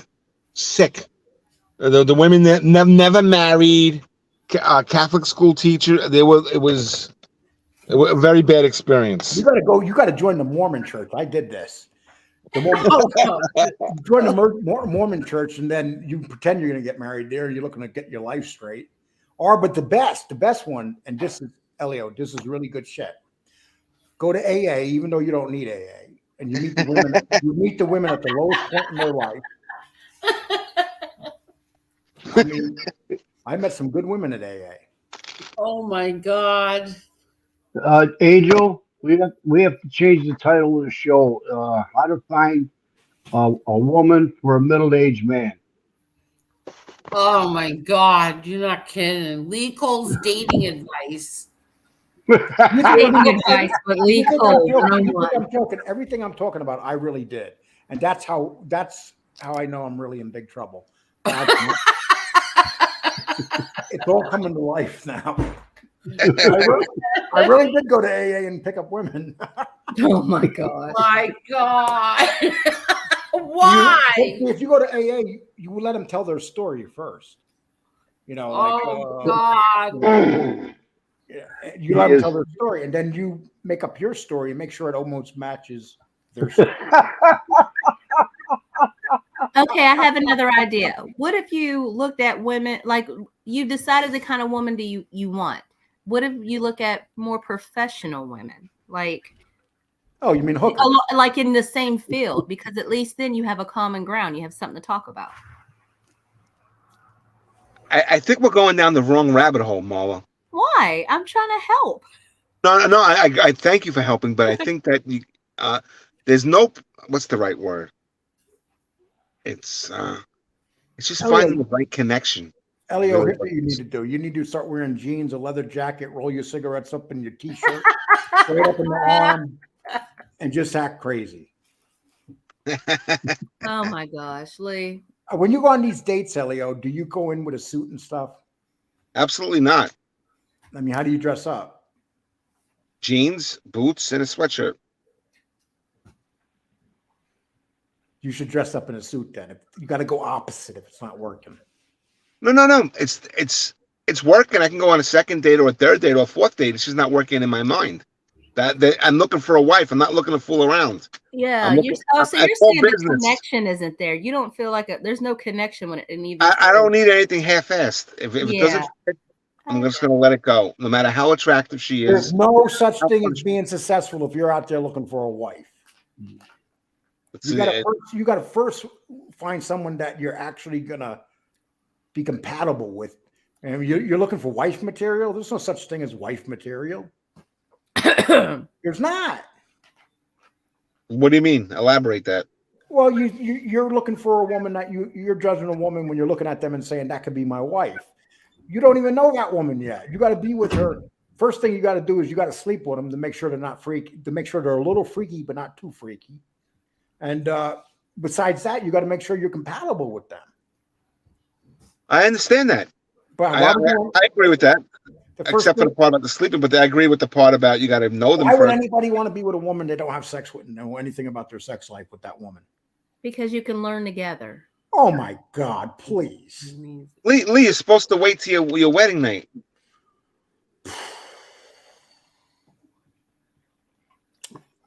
The happiest people I knew was the people that didn't wait till the wedding night.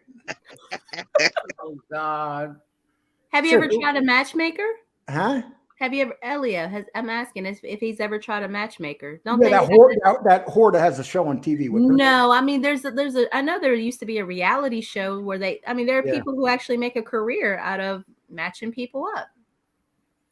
Maybe that's something. Elio, I'm coming to New York in mid-April. I will maybe. Oh gosh. No. I got some single family there. We're trying to get rid of. They're good looking but crazy. See, Elio, if he comes to New York, you're gonna need an attorney. Elio, I had 7 sisters, and I always felt sorry for every guy they were with.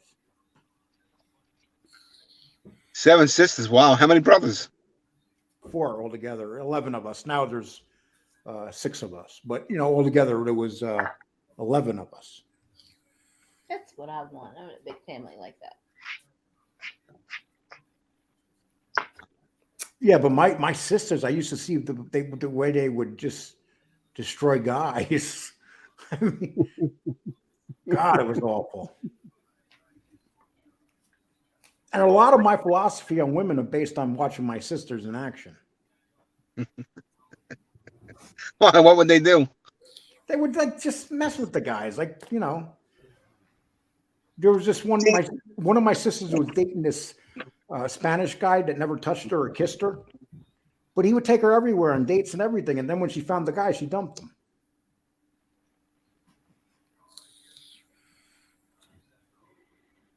So in other words, you're saying she used him. Yes. Well, that's not nice. Marla, you never used a man. Come on. No, absolutely not. There's no need to. Angel? Yes. Have you ever used a man?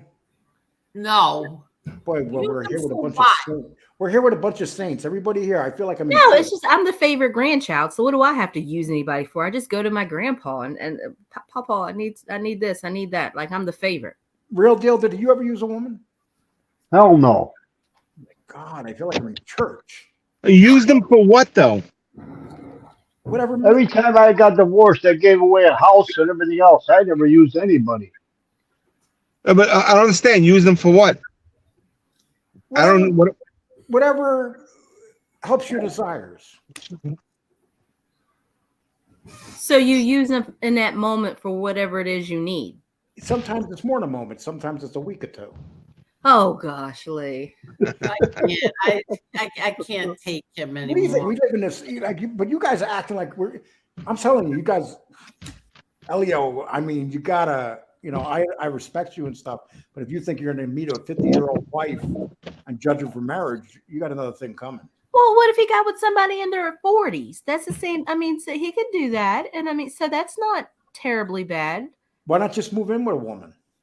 No, because that's not, why would you do that? Because it goes against his principle. It goes against his principles. Yes. Oh, I like this. Look at this. My dad told me it takes 6 men to carry a man to his grave and 1 woman to put him in there. That's the truth.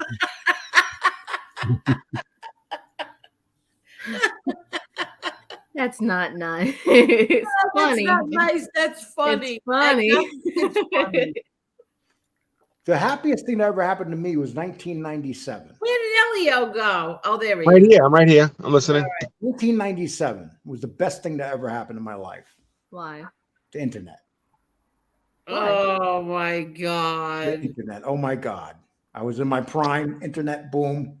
Oh, it was like it was like a kid being in the candy store. What? The internet. Oh For God. dating. Oh, to dating. Oh. Yeah. But no, meeting you. Oh my gosh. Oh my gosh. I can't even get into that. Then my enemies are going to use that against me. So I got to shut up. Yeah, exactly. It's funny. They go after me for certain things. They have no fucking idea. None. It's like you guys are looking at the mellow me. You know, the guy where I was in jail and shit. Wait, Nicole, we need to bring one of your exes on. We had Deanna here for about 10 minutes, and after that, I had to ask you to erase it because everybody. I did. I had. You see that? What's that noise? Angel, I'm going to go on mute real quick because I got to put gas in my car. Okay. Okay, go ahead. Yeah, we did. That's I. Let me tell you something. I have taken down videos because someone else asked me to do it, and I have edited videos because someone else asked me to do it. And Lee Cole, you owe me one. Well, the minute she came on, the other side started talking like crazy. Did you hear when she said this and this and this? Yeah, wasn't it the Howie and Frank Fiorini crowd doing that to you? Yeah, but she basically said the truth. She said that she dated me, she hates me, but she likes me. Yeah. So big deal. Isn't that like the end of every relationship? She said you were no walk in the park, that's for sure. That's what she said. She never said she hated you. Yeah. She said you were no walk in the park. That was a very bad walk in the park. Yeah. You were a muggy in the park. She ran when she saw you in the park. Yeah, it took her 10 years to get away. Once I threw her in that van, that was it. I just took her away. It's funny. People go, "Oh, Lee was charged for kidnapping." I was with that woman for 10 years after that incident. That was a hell of a long kidnapping. She got even with me. She's a nice woman. She's a very nice woman. Yeah, she sounded very sweet. Yeah. And she did what every woman that I ever broke up with did. She found a really good man. And most of them after you, Lee, anything. Yeah, they do. It's not like it's not Anything's a good man after you. Yes, that's what they said. That's what I said. I had one wife that met a woman, and she told me she would never date men again. Oh my God. Could you imagine Lee turned a woman gay? That's kind of like a notch on my belt. Oh my God. Why would there be a notch on your belt? To know that you could turn a woman like that? Oh God. I've heard of It's turning not a it good out, thing, but not like Lee. that. Lee, that's not meant to be a compliment. I think it's a compliment. I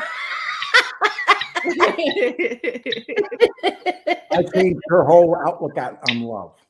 I've heard of getting your back pushed in. I've heard of being turned out. I have never heard of being. But you know the funny thing is, Cheddar. me and her stayed friends to this very day. Yeah, that's true. So we talk all the time, and she tells me point blank. She says, "Thank you, Lee. You drove me away from men." Oh my God. But you know what's funny though? Whenever I went to meet her, she would be with her lesbian lovers, and they would always be jealous. I had one call the cops on me, and I was wanted. I was wanted. Yeah. Oh, this is a good story. So check this out. So she was with this one girl. I can't. She was with this one girl. And I went to the door, and she comes to the door. She goes, "I'm calling the cops. You're wanted." And so she runs in and calls the cops. So I give my son a kiss goodbye, and I got to go to the other side of town to get to my car. I got to run through the ghetto. So check this out. I'm a lily white guy hiding behind houses in the ghetto. Literally hiding behind houses. And just to get to the other side of town to get to my car. And she never called the cop. Yeah. Wait. Give me 1 second. Hold on. You had to what? Okay, so when I took off, her girlfriend called the cops. So when I took off, I had to run through a ghetto. And I was hiding behind all these yards and stuff. And all the brothers were out in the street and shit. I was trying to avoid them. I was hiding behind the houses. I'll never forget that. It was like a very, very, very scary. But why did you have to run? Why was she calling the cops? I missed that part. Because He was wanted. I was wanted by the United States. Oh God. Yeah, that was in Utica. And the place I had to run through was called Cornhill. And Cornhill, Utica is a very, very rough place. And what happened? Oh, that bitch died anyway. Oh my God. Yeah. Oh my God. What did you just say? Oh, look at that baby. I love that baby. Look at that little Lukey. Oh, I can't. You scare them straight, Lee. I like what Jesse says. This is the crime mob genre, and they look down on you for kidnapping.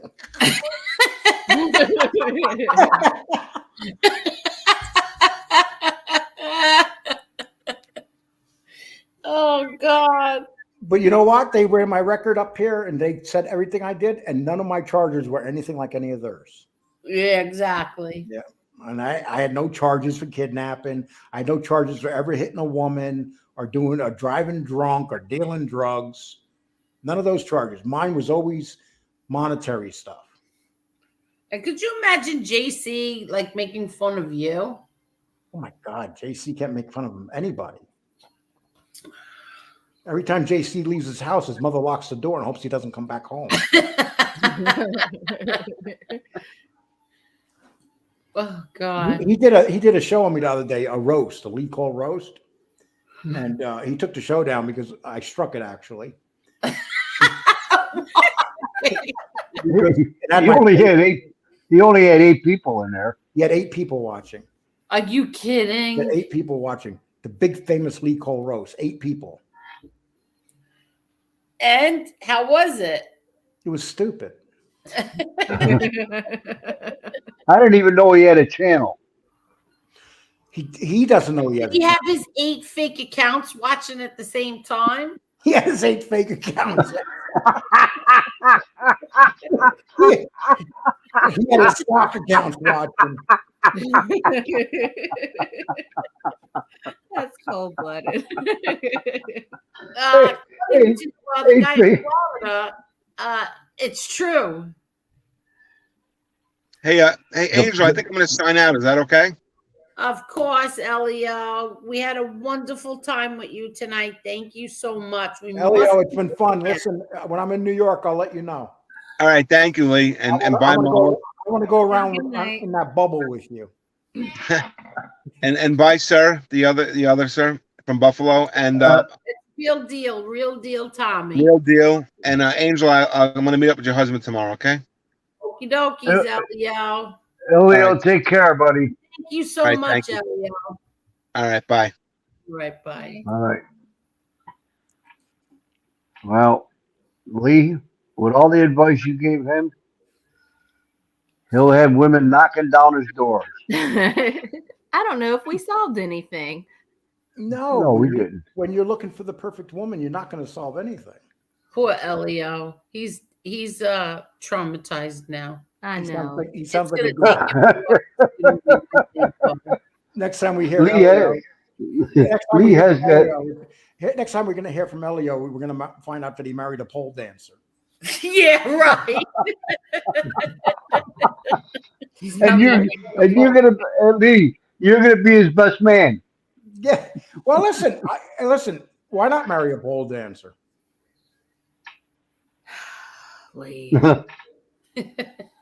Oh.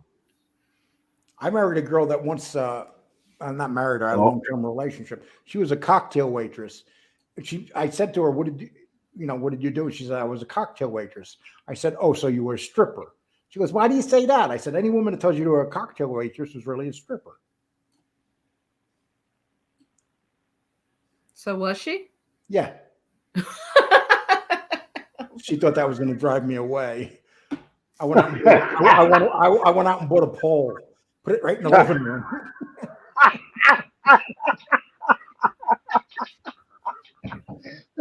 Little did she know it was an attraction for you. Oh, she had the biggest hooters, though. Oh boy. You even sound like Al Bundy when you say that. Wow, hooters?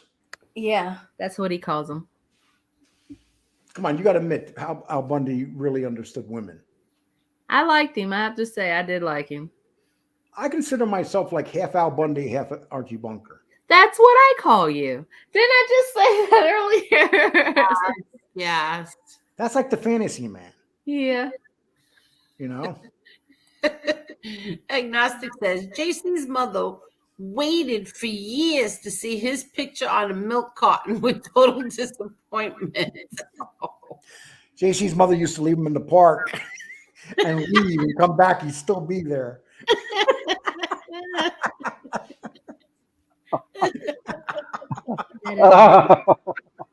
Oh, you deserve it, JC. Yeah. You deserve that and 10 times more. That's right.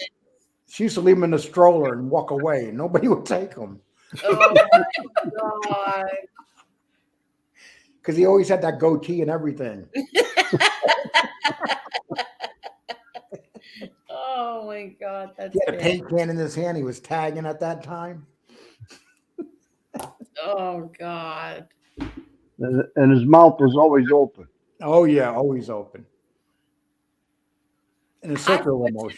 Fortunata Kriya, how are you? Lee is half Al Bundy and half Ted Bundy. I'll take that. I'll take that. That's pretty cool.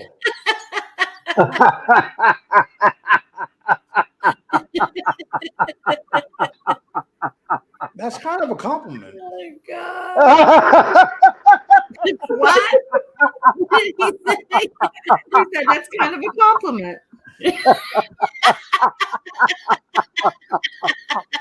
Oh, I gotta go to the bathroom. Oh.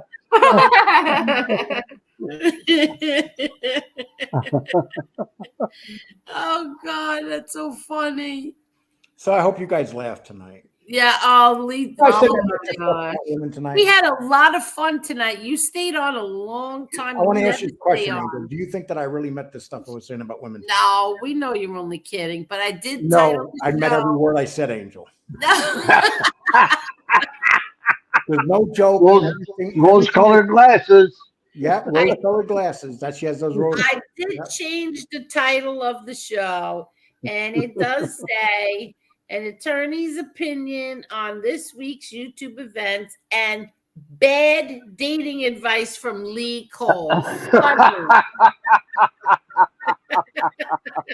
And guys, I'm telling you one thing. I'm telling you guys, if you meet a woman and you know she's out of your league, promise her a house. Yeah, exactly. Thank you, JJ. The laughing tonight is what it's all about. So enjoyable. It was. That's what it is. We needed this, and Lee Cole always brings the laughs. Yes. Yeah. And Fortunato says, got to get a different pair of glasses, Lee. Why? Oh my God. Sunny Money, you take care, sweetie. Take care. Have a good night, Angel. That face looks so devious. Ted Bundy had all his women leave him. Oh, that's bad. Yeah, but they left him on his own. Oh my they God. left on Ted So Bundy's bad. accord. They didn't leave on their own accord, though. That's so bad. Yeah, we had fun tonight. That was a lot of fun.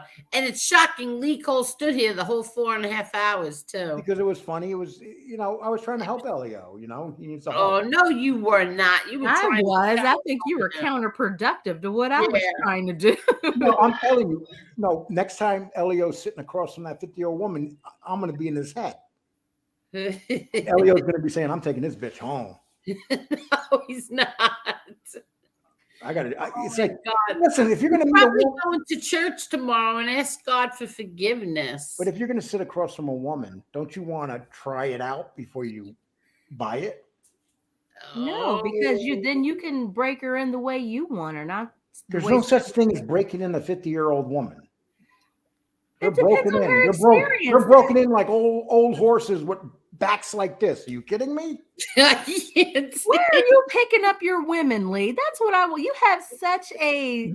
You find me a 50-year-old. Stops.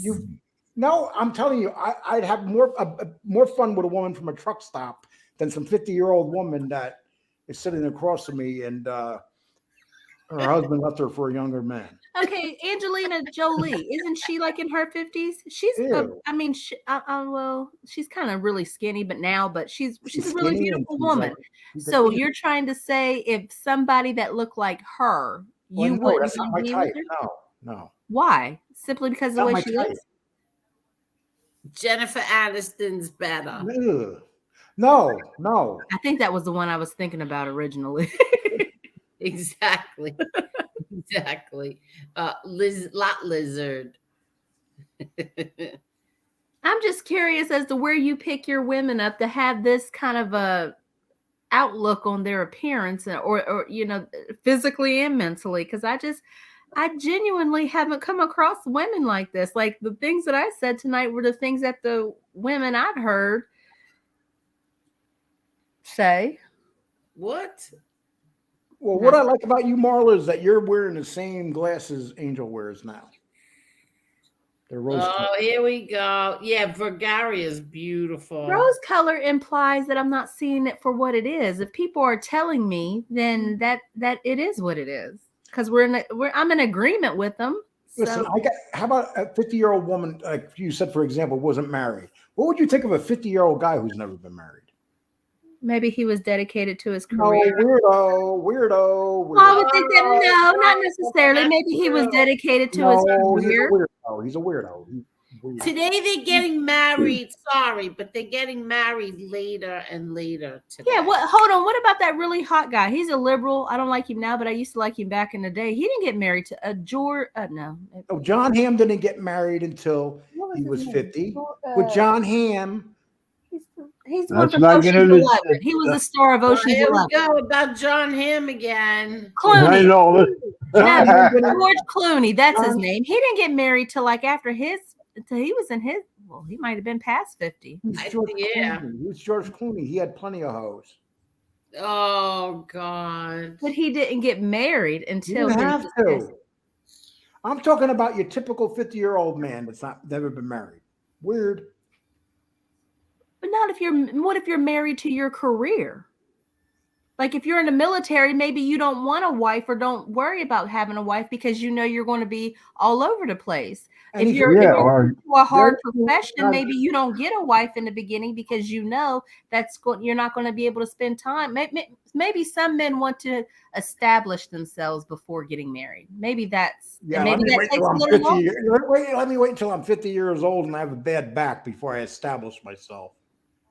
Well, I'm just throwing out ideas. I don't know. Angel, help me. I'm drowning here. I'm too busy.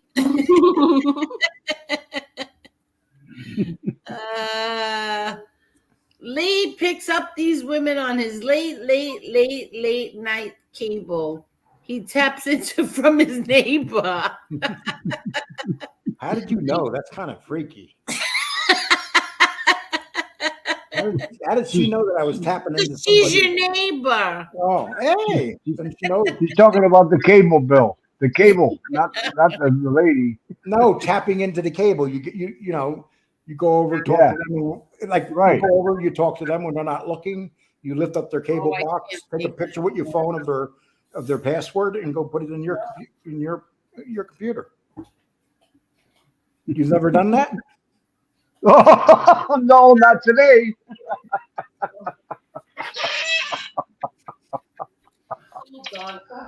But you got to make sure they live next door to you. Oh, This way that you can get the internet through the wall.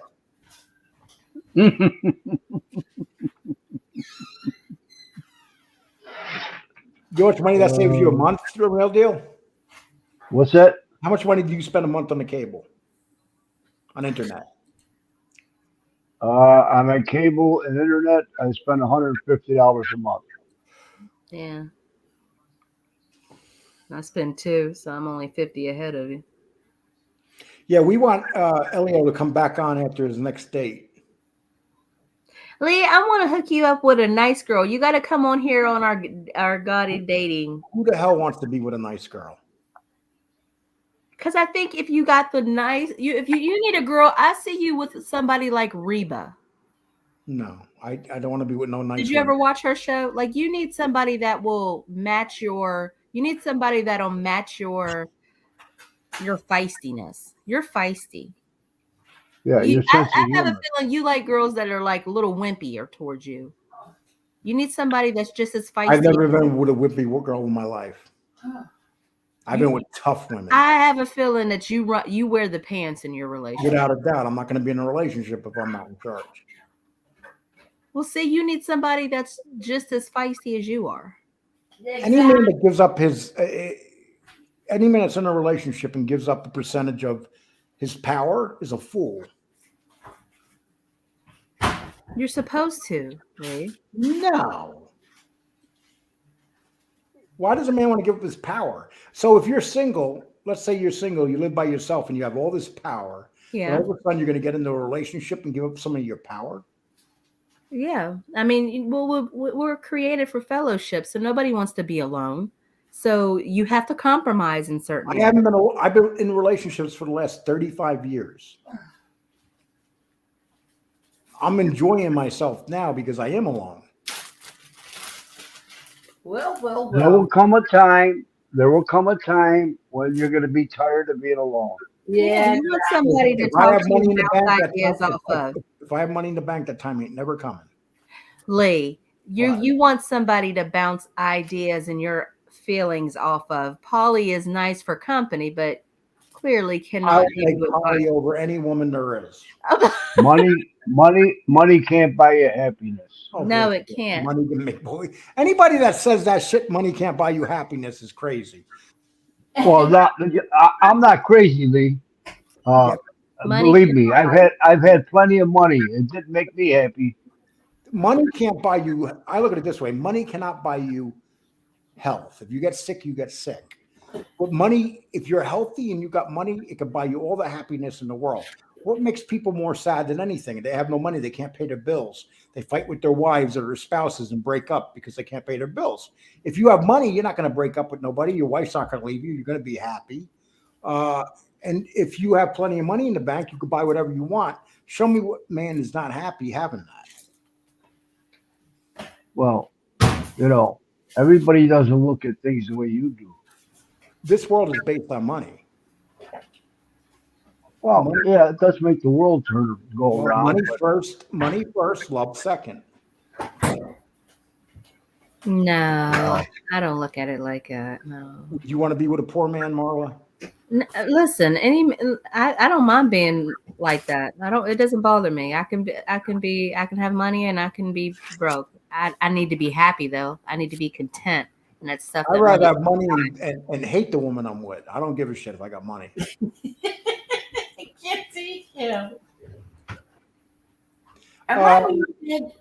That chick Jane says, honestly, I agree with Lee, except opposite. I have no desire to get involved with someone again. I enjoy my freedom. And anyway, I kind of think I am too independent for a lot of men. Hey, chick, Jane, you got some digits? You know what? Now that's a sexy woman right there. And I don't even know what she looks like, but she just said that. Beautiful. Thank you, Jane. And that's a cliche to think that all women want money or need money. That's not, or that money that make you happy. That is a cliche because you can have money and be absolutely miserable, and you can be broke and have the time of your life and not even know it. The most successful women in the world are the women that are with men with money, or they got tons of money. Are you saying that Donald Trump's? Do you think that Donald Trump would have that hot little piece of ass next to him if he didn't have that money? Oh, that's disgusting. You think you know what? But she's foreign, and I do know that. And I personally like older men because they have more life experience. Donald Trump. So who really want men to are sexy. You imagine living in the same room with Donald Trump. Listen, Donald Trump is a whole different animal, Lee. JJ Fedora said, I married one, Lee. He was lonely without me. The cash didn't do it for him. In other words, the money didn't make him happy. He was very lonely. Well, with money, I would never be lonely. Well, that's you. Everybody's not like you. But you would be lonely because you would know that all those people are there because of your money. They're not there for you. It's only because of what you have. Why would you want to surround yourself around those So if I'm with a woman that will do anything I say because I got money, I'm going to be sad? Well, isn't it better for her to do it out of respect for you? Being sad and being lonely are two different things. Respect is overrated. Oh, God. Being sad and being lonely are two different meanings.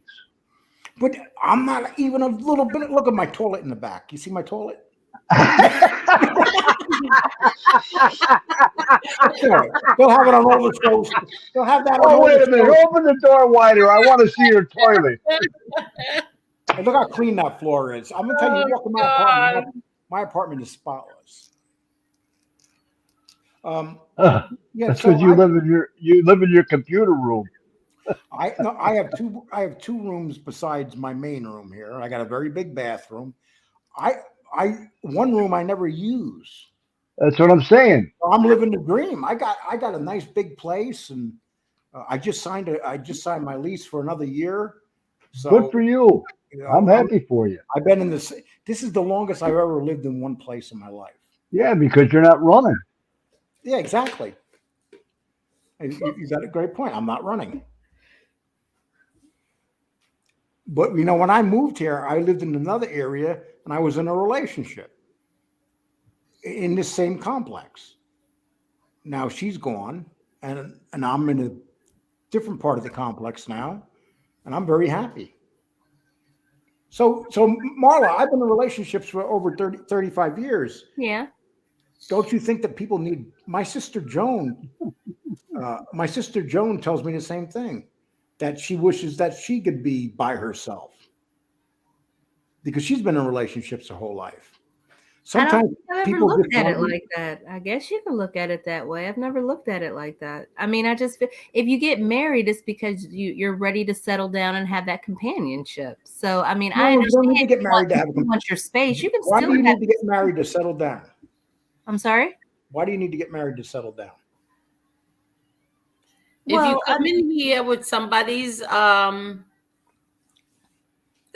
profile pic and using their name, you're getting blocked. End of story. But go ahead. I'm sorry. Whose name were they using? Okay, I didn't think it was that girl. Okay. No. All right. Go ahead. I'm sorry. No, I was saying that I don't.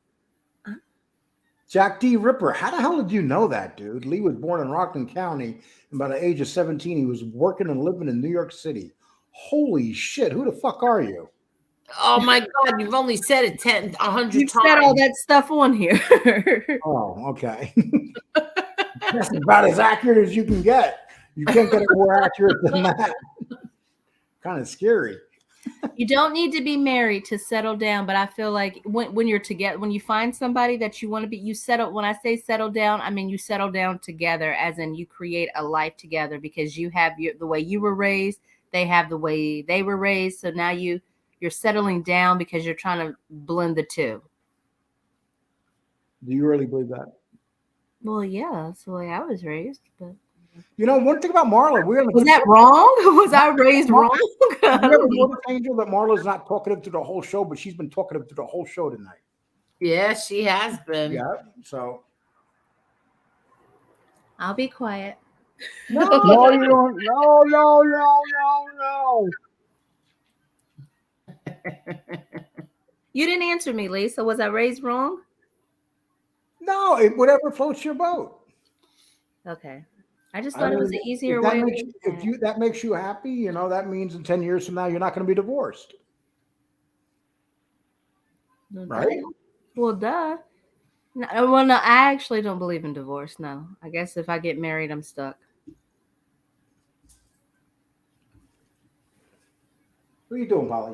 Who is agnostic talking about? His partner. Oh.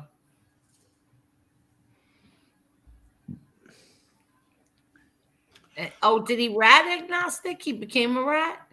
Yeah, he became a rat, but agnostic already got out of the business. Okay, good. Good.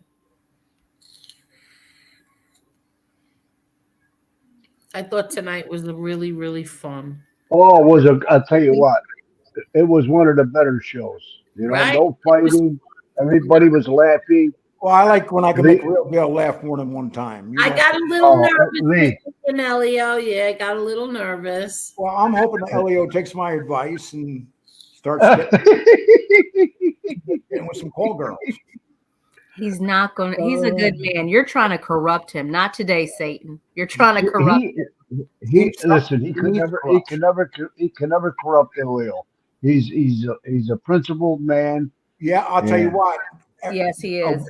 A good woman can corrupt any man they want. Well, that's your opinion.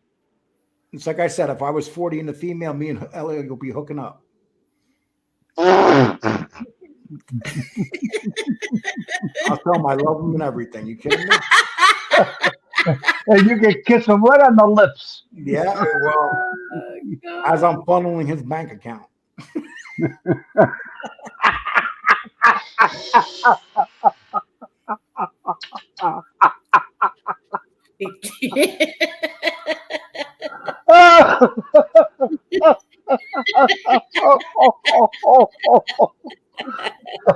I like that word, pummeling. Well, I have been known to funnel. Chris Paciello. Yeah, the truth says, welcome back, Real Deal. You know, you can say what you want about Chris Paciello. Thank you, Truth Words. Chris Paciello is a rat, but he can kiss my rear end. Yeah, but there's a lot of guys in there that wish they lived his life. Yeah, well, big deal. He's a rat. He was a rat, and with Vierga. Who else was it? Vergara. Yeah, several of them. But he was involved with killing a woman, so. Well, I bet you they're embarrassed. Why? They're the ones that got him out of jail. They're the ones that. They should hang their heads in shame now. When he got out of jail, he went down to. He had everything set up for him by people from Hollywood. He just bought a $5 million house on the water. Everything is not materialistically. Okay, that's what it is. Yes. Yes. You're materialistically. If I can have Chris Paciello's life, yes, I am. Oh my God! But all those things fade. They're fading. Well, wasn't he a rat? You're gonna fade as he's a rat. Well, why would you want to be him, Lee? I didn't say be him. I said have his life. I would never want to be one. Oh, okay. Never. He was involved with murdering a woman. Well, fuck him. And you know what? Out of all those guys, he got away the easiest because he ratted the most people out.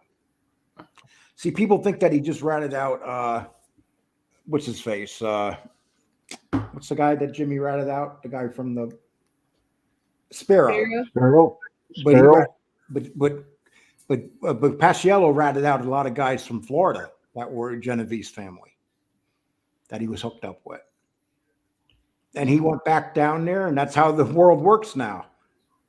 He landed right on his feet. Yeah. Because this government loves their rats. And they were waiting for him. And even when he was on trial and everything, the movie stars were there in the court and everything. He's innocent. He's innocent. Yeah. I saw that movie they made about his life. Oh, you did? There was a movie about his life? Yeah. Well, it was a book, and then they made it into a movie. Mark Wahlberg was in it. The guy that plays on Blue Bloods now. He was actually a cop in that too. That's not Mark Wahlberg. No, not Mark. Donnie. How could I make that mistake? I was a New Kids on the Block fan. Who played him? Who played him? His name is Jason. Patrick? Maybe Garrett. Who? Jason. Let me look it up real quick. I want to make sure. I know. What's the name of the movie? I think I want to see it. It's Mob Over Miami, and then they turned it into, I believe it was like a Lifetime movie or something similar to that. Who played it? I'm about to look it up because I know who it is too, because he played in a couple mob movies. Let me see. Mob Over Miami?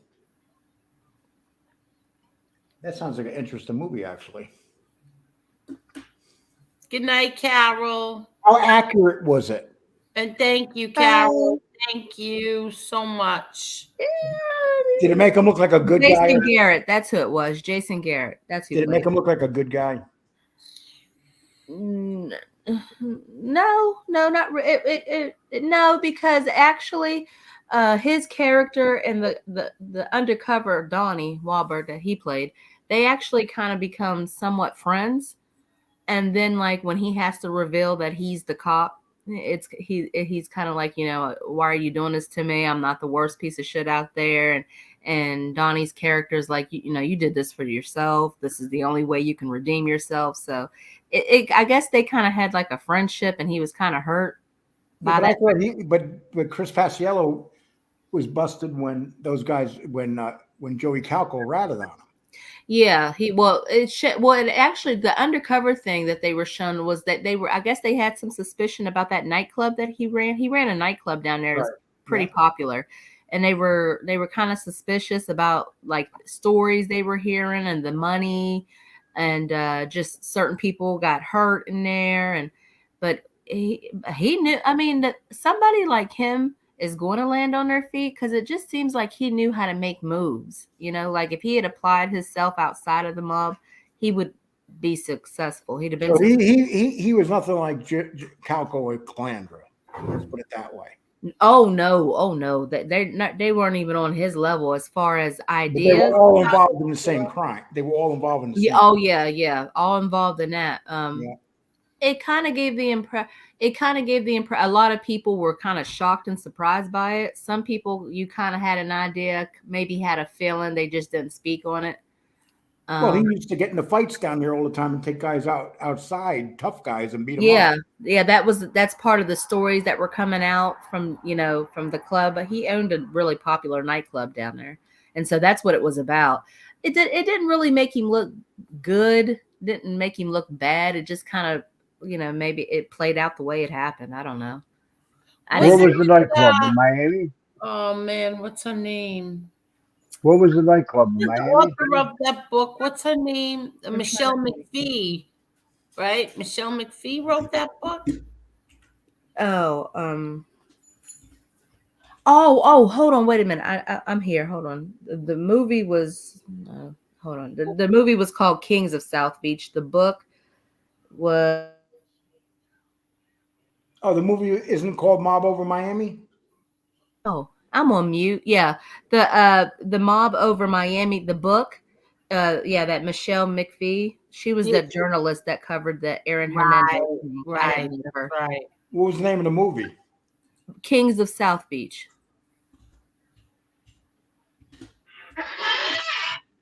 It was pretty good. It was like I said, it was pretty good. I don't know how true if it I didn't get but halfway through the book, so I don't know. Like, I didn't really know much about him, to tell you the truth. Agnostic said the book was mostly BS. Yeah, I didn't get through most. I think I got halfway through, and then I ended up catching a movie, so I didn't get through it. He said during the co-defendant meeting, he threatened what? He threatened Tommy Reynolds. It was a total lie. They were all scared of Tommy Reynolds. Nobody threatened Tommy Reynolds. Yeah, he probably threatened him while he was sitting next to 6 FBI agents. Yeah, there's no way that he would. Tommy Reynolds was the toughest out of all those guys. Yeah, but that's what they do. He was the killer, and Tommy Reynolds is the one sitting in prison doing his time while these guys are running around. Oh, you know what, Lee? It might something. You know what? I don't know if this was right. You said that he got arrested because he got snitched on up in New York. Joey Because Calco. the way it played out in the movie was he got busted, and so when he got busted, it says loosely based on it. Then he got in trouble. It says loosely based on it, but it was Joey. See, what happened is those guys got. Hold on, I'm sorry. I thought it was Chris Paciello who's the one who started the ratting. Joey Calco. So what had this happen? Would Joey Calco get arrested for something and then he gave up? I'm not sure. I'm not sure, but I know it was Joey Calco. In the movie, what happens is that nightclub gets busted, and that's when they tell them they're working for the feds and all that, and they had that heart-to-heart. And then I believe the way it happened is once he got busted, that stuff in New York happened, and then then I guess he found out he was getting ratted on and was looking at, because he was looking at time for that nightclub stuff anyways. So I guess if he cooperated with that, I think that's how it played out in the movie, but it's been a while since I've seen it. Hold on, you guys. You continue to talk. I need to take out the recyclable. That movie actually, it was Shelby is from Boston, right? Yeah, she covered that Aaron Hernandez thing. Yeah. I don't care for her. I really don't. I didn't care for the way she covered that.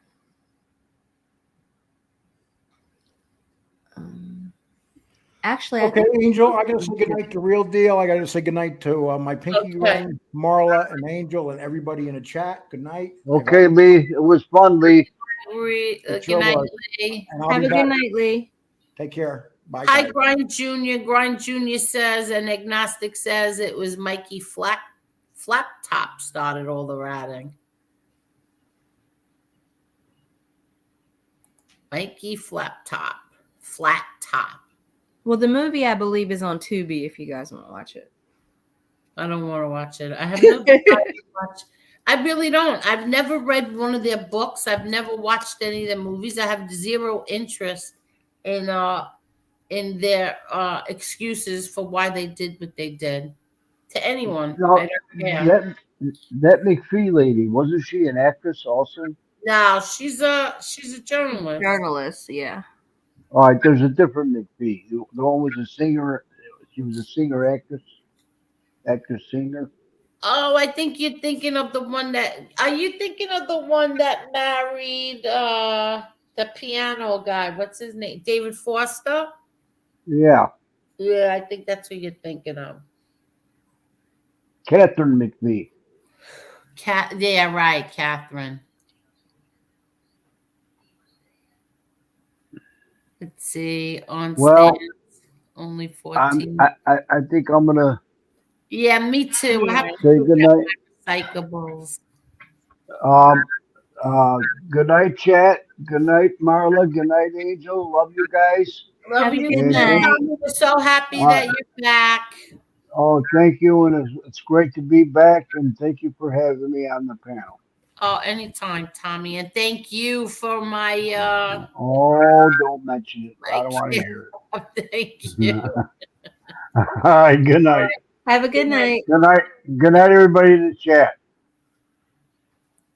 Wow, Tommy stood here late too. I see. And we did good tonight. Yeah, almost 5 hours when I said, "Oh, we'll do it for 2 hours." Only one guy in DeRosa Cruz started talking, and he told the FBI. The fourth guy in the car with Calandra, Reynolds, and Paciello. Well, I don't even know how you say his name. I don't even care to learn how to say it.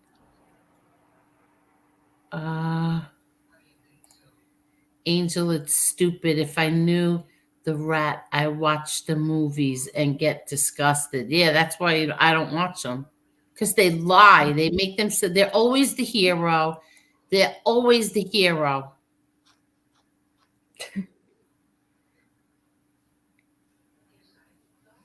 Yeah, it was JJ. It was great hearing Tommy with all the laughs. Yes. Lee was in rare form tonight. Oh my God. Oh my God. Yeah, he was raw. Lee was raw. Yeah, he had my son laughing. I was like, oh my gosh. Oh, your son was laughing? Oh. Yes, I was like, he doesn't need to be listening to this. Yeah, I know. Oh, I wanted to show everybody, and now it's at the end of the show. I'll show it again on the next one. But look, this was my little niece's party that I went to. This was just some of them. I didn't know how to loop them together and all that. But look at this. This is a 2-year-old birthday party. It was a princess party. And I couldn't fit the other one in with the horses, the horse and the Cinderella carriage. But look, here's some of them. Look.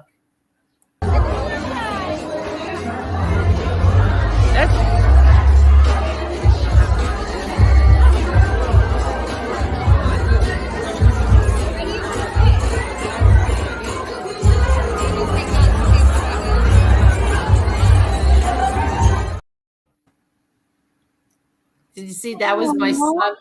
That was my son and my grandson. Wait, what's next?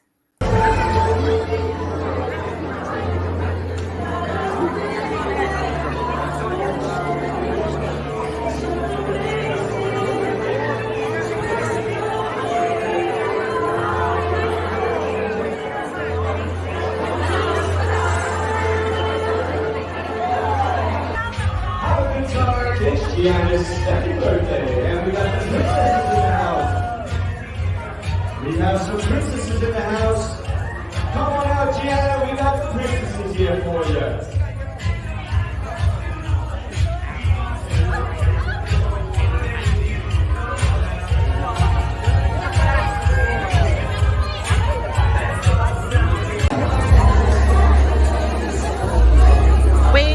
Wait.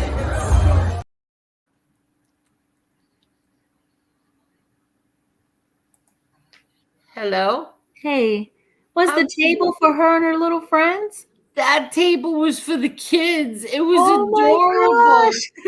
It was so adorable. I couldn't get over that table and chairs. It was so tiny. And all the little kids sat there. And they all had like a different princess cup or Disney character. Oh, that's so dishes. cute. It was so cute. And then they the horse with the Cinderella carriage. It kept saying the file was too big. So I don't know what I did wrong. And Jerry's still not around. So, but it was so cute. It was such a, like my best friend asked me, she's like, how was the party? I go, magical. It was just like, so everything was so like Disney, you know what I mean? Princessy. It was so beautiful. It was so cute. And those kids had a ball. And she is 2. My niece is 2 already. That's my my niece's daughter. So my great niece. And we had a good time. It was a nice party. And what else is left? I don't think anything else. I think I said everything I wanted to say tonight. How are you, Marla? I'm feeling good. It was fun, right? Yeah, it was. All right, good. We And need Sharon back on here. you what? We should have Sharon back. We should have a ladies' night and have Sharon back on here. Yes. Carol and Angela. Yes. Lisa on here with us and have a ladies' night. Exactly.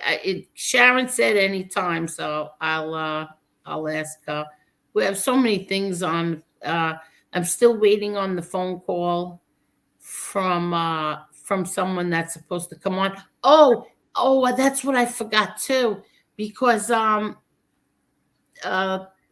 definitely the date for the domestic violence expert spokesperson is going to come on, and it's going to be April 4th. April 4th. That I'm really looking forward to. Oh, good. Yes. Bring awareness to domestic violence, and she'll tell us everything about it. And then we have we still have my brother Peter. We have a whole lot of things coming up. Good. Yes. And that's it, everyone. It's 5 hours. 5 hours. We did it. Did it. And Marla, thank you so much. No worries. Had fun. And everybody, thank you so much. I had so much fun. Thank you, Biggs. Thank you. And we'll see you next time. Alrighty. Have a good night, Angel. Have a good night, everyone. Good night.